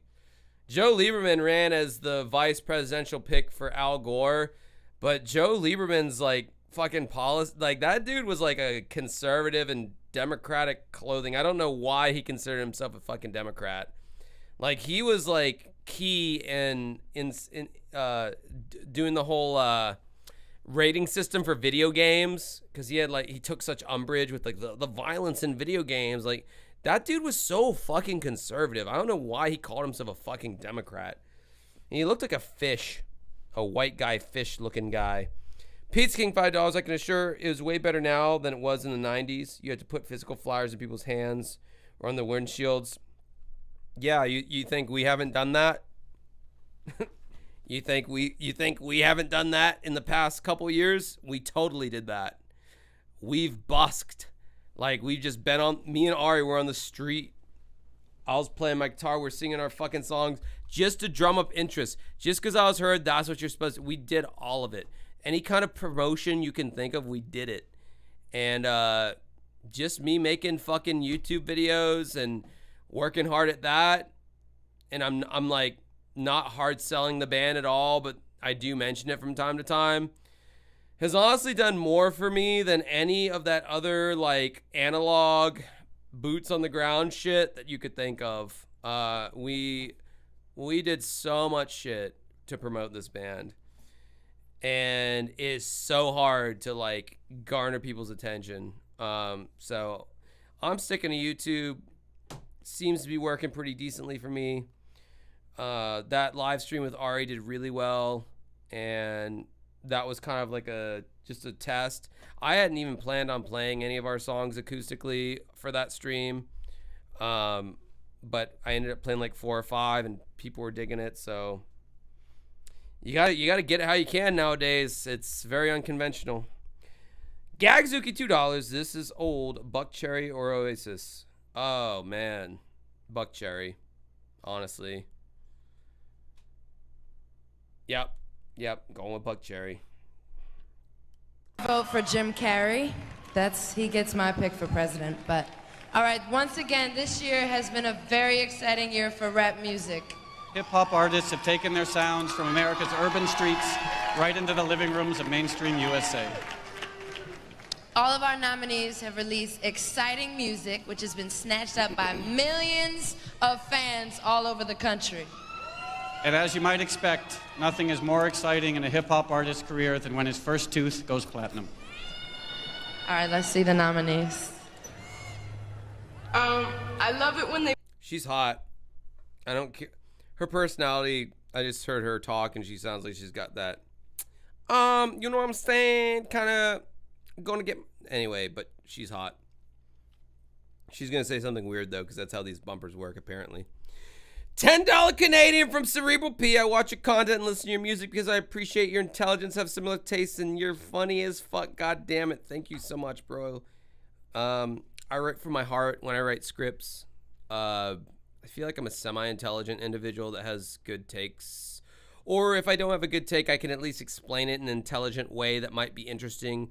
Maybe I can dazzle you with my language, or entertain you with my music. Either way, it's cool, and I'm glad that you're around. This is a weird time to be alive, but it's really interesting because you can literally build your own TV channel, and it'll actually have some viewership if you put the work into it. I've been doing this for 10 years now, so it's all cool, man. It's all cool. I know, this shit does look like AI, doesn't it? Like, this was when AI was simply a movie title for a poorly received, slightly Stanley Kubrick involved movie featuring Haley Joel Osment, which I thought the first half of the movie was pretty good, but goddamn did that movie just go on and on. And even Robin Williams had like a voiceover role in the movie. I don't know. That was my only reference for AI back in the day, was that movie that came out. blur stuff out and then expect you to be like, what's behind that? Like, if I go like this, you'll blur it out. But who doesn't know what I'm doing? Best rap video. DMX, Party Up. Oh, was that the band in AI when they did that whole like demolition thing where they were destroying all the fucking robots? Was that Ministry in that scene? That shit was sick. What, dude, Ministry. Once I finally like got off my ass and like started listening to fucking Ministry, so many bands ripped Ministry off, bro. Like there was a 1991 album, I forget the name of it. I'm hearing like Rammstein influences. I'm hearing Nine Inch Nails. I'm like, man, these bands totally ripped Ministry off. Like, man, I like look at Al Jorgensen over here. I'm like, bro, you are entitled to a lot more royalty checks than what you're getting, my friend, because you set the stage, you know. Yeah. Ministry does in fact rule. I'm not gonna lie, I fucking loved Party Up by DMX. I fucking loved this song as a kid. I really did. I fucking loved this song. Like, have a lot of nostalgia for this song.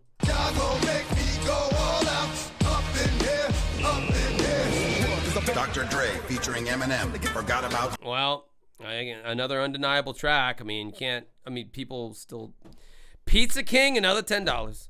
I feel like the model established by Magdalena Bay is probably more profitable and sustainable than older ways of thinking, specifically flooding mainstream media with a single on heavy rotation. Well, what I do know about Magdalena Bay is they got the Melon, Mr. Melon, god of all rock reviews, Anthony Fantano's attention with their song You Lose, which is a song that I quite like, but I've not heard anything else from them. What is their model exactly? I am not, I know of this group that you mentioned, but what are they doing? That's because literally it's going to be different for every band you talk to nowadays. Every fucking indie band that has any modicum of followers, their story is going to be different than the next band's story. How they got eyes on them, because you're rogue now. It's like a fucking the Wild West out there. However a band gets noticed, it's not gonna work for another band. It's all so fucking specific. There's no longer a formula. There's no A&R talent scouts sitting at some bar where Jewel happens to, Jewel established herself in some bar in California where she'd show up every Wednesday or Thursday and play her songs, and she'd hand out handbills on the pier, and dudes thought she was hot, so they would show up, and she actually could deliver the goods because she was a good artist who had a good voice and songs. And then that small bar got so packed out on Wednesdays and Thursdays that it caught the attention of an A&R guy, and they flew down there and like, we want to be in business with Jewel. Those stories literally don't exist anymore. They don't. A&R guys don't go anywhere. They scroll through TikTok. They scroll social media. That's their new scouting. And if you could just sit on your ass and make anything, I mean, like, the competition pool is going to be times 50 plus at that point, like, insane amounts. K-Shack999, hope you're having a good night. Thank you. I am now that you helped Griff Daddy with his Griff bucks. Aftermath, it ain't gonna mean nothing after that. Fuck rap, you can have it back. Eminem, the real another banger. Slim Shady.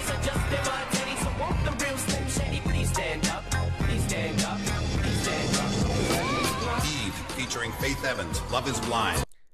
I've never heard of this song, and I'm thinking this is the one goose egg in the bunch.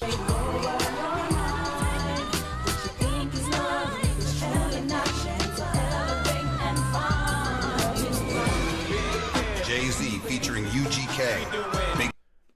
Big Pimpin' was a banger. I mean, I don't typically like Jay-Z, but I did like that song. Pimpin'.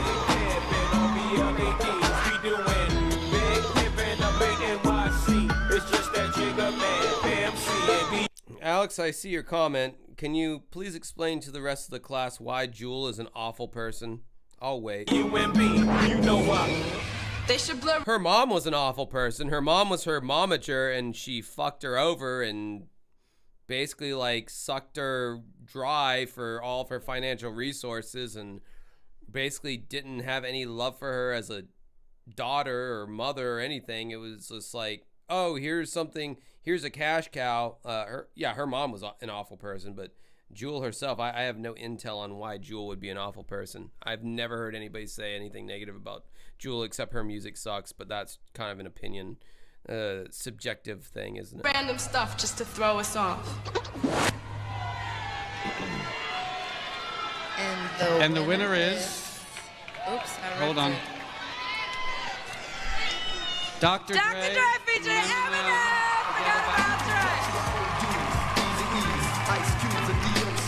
It's cool. I don't care about their acceptance speech. Or that, whatever that is.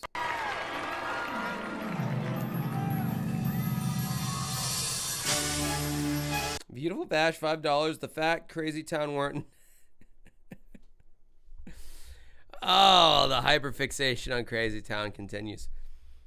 The fact that Crazy Town weren't nominated for Butterfly is a crime against humanity. All right, if Seth Binzer did show up, would he be wearing a shirt? I gotta say he wouldn't be. And if he was, it would be a wife beater, 100%. Ideally, he'd be shirtless though, not like as a gay thing, but like I feel like that's his fully realized aesthetic.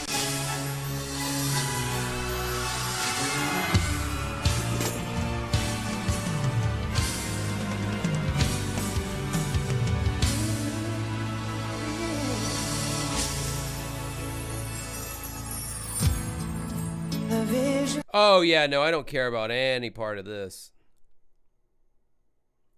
Was that Aaliyah and some other chick? Why are they cutting in the presenters in the middle of live performances?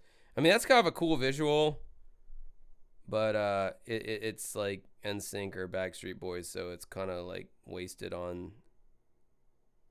Dude, I can't believe this was ever actually like a viable thing that people got really excited about. Let's see 5 dudes like dance around and like, I don't know, man. It's like, yeah, I fuck with the Beach Boys, but like they didn't dance around. They like all played instruments and had like fucking amazing harmonies and didn't do cringe. They didn't like fucking frost the tips of their hair. I know I'm one to talk because I'm over here with my fucking dyed hair and piercings. Just because I'm trying to fit in. Beach Boys didn't have to do that. They just fucking spoke with their talent.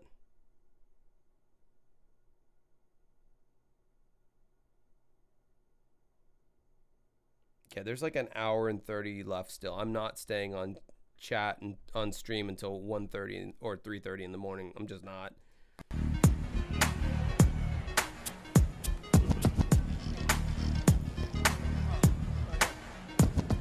All right. What's up? What's happening? Welcome back. She has it all. A platinum album. Okay, yeah, whatever. What are we talking about here? Did they go? Oh, no, I fucked it up. Oh, look at sexy, sweaty J-Lo. Oh, they're presenting another award, I guess. By nothing. And it makes you sweat. Here are the nominees for Best Rock Video. There's the, Ooh, Best Rock Video. I love how it was shoved to the end. If you guys in the chat recall, when we looked at the 96 VMAs versus the 2000 VMAs, the Smashing Pumpkins were everywhere. And, man, how quickly times changed and flavors changed. Because, yeah. Poor Pumpkins. I just feel bad for the Pumpkins. But we got Rage Against the Machine playing a great rendition of Testify. So, something to be said about that. And then Eminem's performance, I feel like, was pretty off the chisel. You know, the two-handed, eyes closed, power ballad microphone grip, and misspelling the band's name, on purpose. That's always a good one. Best Rock Video. Creed, Higher. Oh, God. I can't believe, well, Creed's not in the building, so you know they didn't win. All right. So now we've released onto the public a little taste of the new rock that was about to dominate there for a little bit. I mean, yeah, that song was kind of a jam. I remember when it came out, but you know, me being a student of 80s power metal, I kind of thought it was a cover at first because there's that damn Yankees. Can you take me high enough? That song, I thought that had some association with Higher by Creed because it was like a similar sentiment. Anyhow.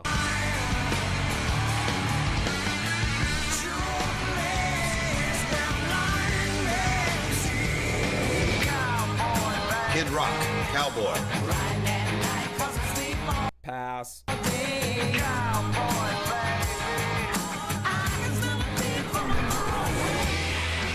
I can smell a pig from a mile away. Just whatever the fuck, man. Stupid fucks will buy it if you wrap it up in a cute enough bow, I guess.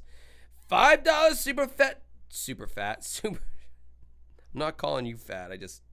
The alcohol. You understand. $5 super chat from Jess. Thank you. Korn Falling Away From Me, 2000s. Okay, so this is from Issues. Okay. Surprised that the 90. Well, no, they got some awards in the 99 VMAs. Yeah, they're not gonna win. Korn. If they do, I would be very surprised. I like how they had to use like a Russian keyboard font to get the backwards R on there because that does not look like a stylistic choice. That looks like we have to use a font and we have to get the R, the backwards R. So they just use like a Russian keyboard setting. That's what that looks like to me anyway. Korn, Falling Away From Me.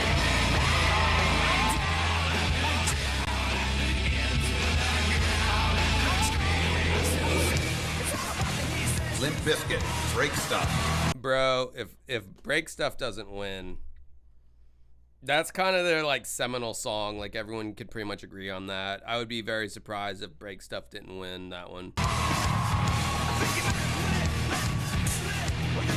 Not only that, but if you ever saw the video for Break Stuff, they have cameos from Eminem, from Jonathan Davis, from Dr. Dre, like most of the people most of the dudes who are here, at least, who had any kind of influence, they all like had cameos in that video for Break Stuff. Metallica, I Disappear. That's not going to win. There's too much negative resentment towards Metallica for the Napster thing. Time I disappear. That song sucked anyway. That was like a weird point for Metallica where like they did Load and Reload and it had been like years after that where like there wasn't really anything new from Metallica except this one song they did for this soundtrack. They probably got paid millions of dollars to do. But like this was after the Load Reload era, but it was before Saint Anger. So like what does a 1999/2000 Metallica song sound like? Well, apparently I Disappear, which is a weak song, and I don't think they ever play it live, like in their sets anymore. I think it's just like a bone of contention for them. Rage Against the Machine, Sleep Now in the Fire. Now, I love Sleep Now in the Fire over any one of these songs. Like this is the best song of the bunch. But the video, I just know that it's not MTV. Like Michael Moore directed it, so you know, Michael Moore, make of him as you may. But yeah, that song's not gonna win. It's got to be Limp Bizkit.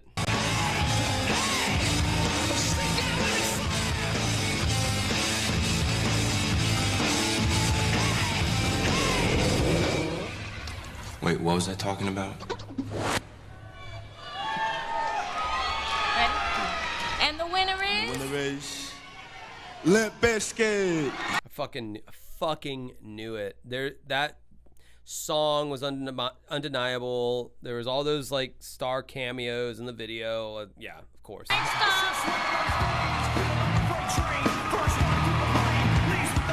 Stupid red backwards hat. Yeah, song-wise, Rage deserved it, but that video was not MTV friendly enough.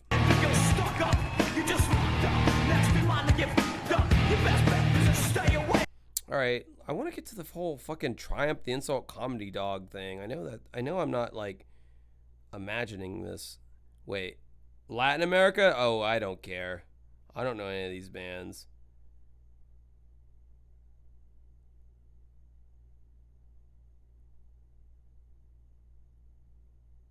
There's, yeah, okay. Let's just like try to. Oh wait, Sting. What's he got to say?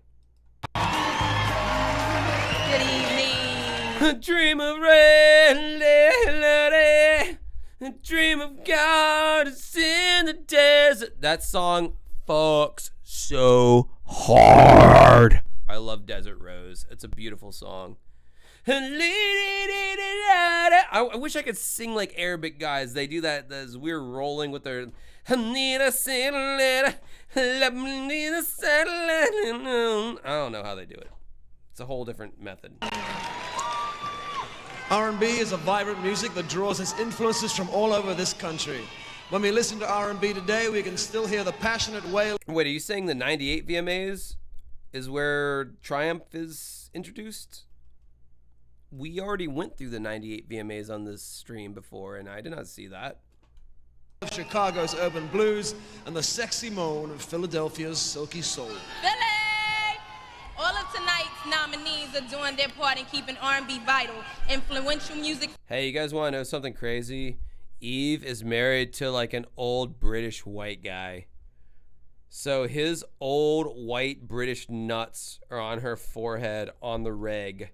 And she's like cool with that apparently. Hey, good for her. I listened to her goddamn memoir. I'm a whore for celebrity memoirs, I swear to God. Force. Let's take a look at our nominees for Best R&B Video. No, not cheering. Morg with arguably one of the most disturbing profile pictures I've ever seen. Rage Against the Machine is Limp Bizkit if they read the Communist Manifesto. Well, I was gonna the first jugular that I was gonna go for was Tom Morello and his guitar playing, but Wes Borland did a lot of really innovative, cool things with his guitar as well. Sam Rivers was pretty much on par with Tim Comerford on the bass section. John Otto, I would say, is a little bit better of a drummer than Zach Wilson. Zach De La Rocha has a way cooler vocal tone than Fred Durst, though. It's not got that whiny. It is high in timbre, but Zach De La Rocha's vocal timbre way cooler. But if Limp Bizkit did read the Communist Manifesto, that's the question. You got some. You know what? You know what, Morg? You got something there. You might have something. That wasn't the worst of comparisons. I will give you that. I like to keep the room very quiet because I like to hear all the other sounds, if you know what I mean. We're talking about sex, right? Best R&B Video. Don't care. Brian McKnight, back at 1. One, I make your wish come true. 2, I wanna poop with you. 3, my mom's Bull Fantasy. Okay, D'Angelo. Who, according to the Rolling Stone 2023 greatest albums of all time, you're an OG fan of my channel if you know this. D'Angelo beat out like Pink Floyd, Van Halen, some Beatles albums. I think it was his album Voodoo. Yeah, man, D'Angelo, that was a fucking long-running meme on my channel for a while, that D'Angelo is just far superior to any of these old stodgy white pasty motherfuckers just by virtue of his soulful R&B-ness, I guess. I don't fucking know. Has Destiny's Child won an award yet? Like, I'd be surprised, like, if they come out of this without winning a single award. Toni Braxton, I'm sorry, girl. You shouldn't have shown up. You're not winning anything tonight. If it's not Unbreak My Heart, you done lost.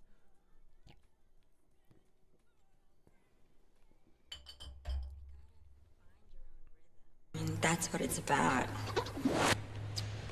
And the winner is Destiny's Child. Say my name. finally. Let's get it over with, you know? Give them their regards. Both of the women on the left and the right of Beyonce will be working janitorial jobs in the next 10 years. Sucks for them.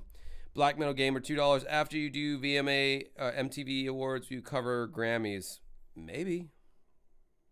I might. These streams have not been underwatched. It's right up my alley. I don't got the Cinemasker Truth form up my fucking ass every time I talk about a James Bimmy Rolfe video, which is nice. Yeah, no, I don't like Beyonce at all. I think her voice kind of sucks. And she's got some songs I do kind of like, but overall, it's just like, no. What fucking VMA was it where Eminem dissed Moby? I thought it was this one. There's still an hour to go. I guess we shall see. Wait, what is this? Right. So let's look at the nominees. Oh, this was right around the time of the De Niro, Ben Stiller. What was that movie? Hey, this is my boyfriend, and I'm bringing him to your parents. Meet the Parents. Meet the Parents, wasn't that? Yeah, that was a good movie. Meet the Fockers was pretty good too. Okay. Should I look at you or into the camera? Okay, do you want... Oh, like this, right? Okay, I'm definitely ready. Okay. Best direction. Bro, that gave me like hardcore casting couch vibes just then. That was pretty creepy. And a video. Foo Fighters, Learn to Fly. Director, Jesse Peretz.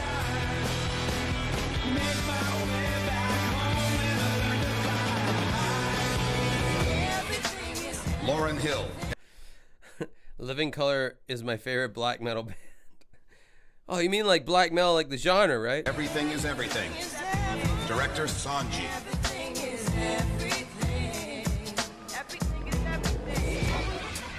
D'Angelo, Untitled, How Does It Feel? Directors, Paul. Oh, it's 2002 when he dissed Moby? Ah, fuck. Oh, well. Maybe we'll get to that one. Bro, fucking wait.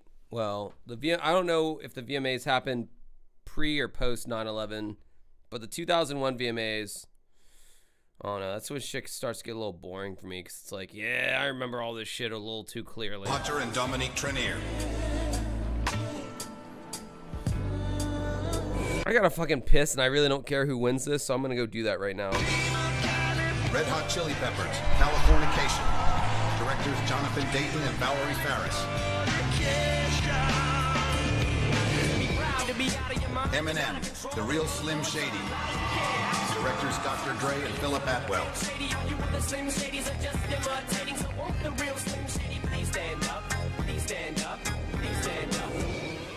go to school for this? Okay, and the winner is Red Hot Chili Peppers, Californication. Directors Jonathan Dayton and Valerie Faris.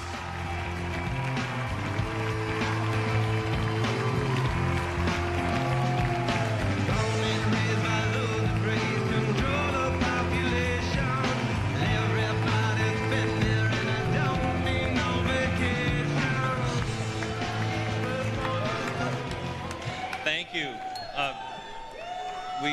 We should start by thanking our producer Bart Lipton, everyone at Bob, the animation company that did most of the work there, Pixel MV. Our families, James Everett and Augusta, and most of all, Chili Red Hot Peppers. Chili Thank you Peppers. guys very much. We love you.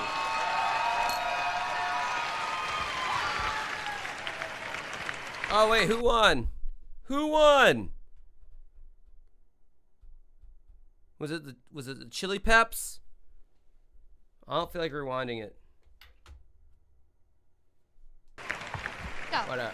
Oh, okay, cool. No, I mean honestly, that was I thought that was a really cool video. So like, I'm not mad at that.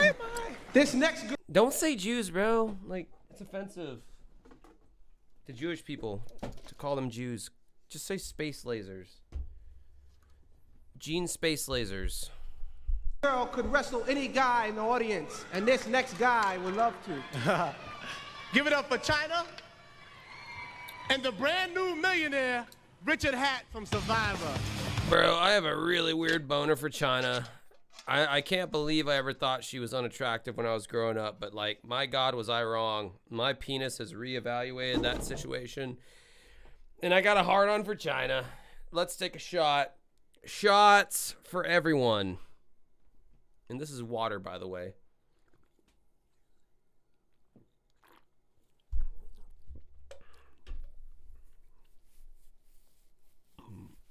She has a very storied past, though.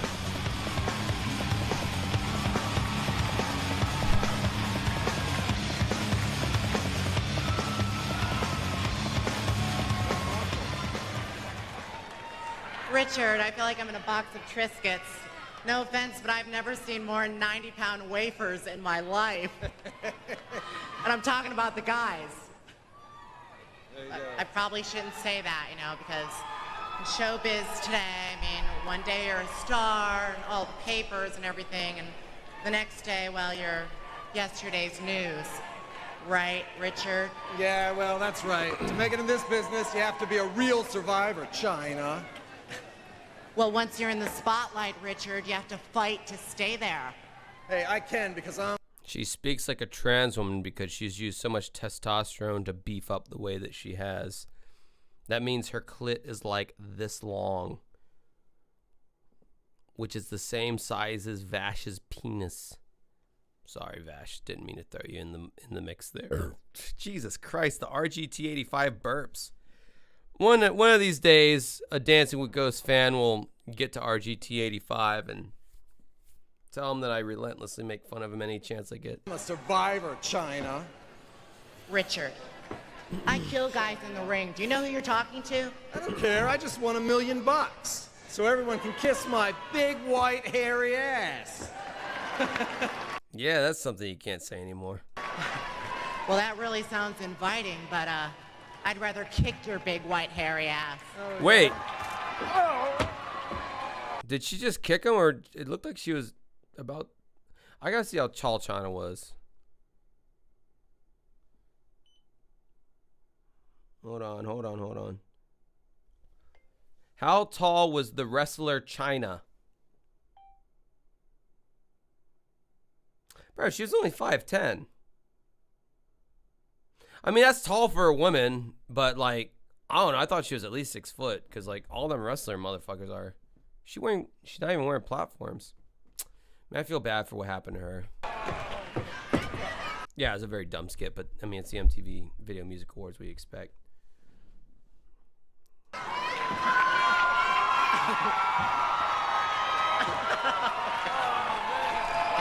Ladies and gentlemen, put your hands together for Christina Aguilera. No, we won't be putting our hands together for that because we're skipping it entirely. Oh God, did the Durstmeister with his cargo shorts join her on stage? Oh, we gotta watch that.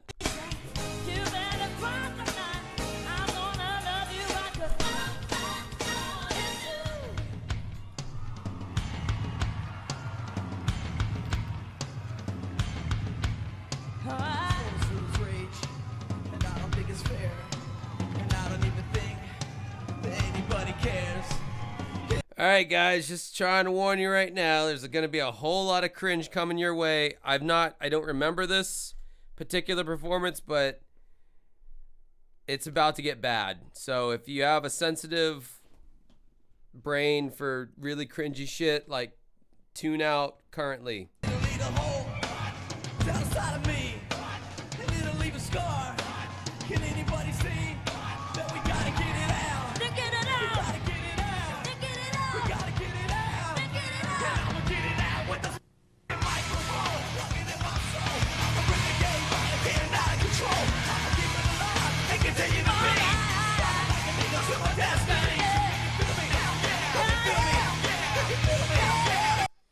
You know, say what you want about Fred, but like whenever he like Whenever he wants to turn something into like a Limp Bizkit vibe, he sure do. It sounds like a Limp Bizkit concert now.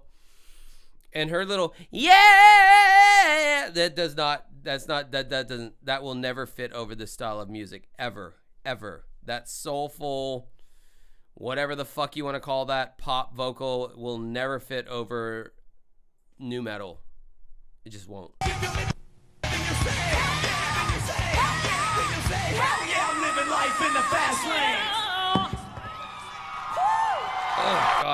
Oh God, her fucking over singing is so horrific. I mean, I guess that's one thing you can say about Britney Spears. At least she didn't like over sing in the way that Christina Aguilera did. But I will stand by this till the day. Christina Aguilera was always fucking hotter than Britney Spears. That's just me. Just one man's opinion.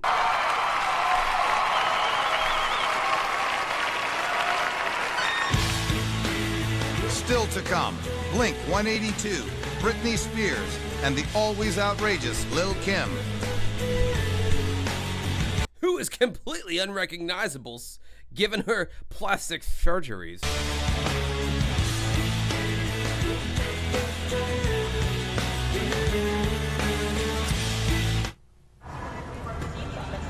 I'm skipping the commercial at this point because I feel like they're all just going to be repetitive.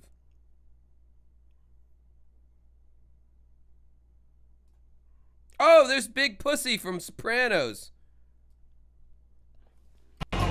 Sopranos is one of my favorite shows of all time, by the way. Oh, they even do the woke up this morning, got yourself a gun. Dude, fuck off. Sopranos, that show's... I would say this show is underrated with millennials and Gen Z. I would say like Gen X and boomers fucking love Sopranos, but like it's hard to meet someone my own age or younger who like can respect how great that show was. Yeah, see, that's what I'm talking about. Some of the last call CS, I still haven't seen this. Yeah, never watched it. Fucking watch it. It's good. I hadn't watched it either. Cause like we didn't have HBO when it was like hot, but I saw it on streaming. I don't remember why exactly.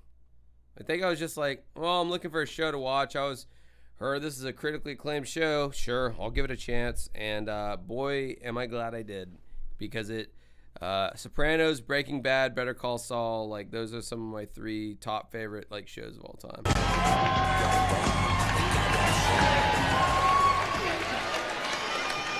She look good, right? You look good too, Big. Yeah, right. When they said you're gonna come out here with Lil' Kim, I said, well, heart attack. Well, Vinny.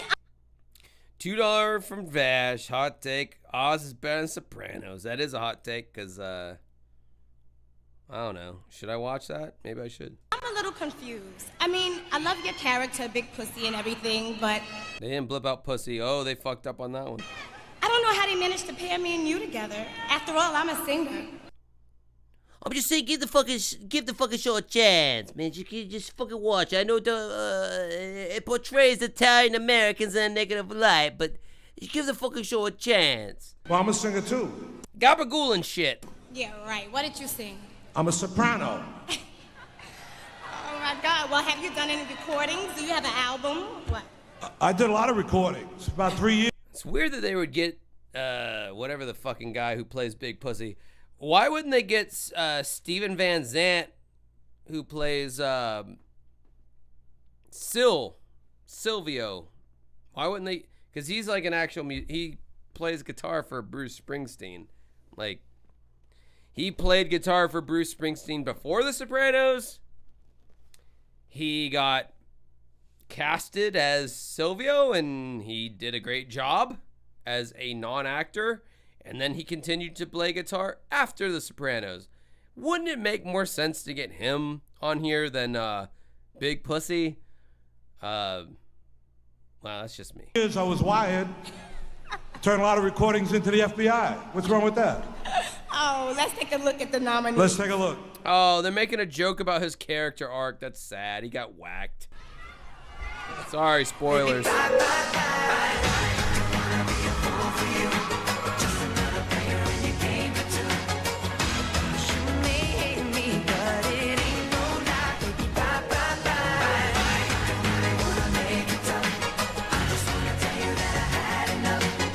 this? Are they just like playing the whole ass video right now for some reason?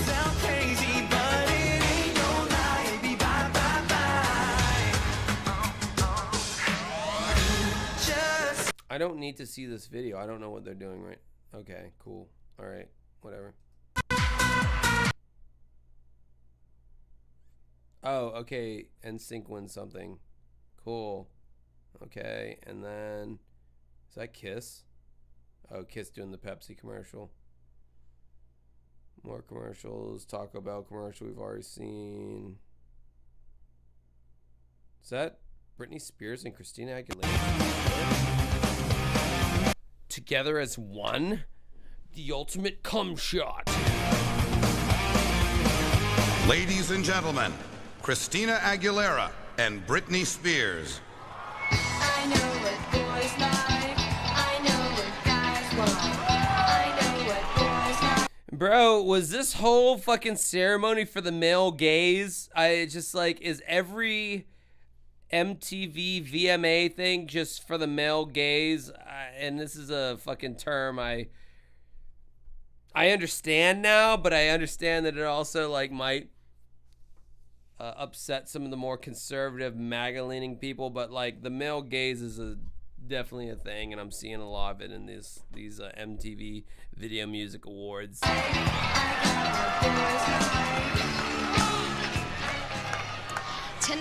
has been an amazing night for the both of us. Yes, it has. Getting to perform on stage at Radio City, Meeting Janet Jackson. Eminem. Anyway, Well, the one thing that would make this night complete for us on a personal level is to bring out a singer who needs no introduction at all. and we don't even need to say her name. Just listen to her voice.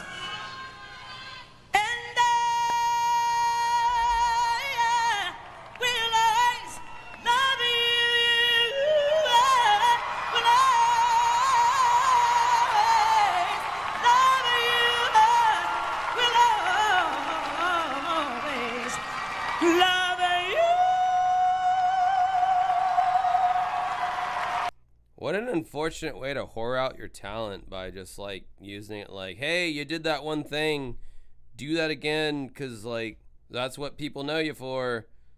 I don't know. I feel like that seems a little corny. And it was.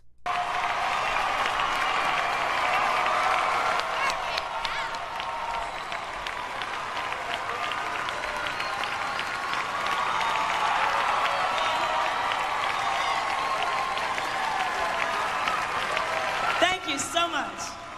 God bless you. Thank you much. Thank you.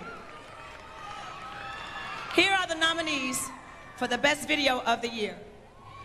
I probably just weld it to the hood of my car and make this fucking dildo again. I swear to God, what the fuck? Who is this man? You would not feature this man so much if he was just some fucking extra that you casted for this fucking thing. I'd be interested to know who these people are. like a hood ornament, you know? The moon man chilling where everyone could see. I just drive around honking. Best video of the year.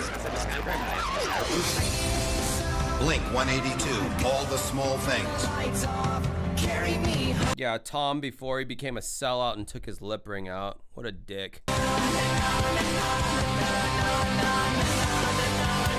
Bruh, I thought you were trying to broadcast to the nation that you're like punk rock, bro. You're alternative, bro. And then you fucking took your lip ring out a few years later. Fucking sell out. Eminem, The Real Slim Shady.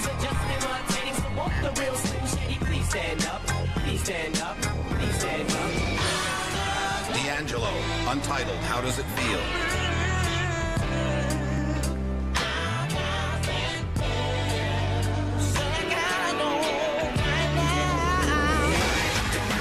In Sync, Bye Bye Bye.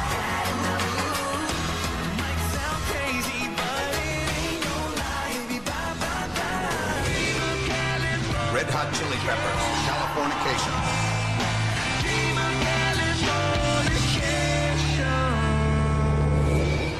Hey, that's right. It's an award statuette. Don't wink at me, dude. Just don't do that. Like, I feel harassed and I want to sue somebody. Beautiful Bash, $2. D'Angelo finna appealing to the female gaze. Yeah. Oh, yeah. Yeah. Oh, my mom, clearly. My mom's clearly testament to that. My mom liked the blacks. Big fan of the big black stallions. Big genetically superior cocks that will inject her with some beautiful brown caramelized babies, but instead she got my white dad, so here I am. That's why I'm not successful, doing fake Donald Trump impressions for 77 people. 2:35 EST. If only, man. If only. All plug-in albums. I got a girl group coming out named Sunday. It's no longer just a day, okay? Look for Sunday, y'all. Look for Sunday. Is that Kanye West interrupting their speech? Oh, no. Kanye West wasn't a factor yet. Oh, that'll come later. Woo, hey! Free! All right. And the winner is... Bro, what's up with black guys just showing up at the VMAs? Oh, we've already seen this with the random black guy. He was hanging out with NSYNC. He showed up out of nowhere. He's under the umbrella, and I'm thinking to myself, who's this guy? Who's this? I see a black guy butting up against Justin Timberlake as if they're gay, which they could have been. Now another black guy is just there. Do they use black guys as like stanchions or some kind of humiliation ritual accessory? I say cancel the 2000 VMAs. Cancel the 99 VMAs. You gotta stop this. You can't disrespect the black guys. Can't do it. No one's seen anything like it. Can't disrespect the black guys. And the winner is? I really don't care right now. No? Eminem! Oh, is that Ja Rule? Oh, he's so pissed. He already hated Eminem at this point, I think.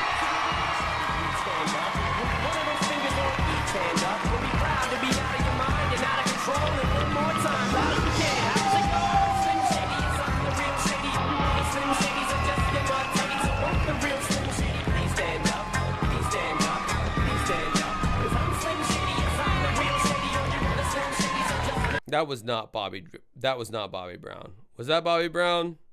Jesus Christ, this is like the third time I've thought a black person is another black person that ends up being a different black person.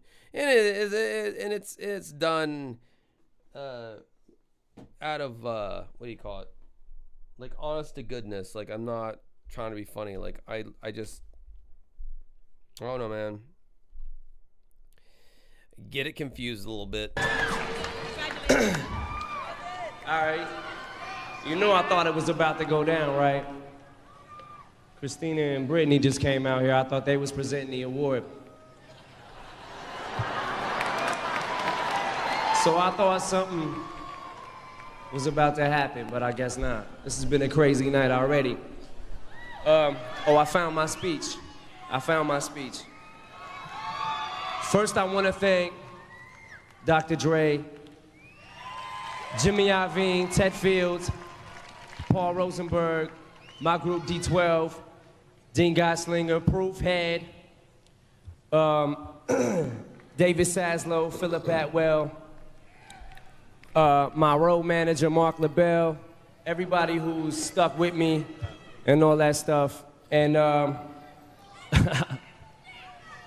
this is crazy. I want to thank the fans. Hold on,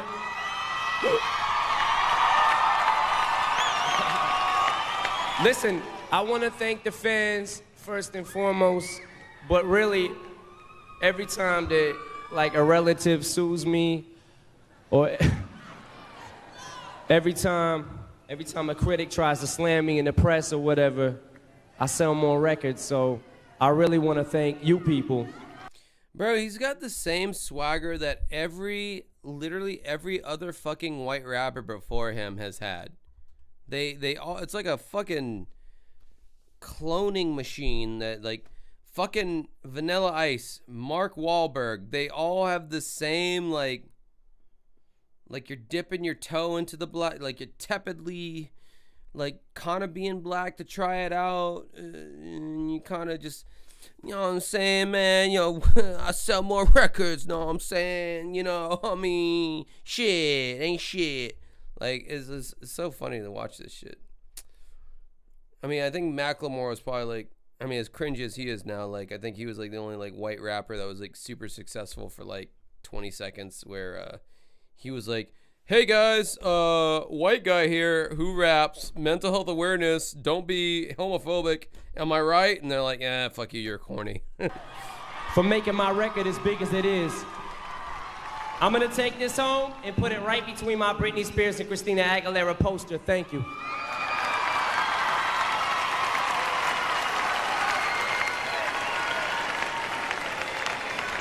Slim Shady, a little crazy, but you gotta love him. No doubt. Give it up one more time for the white ODB. All right. The white ODB, not by a long shot, my friend. That dude was a certified crackhead.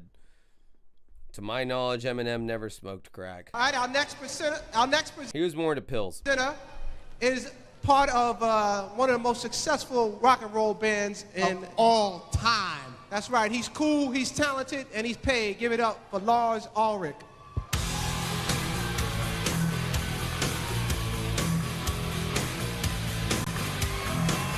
It's gotta be nice to some degree to have like a fuck you, like none of the shit matters. Like this took place in some auditorium and it was filmed and a lot of people watched it. But at the end of the day, this very same auditorium could have been filled with fans of Metallica, and like they could have been the main event and attracted just as much, if not more, people, just because, I mean, they were a staple and they are still a staple. They still draw just as much as they ever did. It's got to be nice to have that, especially with rock music, which, I mean, people still somewhat cared about back then. Now they absolutely don't care about. They just want to see legacy acts at this point. So they'll spend the big bucks. The old millennials and Gen Xers they'll stay up past 10 p.m. to go see legacy acts. They won't go and watch new bands, however. That's something they absolutely will not do. If you see a millennial at a local show or a regional show and it's past 10 p.m., man, you're really on to something there, because they all have big boy jobs now, and like asking a millennial to stay out past 10 p.m. nowadays is like, bro, I'm in bed by 9. What are you talking about? So like, man, it would be so nice to have that kind of like fuck you power, as far as like, I don't need to be liked by this stupid award show. I am doing it, but we're going to go multi-platinum whether I do this show or if I never do it again. It doesn't matter. It's kind of like Iron Maiden. Like, what single have you ever heard from Iron Maiden on the radio? None. But whenever Iron Maiden play anywhere, it's a coliseum full of fucking people. That's a very special and great thing, I think, in my opinion.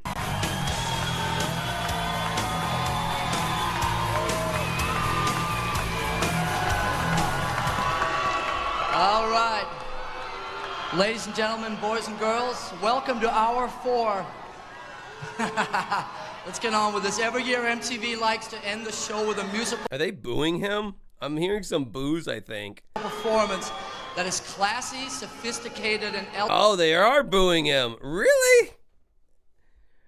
Isn't it just industry people at this show? Like, for the most part? Like, you're gonna like, I mean, I know fucking Dexter Holland from Offspring was like pretty vocal about being like totally cool with Napster. Fred Durst was like pretty like vocal about being cool with Napster. Like, people just download. He's like, hey, it's just spreading which, I mean, in some way, yeah, you could make an argument for that, but oh no, that's interesting. Since Metallica wasn't available tonight, instead we have Blink 182. Wow, okay. That was a weird moment.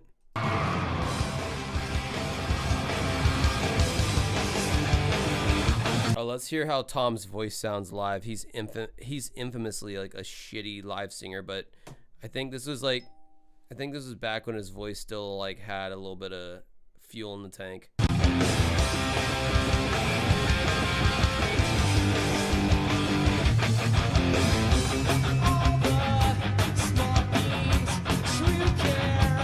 Wow, that mix is awful. You can barely hear Tom's vocals.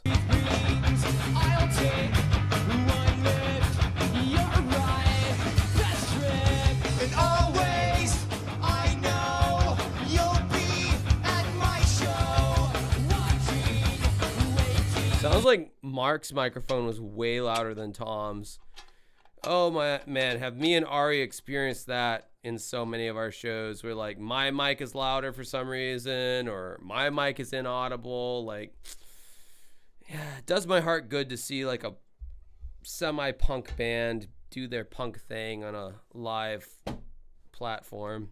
It's just like, yeah, I've been there. Well, not live, but you know, shitty sound is, that's where I'm not trying to hyper aggrandize myself or anything.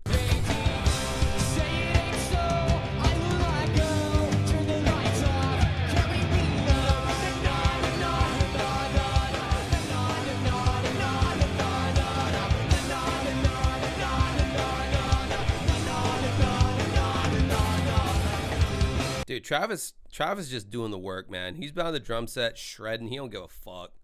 Travis is the GOAT.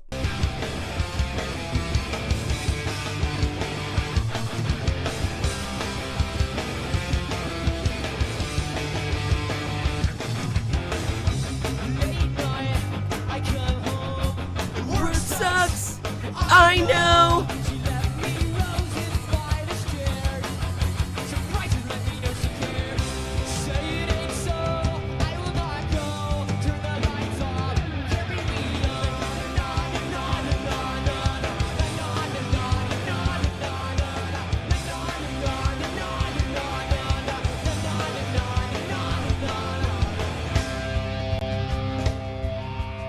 Blink-182 was a bellwether of what would be to come. Pop punk would totally invade and take over and supplant new rock, but that would be in like the 2004, 2005 VMAs, I would feel like. But this was a harbinger of what was to come.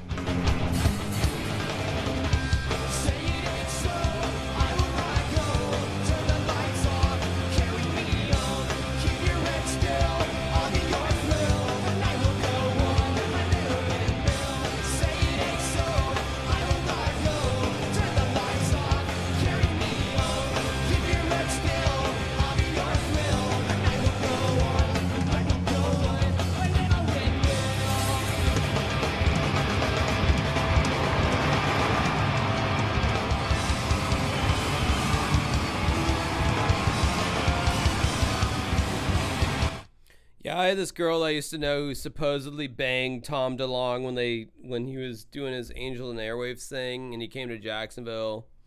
She supposedly fucked him and she was like 16 and he didn't give a fuck. He just like wore a condom and I guess banged her out on his tour bus. She's like, I don't like telling this story because no one ever believes me, and I still don't know if I believe her that actually happened because, I mean, I don't know.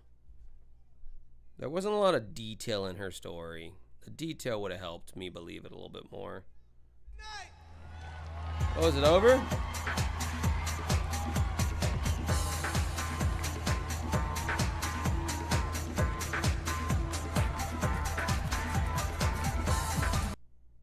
Sort of pass underneath the radar, but Oh Jesus, do we need a fucking pre-show? We were just here for like fucking 4 hours, bro. Come on. more than 15 years into a career, they still sound great, and True they did veterans. it again. I'm sorry, Yeah. Eminem. I'm sorry, man. Don't kill me. I'm sorry. There won't be any arguments later at home. New cheesy gordita crunch. We will be getting. I don't know. Whatever he said, it was impressive. With the TVs, Impressive. it's like going to Disney World. They got a Let's go to I have a flight to catch in the morning, so party a little bit and then go home. Where are you going tomorrow? Bro, Aaliyah with the fucking flights, bro. Stop flying so much, dude. Like, stop. I mean, this is like the third or fourth time you mentioned flying tonight. Just stop flying places, bro. Like, you're addicted to flying. That was your ultimate downfall. I'm going to London. Really, to do? Premiere for Romeo Must Die. Compared to the Source Awards, but it didn't. You know, I was disappointed. We got a lot of rappers here. That's right.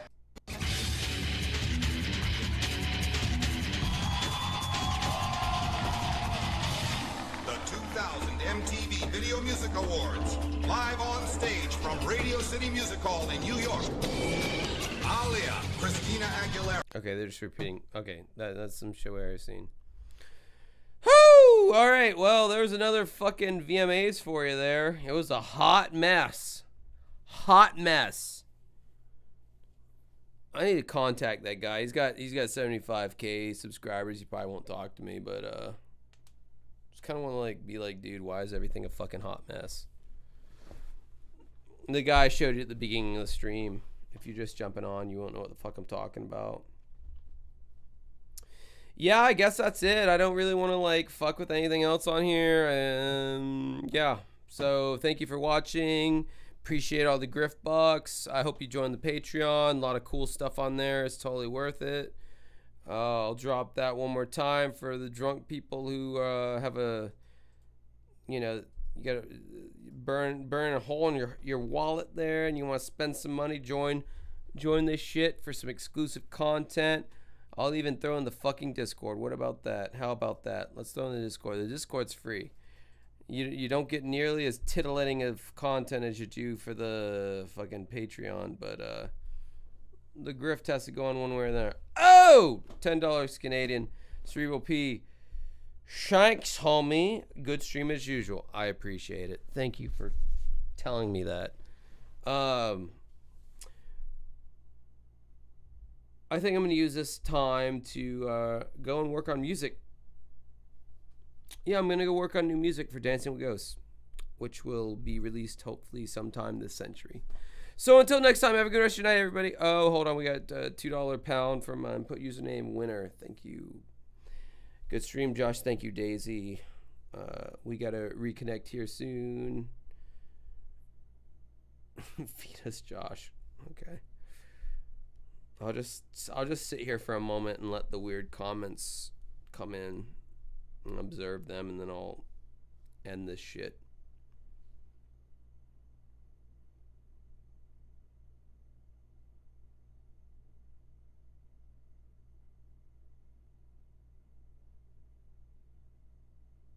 My phone's been turned on. I see the weird shit that you guys been sending me on my burner phone. I just, you know,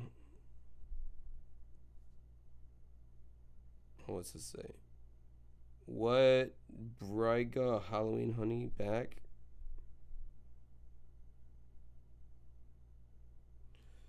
What brought Halloween honey back? I don't know what you're saying. Oh no, since we're over, should you? Oh, I don't have the fucking call-in thing. I think I deleted it accidentally. Gagzuki, $2. You're not going anywhere yet. Oh, great. Cool. Holding me hostage. That's fun. I suppose now would be like a decent time to do like the call-in thing if that's something I'm going to do. I don't particularly want to do it, but maybe some of you guys are horny to talk to me. IRL. I gotta find the fucking graphic first.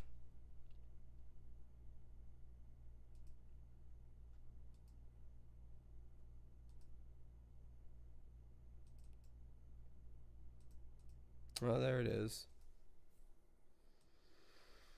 I guess if you want to fucking call in, I guess I'm doing that now. It's not going to be entertaining to literally anybody at all. Oh.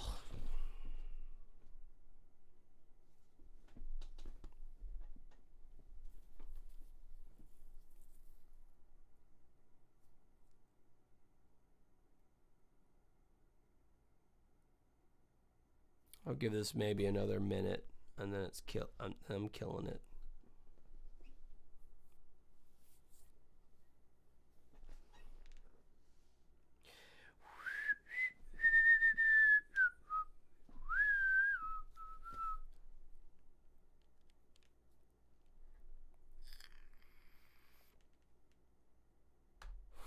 How many more VMAs am I gonna do? I don't know. It's a good question.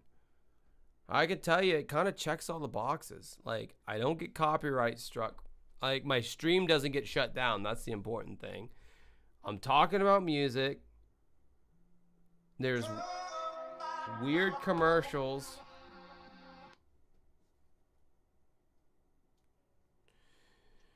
You're speaking with Dancing with Ghosts After Dark. Welcome to the stream. Yo, what's going on? Oh, you see what's going on. You already know what's going on. Yeah, I'm trying to record it. Get some content. What are you doing? I was on Kick earlier, fucking trying to catch some stream. I was on the Ice Poseidon Kick stream, and Does Ice Poseidon does Ice Poseidon still exist? Yeah, unfortunately, and it's fucking hilarious trying to follow that shit.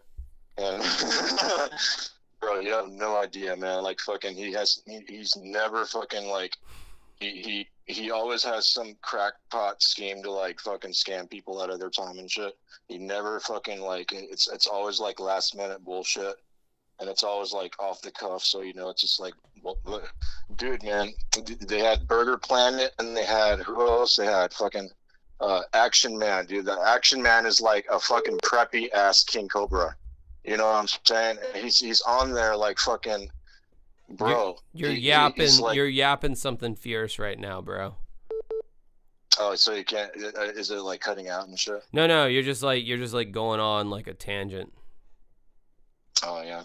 Well, dude, you haven't seen like Burger Planet or any of those other motherfuckers. No, I'm not. I have no idea what you're talking about. Okay, so I'm sorry. I'm addicted to Kick, so I just figured I'd call in. Well, I want to kick you in the nuts. I'm sorry. How do you feel about that? What do you think about that? Shit, dude. I can't, you know. Didn't Ice Poseidon have like a big ass like backpack, and he'd like walk around doing like IRL streams, and like they would like, if you give like a super chat, it would just say whatever word they want, and it'd say like the N word, like when he's like out at like a fucking convenience store or some shit.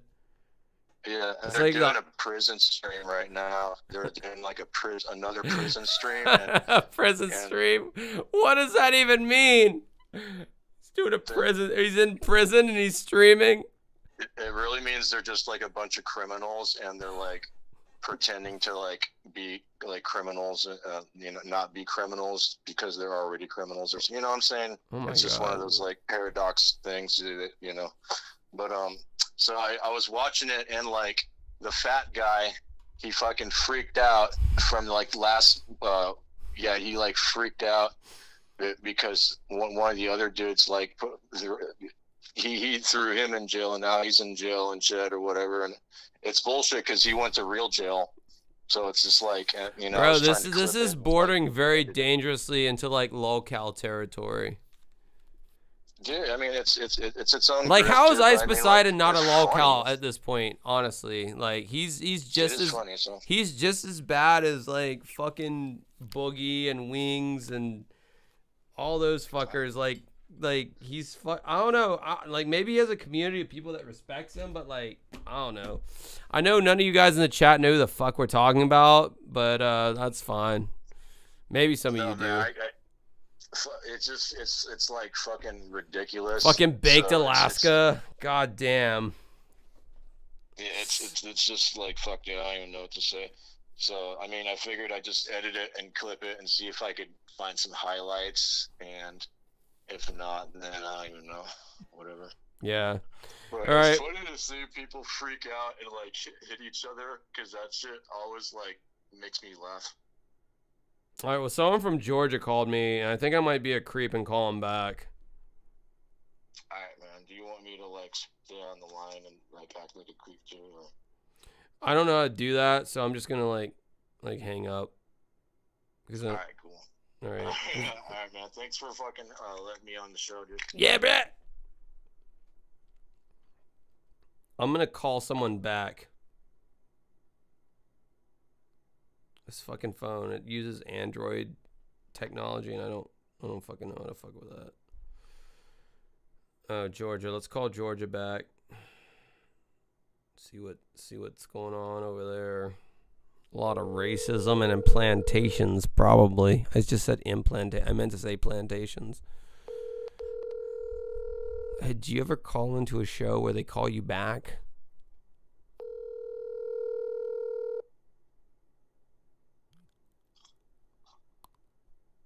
Hey, Josh. Hey, I'm calling. Have you ever called into like a show and they actually like call you back because they miss your call? Yeah, dude, I knew it was you. Oh, You did. fuck. Dude, we're not a plantation. Oh, by the way, this is Slick Dick Skin. Oh, Plick Dick Skins. Yeah, man. I don't know, man. I got a lot of fucking people that I have to manage in my brain. I don't know who everyone is. No, I don't save any of these phone numbers. They're just all fucking numbers in my face. Oh, Ben sent me a gay porn gif on this phone. That's very in keeping with whoever Ben is. If anything, I don't send you gay shit. That's fine. You can or you can't, and it's all up to you. I don't give a fuck. But I do like your impression of the black guy. We got a black guy on the phone right now. He's a big black guy. Big, beautiful balls. Big, beautiful black balls. Great big old balls. I hire him to fuck my wife. I sit in the cuck chair and I watch. No one's seen anything like it. I shoot ropes like you've never seen. Yeah, that's what's going on right now. I love the black guy, Juneteenth. Gotta like the random NSYNC black guy, 7th member. He's under the umbrella. Black guy under the umbrella. Gonna be the name of my memoir. Josh Cannon, just another black guy under the umbrella. Don't know what was going on with the 97 VMAs or whatever, 98, but that happened. Huge fan of the black guy. Big fan of the black guy. Black people, big, beautiful black people. Gotta love them. Beautiful. Gotta love them. Keep growing. Can't stop them. Keep growing. God, Ben is sending me so much gay porn right now. And someone from Washington. Oh, my God. Yeah, that's pretty fucking gay. Someone from Washington is calling. I got to do rapid fire right now. Washington. Hello. Hey, buddy. Oh, I hear myself in the background. I got the gay porn popped in right there. Oh, you're the one sending gay porn? No, you mentioned it right when you picked up the phone. Oh, okay. Right on. Yeah. Yeah, I'm trying to get a better connection. I guess I need to walk away from the thingy. Gotta walk away. Gotta stand your ground. That was some good coverage of the VMAs. Thanks, man. I hope I didn't spoil anything for you. I hope you weren't taping it, to watch later, and then I fucked up all the... I was. Oh, you were? Oh, fuck. I definitely wasn't, but for sure at one point you totally spoiled one of the parts, but that didn't bother me at all. That sucks. I'm sure. Oh, it sucks, dude. I'm sorry. I You totally called the whole Eminem thing. Yeah, I just, in my mind, I'm thinking, like, us is, like, 25 years old. There's no way I can spoil it, and I still managed to fuck it up. Great. It was awesome, though. You did a fucking good job. Like, right around that time, I was, like, into college, and I totally missed that VMA, so I didn't see that at all. Oh, I saw it. I can't believe it wasn't the one where he attacked Moby. I guess the chat tells me it's 2002 when he does that. Fucking Moby. All right, we got a California caller here. I just got to get in as many fucking callers because I want to do other shit tonight. So no offense, but I'm going to the next guy. It has nothing to do with you. California, hello. You're on with Dancing with Ghosts. I'm gay. Oh, cool. He hung up. All right. Well, fucking hey, I'm ending this shit.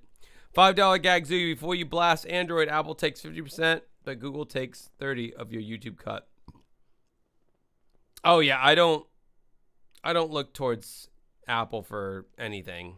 Like I don't think many people use Apple anyway. All right, guys, I'm getting off here. Good night. Until next time. Auf Wiedersehen.